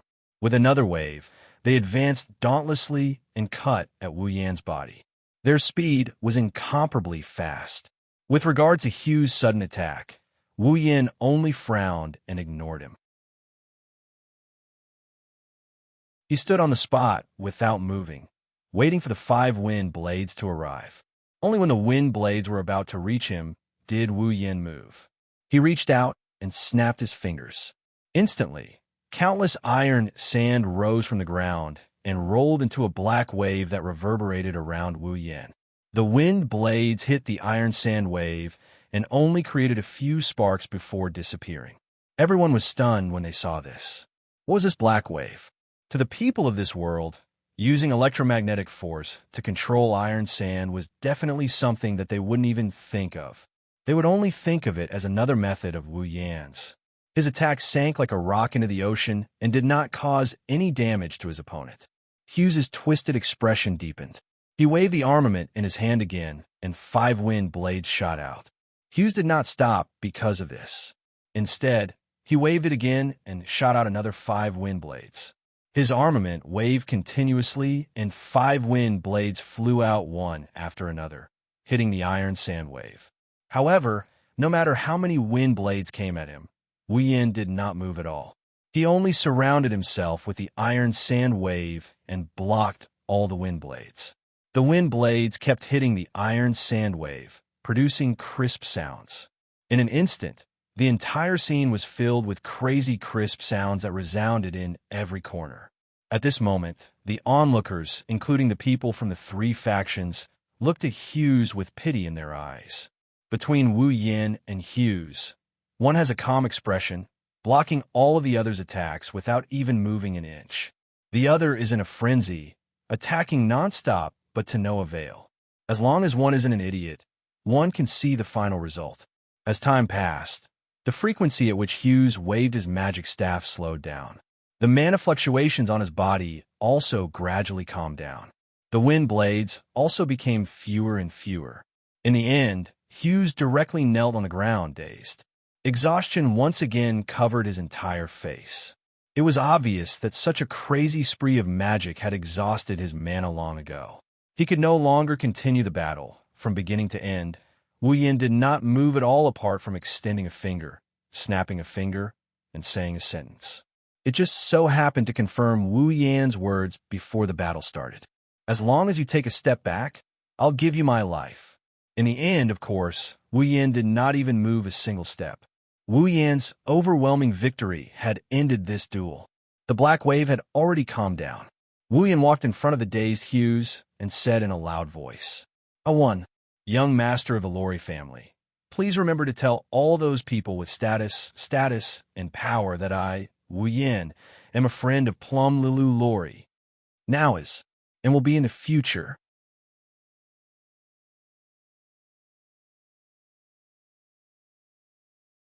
Chapter 129. Lulu stared blankly at Wu Yan. Her nose turned sour, and tears almost flowed out. However, she quickly wiped her eyes and tried her best to hold back her tears. It wasn't that Lulu didn't have any friends. Although she only had a few, she still had them. However, there had never been a day when the simple word friend could move her to tears. As a descendant of a great clan, Lulu's life was both fortunate and unfortunate. She enjoyed all the extraordinary things, but all the ordinary things were far away from her. In the past, she had longed for a friend who could treat her seriously instead of her family. However, time and time again, she saw the word benefit in those people's eyes. Time and time again, she was disappointed. She no longer had extravagant hopes for a friend. Even though she still had a few female friends, each of them had the same troubles as her. Therefore, their friendship was not heart to heart. It could be said that no one could walk through the door of friendship in her heart. Fei could, but Fei was her guardian. It was more like family than friendship. However, it didn't matter anymore. The past had become the past. Now, there was someone who had enough weight to walk through the door of friendship in her heart. Of course, whether or not he would walk through this door and enter another door in the future, that would depend on the future. Looking at Wu Yan straight back, Lulu smiled. Her smile was so moving and so beautiful. Even Fei, who was standing beside her, could say with certainty that this was the most beautiful moment of Lulu's first half of her life. Big brother is so handsome. Outside the arena, little Eileen's eyes were full of stars as she looked at Wu Yan. Obviously, for a child, being strong and handsome was indeed very attractive. "TSK, you only know how to act cool," Chuju muttered in dissatisfaction. However, she quickly sighed, because she had to admit Wu Yan at this moment was indeed very attractive. Still using someone else's ability to act cool. Damn it, I suddenly feel like beating someone up. A bolt of electricity, similar to the one on Wu Yan's body, flashed through Mikoto's forehead, illuminating its owner's face that is tense due to her displeasure. "Master, this is Ikaros, who has no sense of presence." On the stage, Hughes glared at Wu Yan, who was standing in front of him with a venomous expression. Due to the depletion of his mana, he didn't have the strength to stand up anymore. He could only look up at Wu Yan like a stray dog. Seeing Hughes defeated, Tigray smiled sinisterly. This time, Wu Yan has thoroughly offended Hughes. Based on the tolerance Hughes showed just now, Tigray is sure that he will madly retaliate against Wu Yan. Wu Yan smiled indifferently. Of course, he knew he had thoroughly offended this pretty boy. However, he really didn't care. If Hughes wants revenge, Wu Yan is looking forward to it. If Hughes wants revenge, then he must borrow the power of his family. However, that so-called power, in Wu Yan's eyes, is nothing but experience delivered to his doorstep. As for scheming, in this world, he has no relatives, no family, only himself. What's there to be afraid of? Even if he set his sights on Chuju, Mikoto, and Ikaros, it's useless. In the face of absolute power, scheming is the most useless method. Therefore, in Wu Yan's eyes, the colossal existence of a Lori family, other than the old patriarch of the 9th rank, there's nothing else to care about. And can Hughes ask the old patriarch to take action? Even if he can, at that time, Wu Yan's side might already have a 9th rank powerhouse. Well, it's finally over. Let's all go home and find our mothers, Wu Yan said with a grin. Once the matter is over, the seriousness also disappeared. Wu Yan's face became frivolous again, making Chuju and Mikoto, who were not far away, feel helpless. The people around them also smiled kindly and were about to disperse. However, One person's action made them stop in their tracks and surround them again. Looking at Fei standing in front of him, Wu Yin didn't know whether to laugh or cry. Fei, what are you doing now? Hearing this, Fei raised the katana in her hand and said seriously, Lori family, Fei Lori challenges you. Challenge? Wu Yin looked at Fei in surprise and then frowned. Fei's challenge at this time made him wonder if she wanted to avenge Hughes. Lulu also shouted in surprise. Whoa, Fei, what are you doing? Why did you suddenly challenge me? Fei didn't say anything. She just raised the katana and looked at Wu Yin with a serious and determined face. Lulu knew that Fei wasn't joking. This made Lulu anxious. Her friend was fighting with her family. How could she not be anxious? Wu Yin originally thought that Fei felt that he had tarnished her family's reputation, so she wanted to get back at him. But when he saw the intense fighting spirit in Fei's eyes, he didn't think so anymore. The Fei he knew wasn't that kind of person. Seeing the fighting spirit in her eyes, if Wu Yin still couldn't guess why, then all the hot-blooded anime he watched were wasted. Fei is itching for a fight. Wu Yin shook his head with a smile. He didn't expect Fei to have such a fighting spirit. But in the blink of an eye, he also became excited.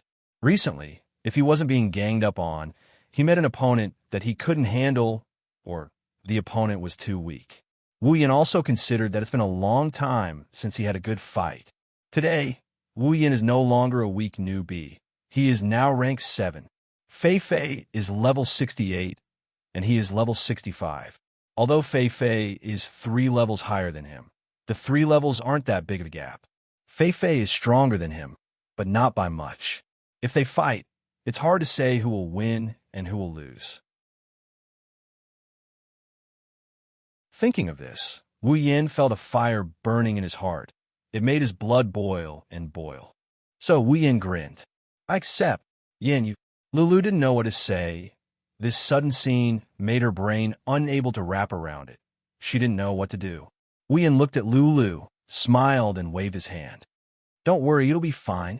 Lulu couldn't help but be anxious. It's already a duel, and you say it'll be fine? No matter which one of you is in trouble, it's considered a problem to me. Fei also gestured to Lulu, telling her not to worry. Lulu realized that the two won't change their minds. She shouted frantically. I don't care. Do whatever you want. Oomph. With a cold snort, Lulu walked to the side without looking back. If she didn't stop and look at the center of the field, Fei and Wu Yin would have thought that this half-natural girl would have run away in a fit of anger. Gray and T-Gray were silent again. This is another matter that they can't interfere in. They should be the main characters today. One came looking for trouble. The other is being looked for trouble. Wu Yin walked in front of Fei, looked directly at her face, and sighed. I didn't think that there would be a day where I would go against you, Fei. Fei blinked and smiled lightly. Yeah, I didn't think that the little guy who got lost in the behemoth forest would make me treat him seriously one day. Wu Yin suddenly felt awkward. He didn't mind Fei calling him a little guy, because at that time, Wu Yin was indeed a little guy, not in terms of age, but in terms of strength. Fei, can you not talk about getting lost? Wu Yin scratched his head. Fei smiled and raised the sword in her hand. As long as you can defeat me, I promise I'll forget everything. Is this a bet? You can say that. Then I accept. At this point, the two looked at each other and smiled. The atmosphere was so harmonious that it made the surrounding people stunned. Didn't they want a duel?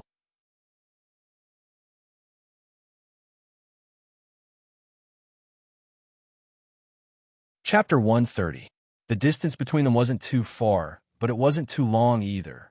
The two of them stared at each other and didn't make any movements. However, anyone with a bit of strength could feel a surge of aura rising from the two of them and attacking each other. A clash of auras. In a place where the crowd couldn't see or hear. The two of them had already begun their duel. Perhaps to the man and woman on the field, the duel had already begun. Fei sized up Wu Yin for a while and said, What? Do you need me to let you go? Of course, Fei didn't say this because she looked down on Wu Yin. Instead, she saw that Wu Yin didn't seem to be carrying any weapons, so she made a concession. After all, The long sword in Fei Fei's hand was a rare armament. Hearing this, Wu Yin knew what Fei Fei was talking about and smiled. No need. In the blink of an eye, a strange, light, and nimble sword appeared in Wu Yan's hand. Wu Yin let it twist around his wrist and then grabbed it with a paw sound. Is this your weapon? Seeing the Nidian Zhana in Wu Yan's hand, Fei Fei's eyes lit up and she nodded in praise. Without a doubt, the Nidian Zhana's light and nimble design made Fei Fei quite fond of it. Wu Yin nodded and raised the Nidian Zhana. It's called the Nidian Zhana. It's a rare armament. Rare armament. Fei Fei couldn't help but smile and nod. This was for the best. Everyone didn't have to hold back, and the conditions were the same. They could go all out. The appearance of the Nidian Zhana not only made Fei Fei happy, but also shocked countless people. They didn't understand why Wu Yin took out a sword.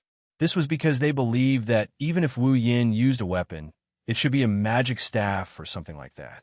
After all, what Wu Yin used before was lightning magic. Now that he had taken out a sword, could it be that he was still a warrior? Thinking of this, countless people laughed. Magic and Do Qi couldn't coexist. This was the most basic common sense of the Spalier world. Who didn't know this? But otherwise, why would Wu Yin take out a sword? At this point, someone recalled that when Captain Tigray had been kidnapped by Wu Yin a few days ago, the other party had used a knife. Could it be that he could use both magic and qi at the same time? Everyone present couldn't help but have such a ridiculous idea. Of course, what they didn't know was that Wu Yin didn't know battle qi, nor did he know magic. What used the blade was his physical strength, and what used the lightning was his computing power. Superpower. Hugh stood in front of Lori's house and looked at Wu Yin in the arena. His vicious gaze shot at him as if he wanted to see two holes in his body. He didn't care whether magic and qi could coexist or not. He only knew that when he was dealing with him just now, not to mention an armament, he didn't even have a weapon. He didn't even use his full strength. He hated it. He hated that the one standing in the arena wasn't himself. One had to know that challenging his senior sister who was stronger than him, but only a few years older than him, had always been his goal. So, there was one more reason for Wu Yin to be hated by Hughes. Let's begin. Fei Fei focused her gaze and slowly drew her long sword. It was a real long sword. The blade was about the same length as Fei Fei's body. It was bright silver and extremely slender. It wasn't much worse than Wu Yan's Nidan. The entire blade was connected to the hilt perfectly. There was no guard, and it looked similar to Wu Yan's Kusanagi no Tsurugi sword. It was just that the blade was longer and slightly curved. Fei Fei stroked the blade and looked at it as if she was looking at her family. It's called Night Elf. I personally designed it. I asked my teacher to find a tailor-made armament for me. It's also a rare armament. Wu Yan's mouth twitched and smiled. Now he understood why Fei Fei looked at Nidan with love. It turned out that the Night Elf design by Fei Fei wasn't much different from Nidan. They were both light and lightweight weapons. Wu Yan also quickly pulled out Nidan. This action made everyone present finally realize that Wu Yin really intended to use a sword to fight. Wasn't he a magician? Could he really coexist magic and qi? Wu Yin didn't know about other people's troubles, because as the two of them brandished their weapons, the invisible auras clashed with each other. Their auras clashed with each other. The auras that soared into the sky suddenly collided without the slightest sound. There was clearly no sound, but everyone present felt as if their ears were ringing, exploding in their heads, making them feel uncomfortable. Other than Chuju, Mikoto, Ikaros, and little Liren, who was being held by Chuju, Lulu was the only one who didn't feel anything. As for the reason, probably no one knows. The invisible collision made the hair of both of them flutter. It also made them realize how strong their opponent is. That's why Fei Fei and Wu Yin didn't feel anything out of the ordinary. Instead, they both laughed. At some point, Fei Fei finally made the first move. Night Elf swayed in her hand, turned around, and pointed at Wu Yin. Then she sprinted. Her body turned into a straight line, leaving a long trail behind. Fei Fei charged at Wu Yin. The gleaming tip of her sword clearly lit up, making everyone feel a chill. However, when Fei sprinted halfway, a figure appeared in front of her. A gleaming blade appeared in front of her, causing Fei's pupils to shrink. That's Wu Yan's Xianxia. Clang! Sword and sword collided. Shockwaves surged. Just like how Fei didn't know how Wu Yan suddenly appeared in front of her, Wu Yan also didn't know how Fei's night elf appeared in front of him. In the end, of course, the two armaments collided. The confrontation turned into a stalemate. The two blades were in a deadlock, constantly rubbing against each other. Sparks flew from the friction like raindrops. As expected, Fei is very strong. Wu Yan looked at Fei's face that was close at hand and said with a smile, "That's the same for you." Fei was also very happy. This kind of battle between confidants was what she had always been pursuing.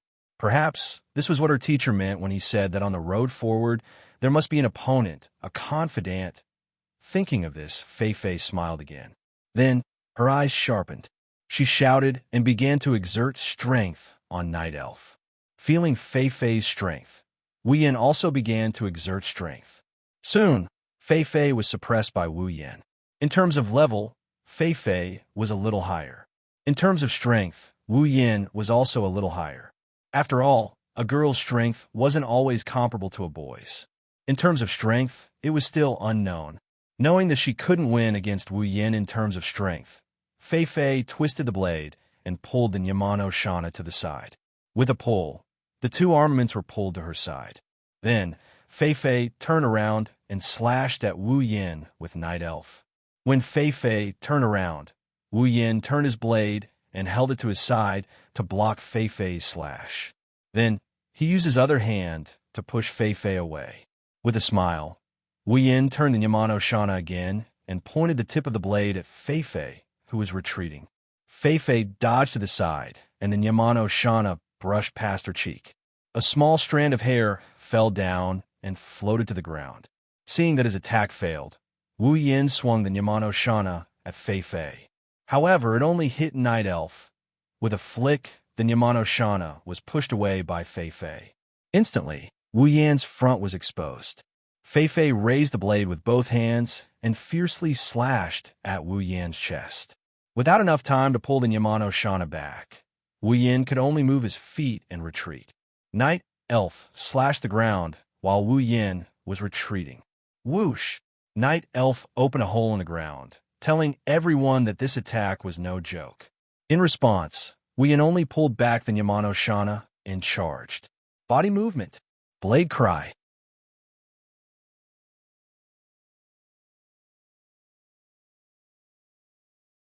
Chapter 131.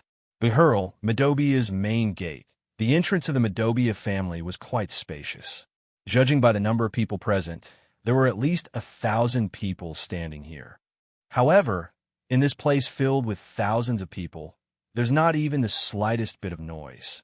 They're very quiet as they look at the center of the stage.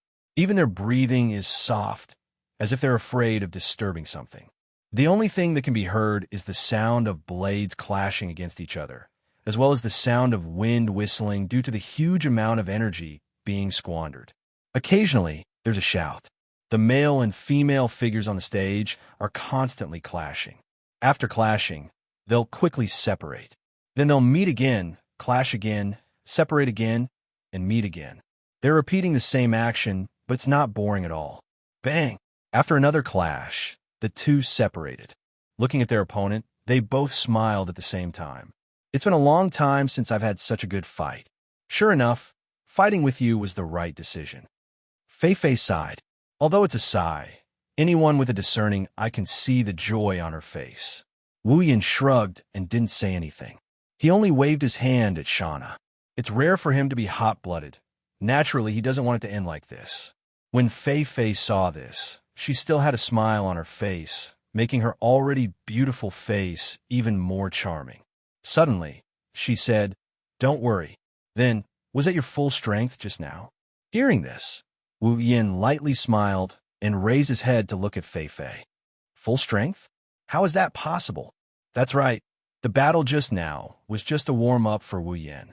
I believe that even Fei Fei would be the same, otherwise she wouldn't ask this question. Of course, Wu Yan didn't know how much shock his words caused to the crowd. That wasn't his full strength just now. Everyone couldn't help but look at each other, not knowing what to say. To them, the battle just now was already enough for them to look up to. Even the 6th rank Gray and T Gray were about the same. But at this level, he actually didn't use his full strength. Regardless of whether everyone believed it or not, for Fei Fei and Wu Yan, this kind of battle was only a warm-up. Really? After hearing Wu Yan's words, Fei Fei gradually retracted her smile and tightened her grip on Night Elf. That's great. A huge wave of energy rose from Fei Fei's body. A steam-like gas swirled around her body. A powerful force swept up the dust in the air and scattered it all over the arena.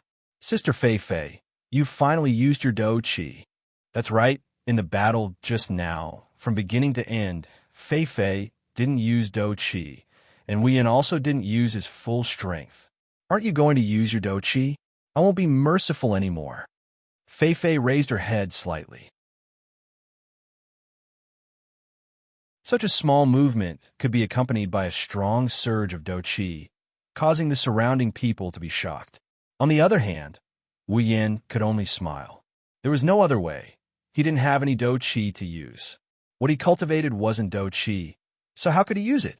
Fei Fei, what I learned is a bit special, and it's hard to explain, but I won't disappoint you. Wu Yan tilted his head. There wasn't such a huge phenomenon like Fei Fei's, but when Fei Fei's Duki hit Wu Yan's body, it didn't cause any waves at all. Instead, it separated like a flood. If the current Fei Fei was like a majestic sea, then the current Wu Yan was like an immovable reef. Fei Fei could clearly feel that the current Wu Yan was a little different from the previous Wu Yan, so she didn't say anything. Then it's coming. Fei Fei held the hilt of her saber tightly with both hands and turned it upside down. At the same time, her entire body's Do Qi surged into the saber in her hand. Fei Fei forcefully pulled back and slashed down in Wu Yan's direction. A dazzling sword beam made of Do Qi shot out from Night Elf towards Wu Yan. In the blink of an eye, it arrived in front of Wu Yan like a hot knife through butter. Wu Yan's expression changed. He shouted and raised Nidian Zhanna to meet the attack instead of retreating. Nidian Zhanna slashed at the saber with a loud bang, and the saber slammed into Nidian Zhanna's saber. An indescribable force came from Nidian Zhanna's saber and pushed Wu Yan back. Instantly, Wu Yan could only be pushed back passively, his feet leaving 2 scratches on the ground. Wu Yan gripped the saber so hard that his veins were bulging. His eyes flashed fiercely as he shouted again and swung Nidian Zhanna fiercely. Under the guidance of Nidian Zhanna and Wu Yan's swing, the saber was sent flying into the sky by Wu Yan. It shot into the sky like a rocket and disappeared before everyone's eyes. The surrounding audience had already gradually opened their mouths, forming an O shape. Without a doubt, they were all frightened by the terrifying combat chi blade aura. Yan, what do you think of my move? Fei Fei slightly raised the corner of her mouth and revealed a smile. Wu Yan also let out a sigh of relief. He opened his hands that were holding the saber to release some of his strength and smiled slightly. Not bad. It's quite powerful. Oh, then, take another move from me. Do Qi once again surged towards Night Elf.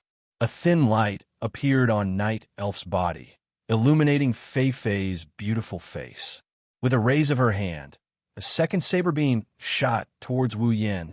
This time, Wu Yan didn't wait for the saber beam to get close to him. Instead, he directly stepped on the ground and leaped towards the saber beam. He raised Nidian Zhanna and stabbed towards the center of the saber beam. A burst of light came from the tip of Nidian Zhanna's saber when it came in contact with the saber beam. Following that, a muffled sound rang out.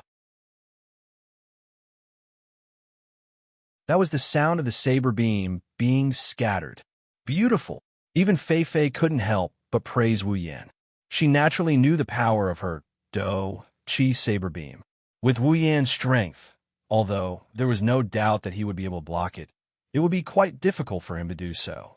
However, She didn't expect Wu Yin to actually use a single point to break the surface, greatly increasing the power of his attack and neutralizing it. After breaking the saber beam, Wu Yin didn't retreat. Instead, he used the remaining force to continue rushing towards Fei Fei. After all, he wasn't someone who could only take a beating. Clang! Xianxia and Night Elf clashed once again. However, this time, Wu Yin had no way of suppressing Fei Fei. Fei Fei had the help of her Do Qi, and her strength had increased by a lot. Even if Wu Yin had also held back earlier, just relying on strength alone wouldn't allow him to gain the upper hand. Looking at Night Elf wrapped in Do Qi, Wu Yan's expression turned solemn. However, he quickly relaxed. If Fei Fei continued to be suppressed by him, she wouldn't deserve to be level 68. However, now that he was close to her, then, are you thinking that if I get close, I won't be able to use my Do Qi saber beam? Fei Fei's voice rang in Wu Yan's ears, startling Wu Yan. He saw a mysterious smile on Fei Fei's face as she slowly said to him, "If that's what you're thinking, then you'll be surprised." As soon as she finished speaking, Night Elf and Fei Fei's hand lit up, causing Wu Yan's pupils to shrink. Fei Fei coldly shouted and Night Elf suddenly shone brightly. The familiar Do Qi saber beam appeared on Night Elf and instantly exploded. Boom! Light flashed and dust rose. Following the explosion of the Do Qi saber beam, Wu Yin and Fei Fei's figures were enveloped by the dust and completely disappeared.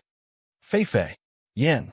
Lulu anxiously shouted towards the center of the dust cloud, hoping that someone would answer her. She was most afraid that someone would get hurt. Unfortunately, no one answered her. This made Lulu even more anxious. However, soon, a slender figure flew out from the dust cloud, causing her to relax a little. Fei Fei forcefully stopped herself and stood on the ground. She raised her head and looked at the dust cloud with a stunned expression. A silver-white saber extended out from the dust cloud. With a wave of the saber, the dust cloud was dispersed, and Wu Yin was standing there unharmed. Seeing Fei Fei's stunned expression, Wu Yin smiled. "Fei Fei, what do you think of my move?"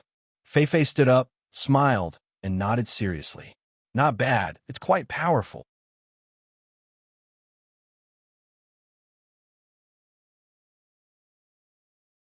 Chapter 132. What the hell happened? That's the question that popped up in everyone's mind. Fei Fei clearly had the upper hand, so how did Fei Fei get sent flying? Why does it sound like Wu Yin is the one taking advantage of the situation? Right now, everyone's heart was itching to know what happened. Only Hinajiku, Mikoto, and Ikaros didn't seem to have any questions. Fei Fei's Do Qi sword aura is really powerful, Wu Yin said with a sigh. This isn't fake. It's not like Wu Yin hasn't seen Do Qi sword aura before. Back in the treasure trove, Wu Yin saw Kalus's blood soul slash. Fei Fei's Do Qi sword aura may not be as strong as Kalus's, but it's definitely one of a kind in the realm of the seventh step. Maybe she heard Wu Yan's muttering. Fei Fei explained, "This is my special technique. Compared to pure sword and sword skills, my Do Qi sword aura is more outstanding than my Do Qi sword aura." Wu Yin nodded in understanding. This can be considered Fei Fei's specialty. With her outstanding Do Qi sword aura, Fei Fei can already stand firmly in the front row of the seventh step. After all, that was just a pure Do Qi saber light formed from Do Qi, not a Do Qi saber light emitted from a battle technique. Battle technique and simple Do Qi. Which one has more lethality? Without a doubt, it's the former. Then it's my turn to ask. Fei Fei's beautiful eyes looked at Wu Yin and asked curiously, "What method did you use to cancel out my Do Qi sword aura and semi-flying?" That's right. When Fei Fei released her Do Qi sword aura, Wu Yin used some unknown method to cancel out her Do Qi sword aura and even sent her flying. "Oh, Fei Fei, you didn't see it clearly?" Wu Yin pretended to be surprised and then smiled wickedly. "Then I'll use it one more time. This time, you have to see it clearly." As soon as his words fell, the wind started to blow, and everyone saw that the atmosphere around Wu Yin suddenly became clear. It turned into streams of air and rushed towards the Nipponese temple Shana in Wu Yan's hand. Fei Fei's expression tightened. She raised Night Elf and faced Wu Yan with a sense of urgency.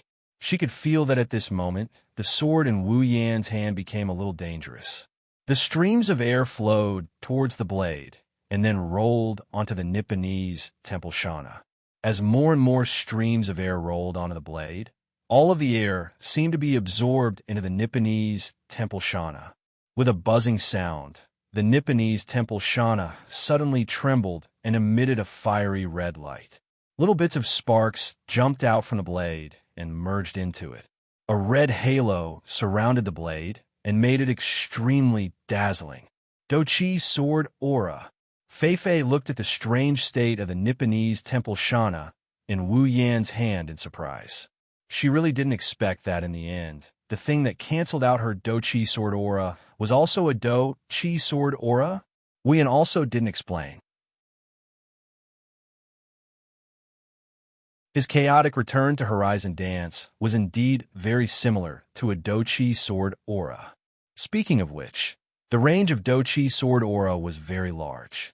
No matter if it was a sword or saber-type battle technique, or simply using a sword or saber to strike with Dochi, it was all called a Dochi sword aura. After Fei Fei's surprise, she became excited. In the past, she had always used her Dochi sword aura to suppress her opponents. She didn't expect that there would be a day where she would be suppressed by a Dochi sword aura. It was really refreshing. Then let me see how powerful your Dochi sword aura is. Fei Fei was ready for battle. She quickly mobilized the Do-Chi in her body. She wasn't Wu Yan and didn't dare to block a Do-Chi sword aura with her body alone. Although she didn't know that, seeing that Fei Fei was planning to block his chaotic return to Horizon Dance head-on, Wu Yan felt a bit helpless. The power of the chaotic return to Horizon Dance wasn't something that could be blocked head-on. Compared to Fei Fei's Do-Chi sword aura, the chaotic return to Horizon Dance was much stronger. Subconsciously, Wu Yan dispersed more than half of the power of the chaotic return to Horizon Dance.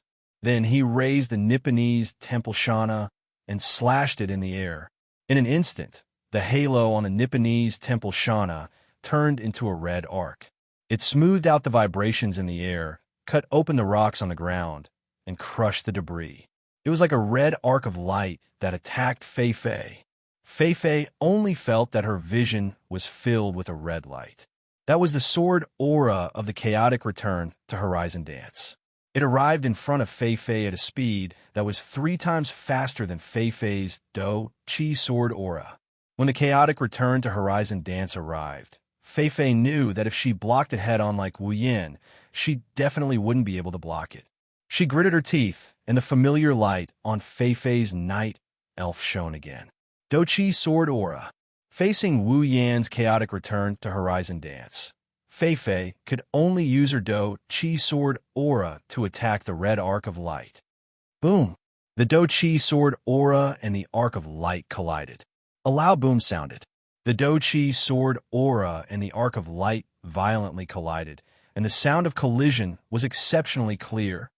Too powerful. Lulu stuck out her little tongue, indicating that she wasn't in the same group as them. The surrounding people also nodded in succession.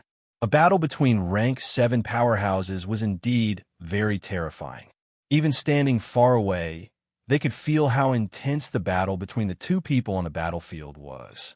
The stalemate between sword aura and sword aura didn't last for long.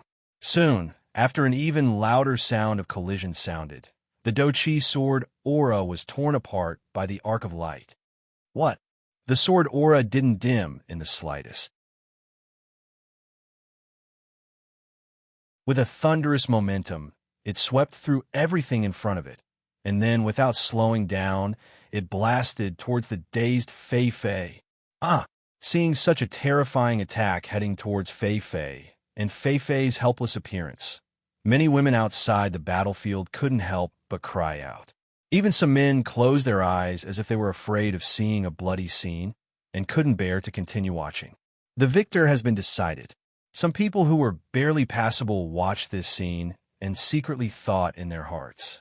At this critical moment, Fei Fei's eyes flashed with determination, as if she had made a decision. Under the watchful eyes of the crowd, she closed her eyes. The surrounding people had already started to clamor. To them, Fei closing her eyes at this moment meant that she had accepted her fate. Only 2 people were shocked after seeing Fei's action. That is, Lulu was stunned. She cutely opened her little mouth and had an expression of super disbelief. Other than her, there was another person who had the same expression, and that was Hughes. Could it be Senior Sister is going to use that move? When he said this, Hughes's eyes were filled with shock, envy, unwillingness, disbelief, and an extremely complicated expression. In addition, there was also a malevolent look towards Wu Yin. What is she doing? This was the thought in Wu Yin, Chuju, and Mikoto's minds. Under the sword aura of chaotic return to Horizon Dance, Fei's body was extremely relaxed. It was as if what was about to come wasn't a fatal attack, but a light breeze. She completely ignored it. She held the sword in one hand, and the other hand drew an arc in the air, as if she was dancing. She lightly tiptoed, and then, the night elf in her hand lightly waved it forward. The sword swung down. The world was silent. At this moment, the world seemed to have suddenly darkened, losing all color. Everyone's eyes darkened, and then everything turned black. Only the red arc of chaotic return to Horizon Dance was left shining, and it continued to slash towards Fei. At this moment, a brilliance like the Milky Way, and even more like moonlight, suddenly appeared in this dark world. It carried a beautiful silver brilliance, and it welcomed the red arc of sword aura. When the moonlight and sword aura met, it didn't cause any sound, nor did it cause any energy. It was like water meeting water. They merged, intersected, and merged. Everything seemed so natural. Chaotic return to Horizon Dance was like salt in water, slowly being dissolved by the moonlight. In the end, it directly turned into specks of starlight, and together with the moonlight, it disappeared from this world.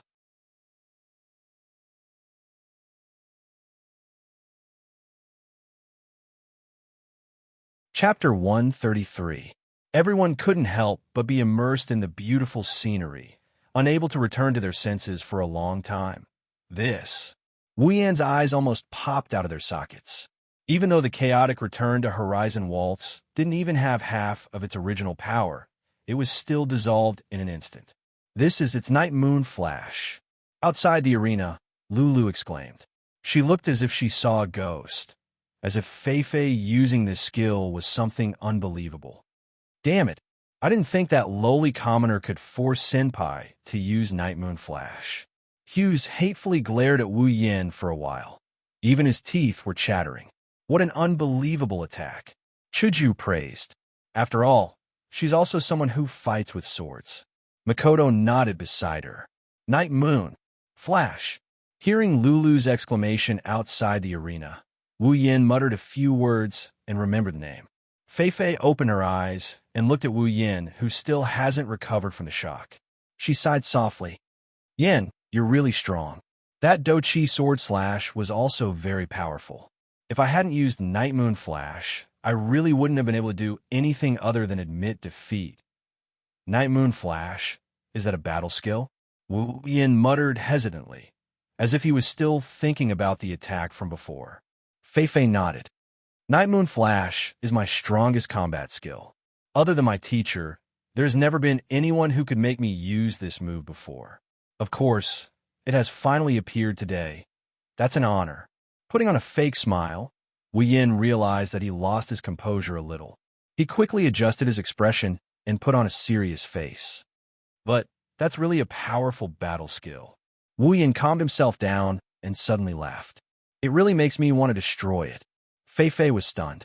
Not only her, but even Lulu, Hughes, and everyone else present were stunned. They never thought that Wu Yan's first words after seeing such a powerful combat skill would be this. Hughes quickly retracted his dazed expression and revealed a mocking expression. How arrogant. You can still say such words after seeing Senior Sister's Night Moon Flash. Should I say you're bold or arrogant? Do you think you're so great just because you want to move? It was understandable for Hughes to think this way. After all, Even his and Senior Sister's teacher had praised Senior Sister's night moon flash. How could a lowly commoner like you be able to withstand it, much less defeat it? Even Lulu was looking at Wu Yan with a hint of suspicion. But she had to admit that after hearing Wu Yan's words, Lulu was also looking forward to it. Fei Fei looked at Wu Yan with a different expression. She seemed to be praising him, affirming him, and disbelieving at the same time. She parted her lips, and she started speaking. Can you do it? Hearing this, Wu Yan smiled, but didn't say anything. However, the air around him shook at this moment, as if it had shattered, turning into a frenzied flow of air. Wu Yan raised the sword Xianxia lightly. Instantly, the frenzied flow of air flowed towards the sword like bees that had seen honey. How would you know if you don't try? A violent aura emanated from the small blade. Fei Fei finally became serious. Obviously, from the phenomenon caused by Wu Yan's battle technique, Fei Fei was certain that Wu Yan wasn't joking. Everyone else also noticed this. Wu Yan did the same thing not too long ago. This means that Wu Yan is still using the same move as before. However, the same move brought about an even more intense phenomenon. They were shocked to find out that Wu Yan is using the same move as before. Wu Yan didn't use his full strength in the previous move. The Tier 6 experts who were closest in strength to Wu Yan and Fei Fei were already numb. It wasn't that they didn't know how big the gap was between them and a Tier 7 expert. However, the battle happening in front of them had already exceeded their scope of understanding. Of course, after all, the battle between Wu Yan and Fei Fei was considered a peak existence among Tier 7 experts. As a level 68 Fei Fei, coupled with her powerful combat Aura Blade and Night Moon Flash, it wasn't surprising for her to be able to fight at such a level. However, for a level 65 Wu Yan to be able to fight at such a level, even someone of the same level as him might not be able to do so. With the support of Sword Mastery and Chaotic Return to Horizon Dance, Wu Yan had already become one of the top existences among Tier 7 experts. Interesting, the sky darkened again. Day turned into night. Under the colorless night sky, a ray of moonlight descended from the sky and turned into a beautiful Milky Way. It was a Milky Way, but it emitted moonlight. At this moment, it seemed to have turned into a rope. Under the influence of an invisible force, it slowly wrapped around Night Elf in Fei Fei's hand, causing Night Elf's crystal-clear blade to be dyed in moonlight. If this is a challenge from you, then I accept it. Fei Fei raised Night Elf and looked at Wu Yan with a serious expression. Even she didn't realize that under that serious expression of hers, there's a joyful heart. This should be the last. Wu Yan also raised his Niet An Temple Shana and pointed it at Fei Fei. The surrounding atmosphere was constantly replenishing the light, making it brighter and stronger. On one side is the moonlight, on the other side is the flame under the wind. They are facing each other from afar, displaying their power to the sky and the earth. Do your best. Lulu had already forgotten her original intention. Seeing this scene, she couldn't help but cheer. To her, she felt proud that her family and friends could be this strong. Hughes, Gray, and Tigray all gulped. Although they had their own thoughts, they couldn't deny that they were all looking forward to what would happen next. Ikaros, Mikoto, if you see Yin in danger, save him immediately. Hinajiku said to Mikoto and Ikaros. She couldn't take her eyes off the shocking scene on the stage. Ikaros didn't say anything, but her pupils had already turned deep red. As soon as she sees Wu Yin in danger, she'll go up and stop him.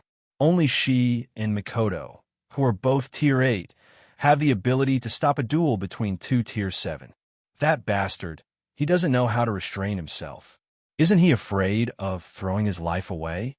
Mikoto gritted her teeth, but her brown eyes were also staring at the stage. The two on the stage didn't have the spare energy to observe what was happening outside the stage.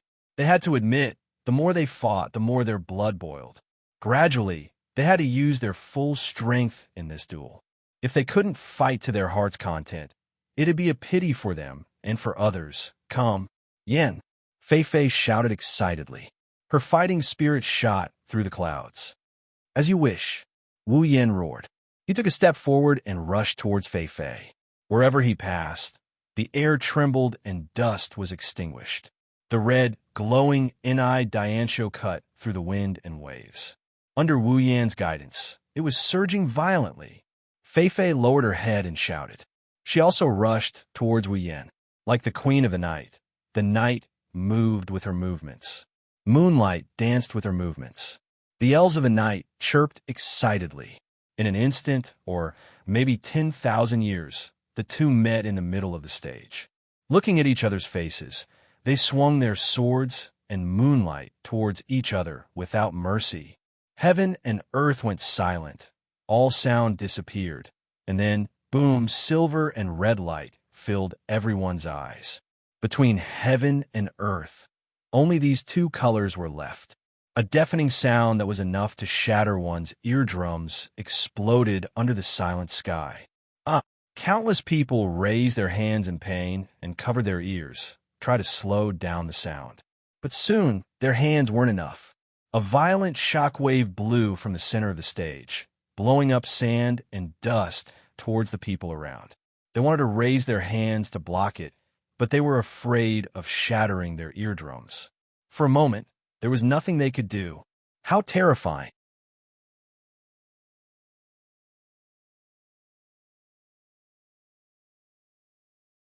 Chapter 134. The sky was no longer blue and the ground was no longer covered. At this moment, there were only red and silver lights shining between the heavens and the earth. The sandstorm blew on everyone's bodies, causing them to sway from side to side. When the sandstorm hit their bodies, they howled in pain. However, there was nothing they could do. They still had to cover their ears with their hands. The sound of the collision between the chaotic return to Horizon Dance and the night moon flash was simply too frightening. It was so frightening that if one didn't cover their ears, their eardrums would definitely burst from the vibrations. Only those warriors and mages who had cultivated warrior energy and magic power could mobilize some of their warrior energy and magic power to protect themselves from the loud noise, the sand, and the wind. However, they couldn't stop the shock in their hearts. After an unknown amount of time, the howling wind gradually calmed down. The loud noise no longer ravaged their ears. Only then did they slowly straighten their battered and exhausted bodies. They raised their heads with lingering fear and opened their eyes to look at the scene. At the same time, shock and horror climbed up their faces. In the field, the people disappeared. The ground also disappeared. Countless rocks and sand were lying on the ground. The only thing left was a nearly 5 meters deep hole. Everyone looked at each other in dismay. Those who were closest to them, or those who were close to them, looked at each other in tacit understanding. Their faces and eyes were filled with dumbfounded expressions. It was unknown what method Lulu had used, but compared to the battered and exhausted people around her, her body was in perfect condition. Even her clothes were not disheveled. However, at this time, she was staring blankly at the scene in front of her with a frightened expression on her face. Where are they? Where's Yin? Where's Fei Fei? Where did they go? Lulu was like a puppet that lost its soul. She didn't know what to do. She was afraid. She was most afraid that the two people who were very important to her would be smashed into pieces under the terrifying attack just now. Nothing was left behind. Beside her, no one wanted to go up and comfort her. Perhaps even they thought that Wu Yin and Fei Fei were already dead under such a terrifying attack. Lulu clenched her teeth and kept looking around, trying to find the two figures. As time passed, the silence and despair began to creep into her heart. Don't worry, they're fine. A voice as gentle as a breeze suddenly sounded in Lulu's ears.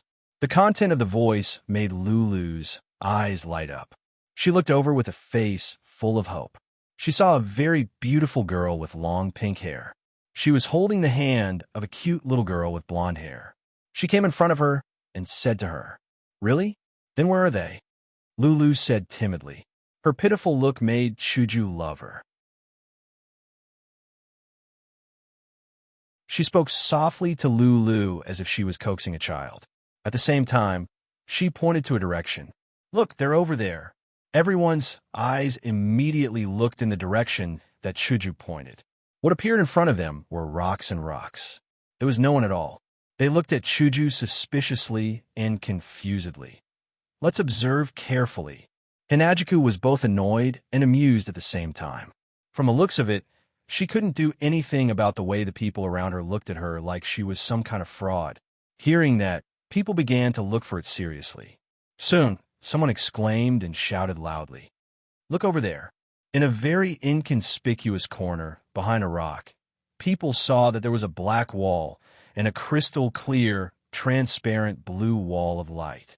Just as everyone was wondering what that was, the black wall started to slowly shatter and scatter. At this moment, everyone could clearly see that those were black granules. The black wall scattered and turned into black particles. At the same time, the blue light wall gradually disappeared.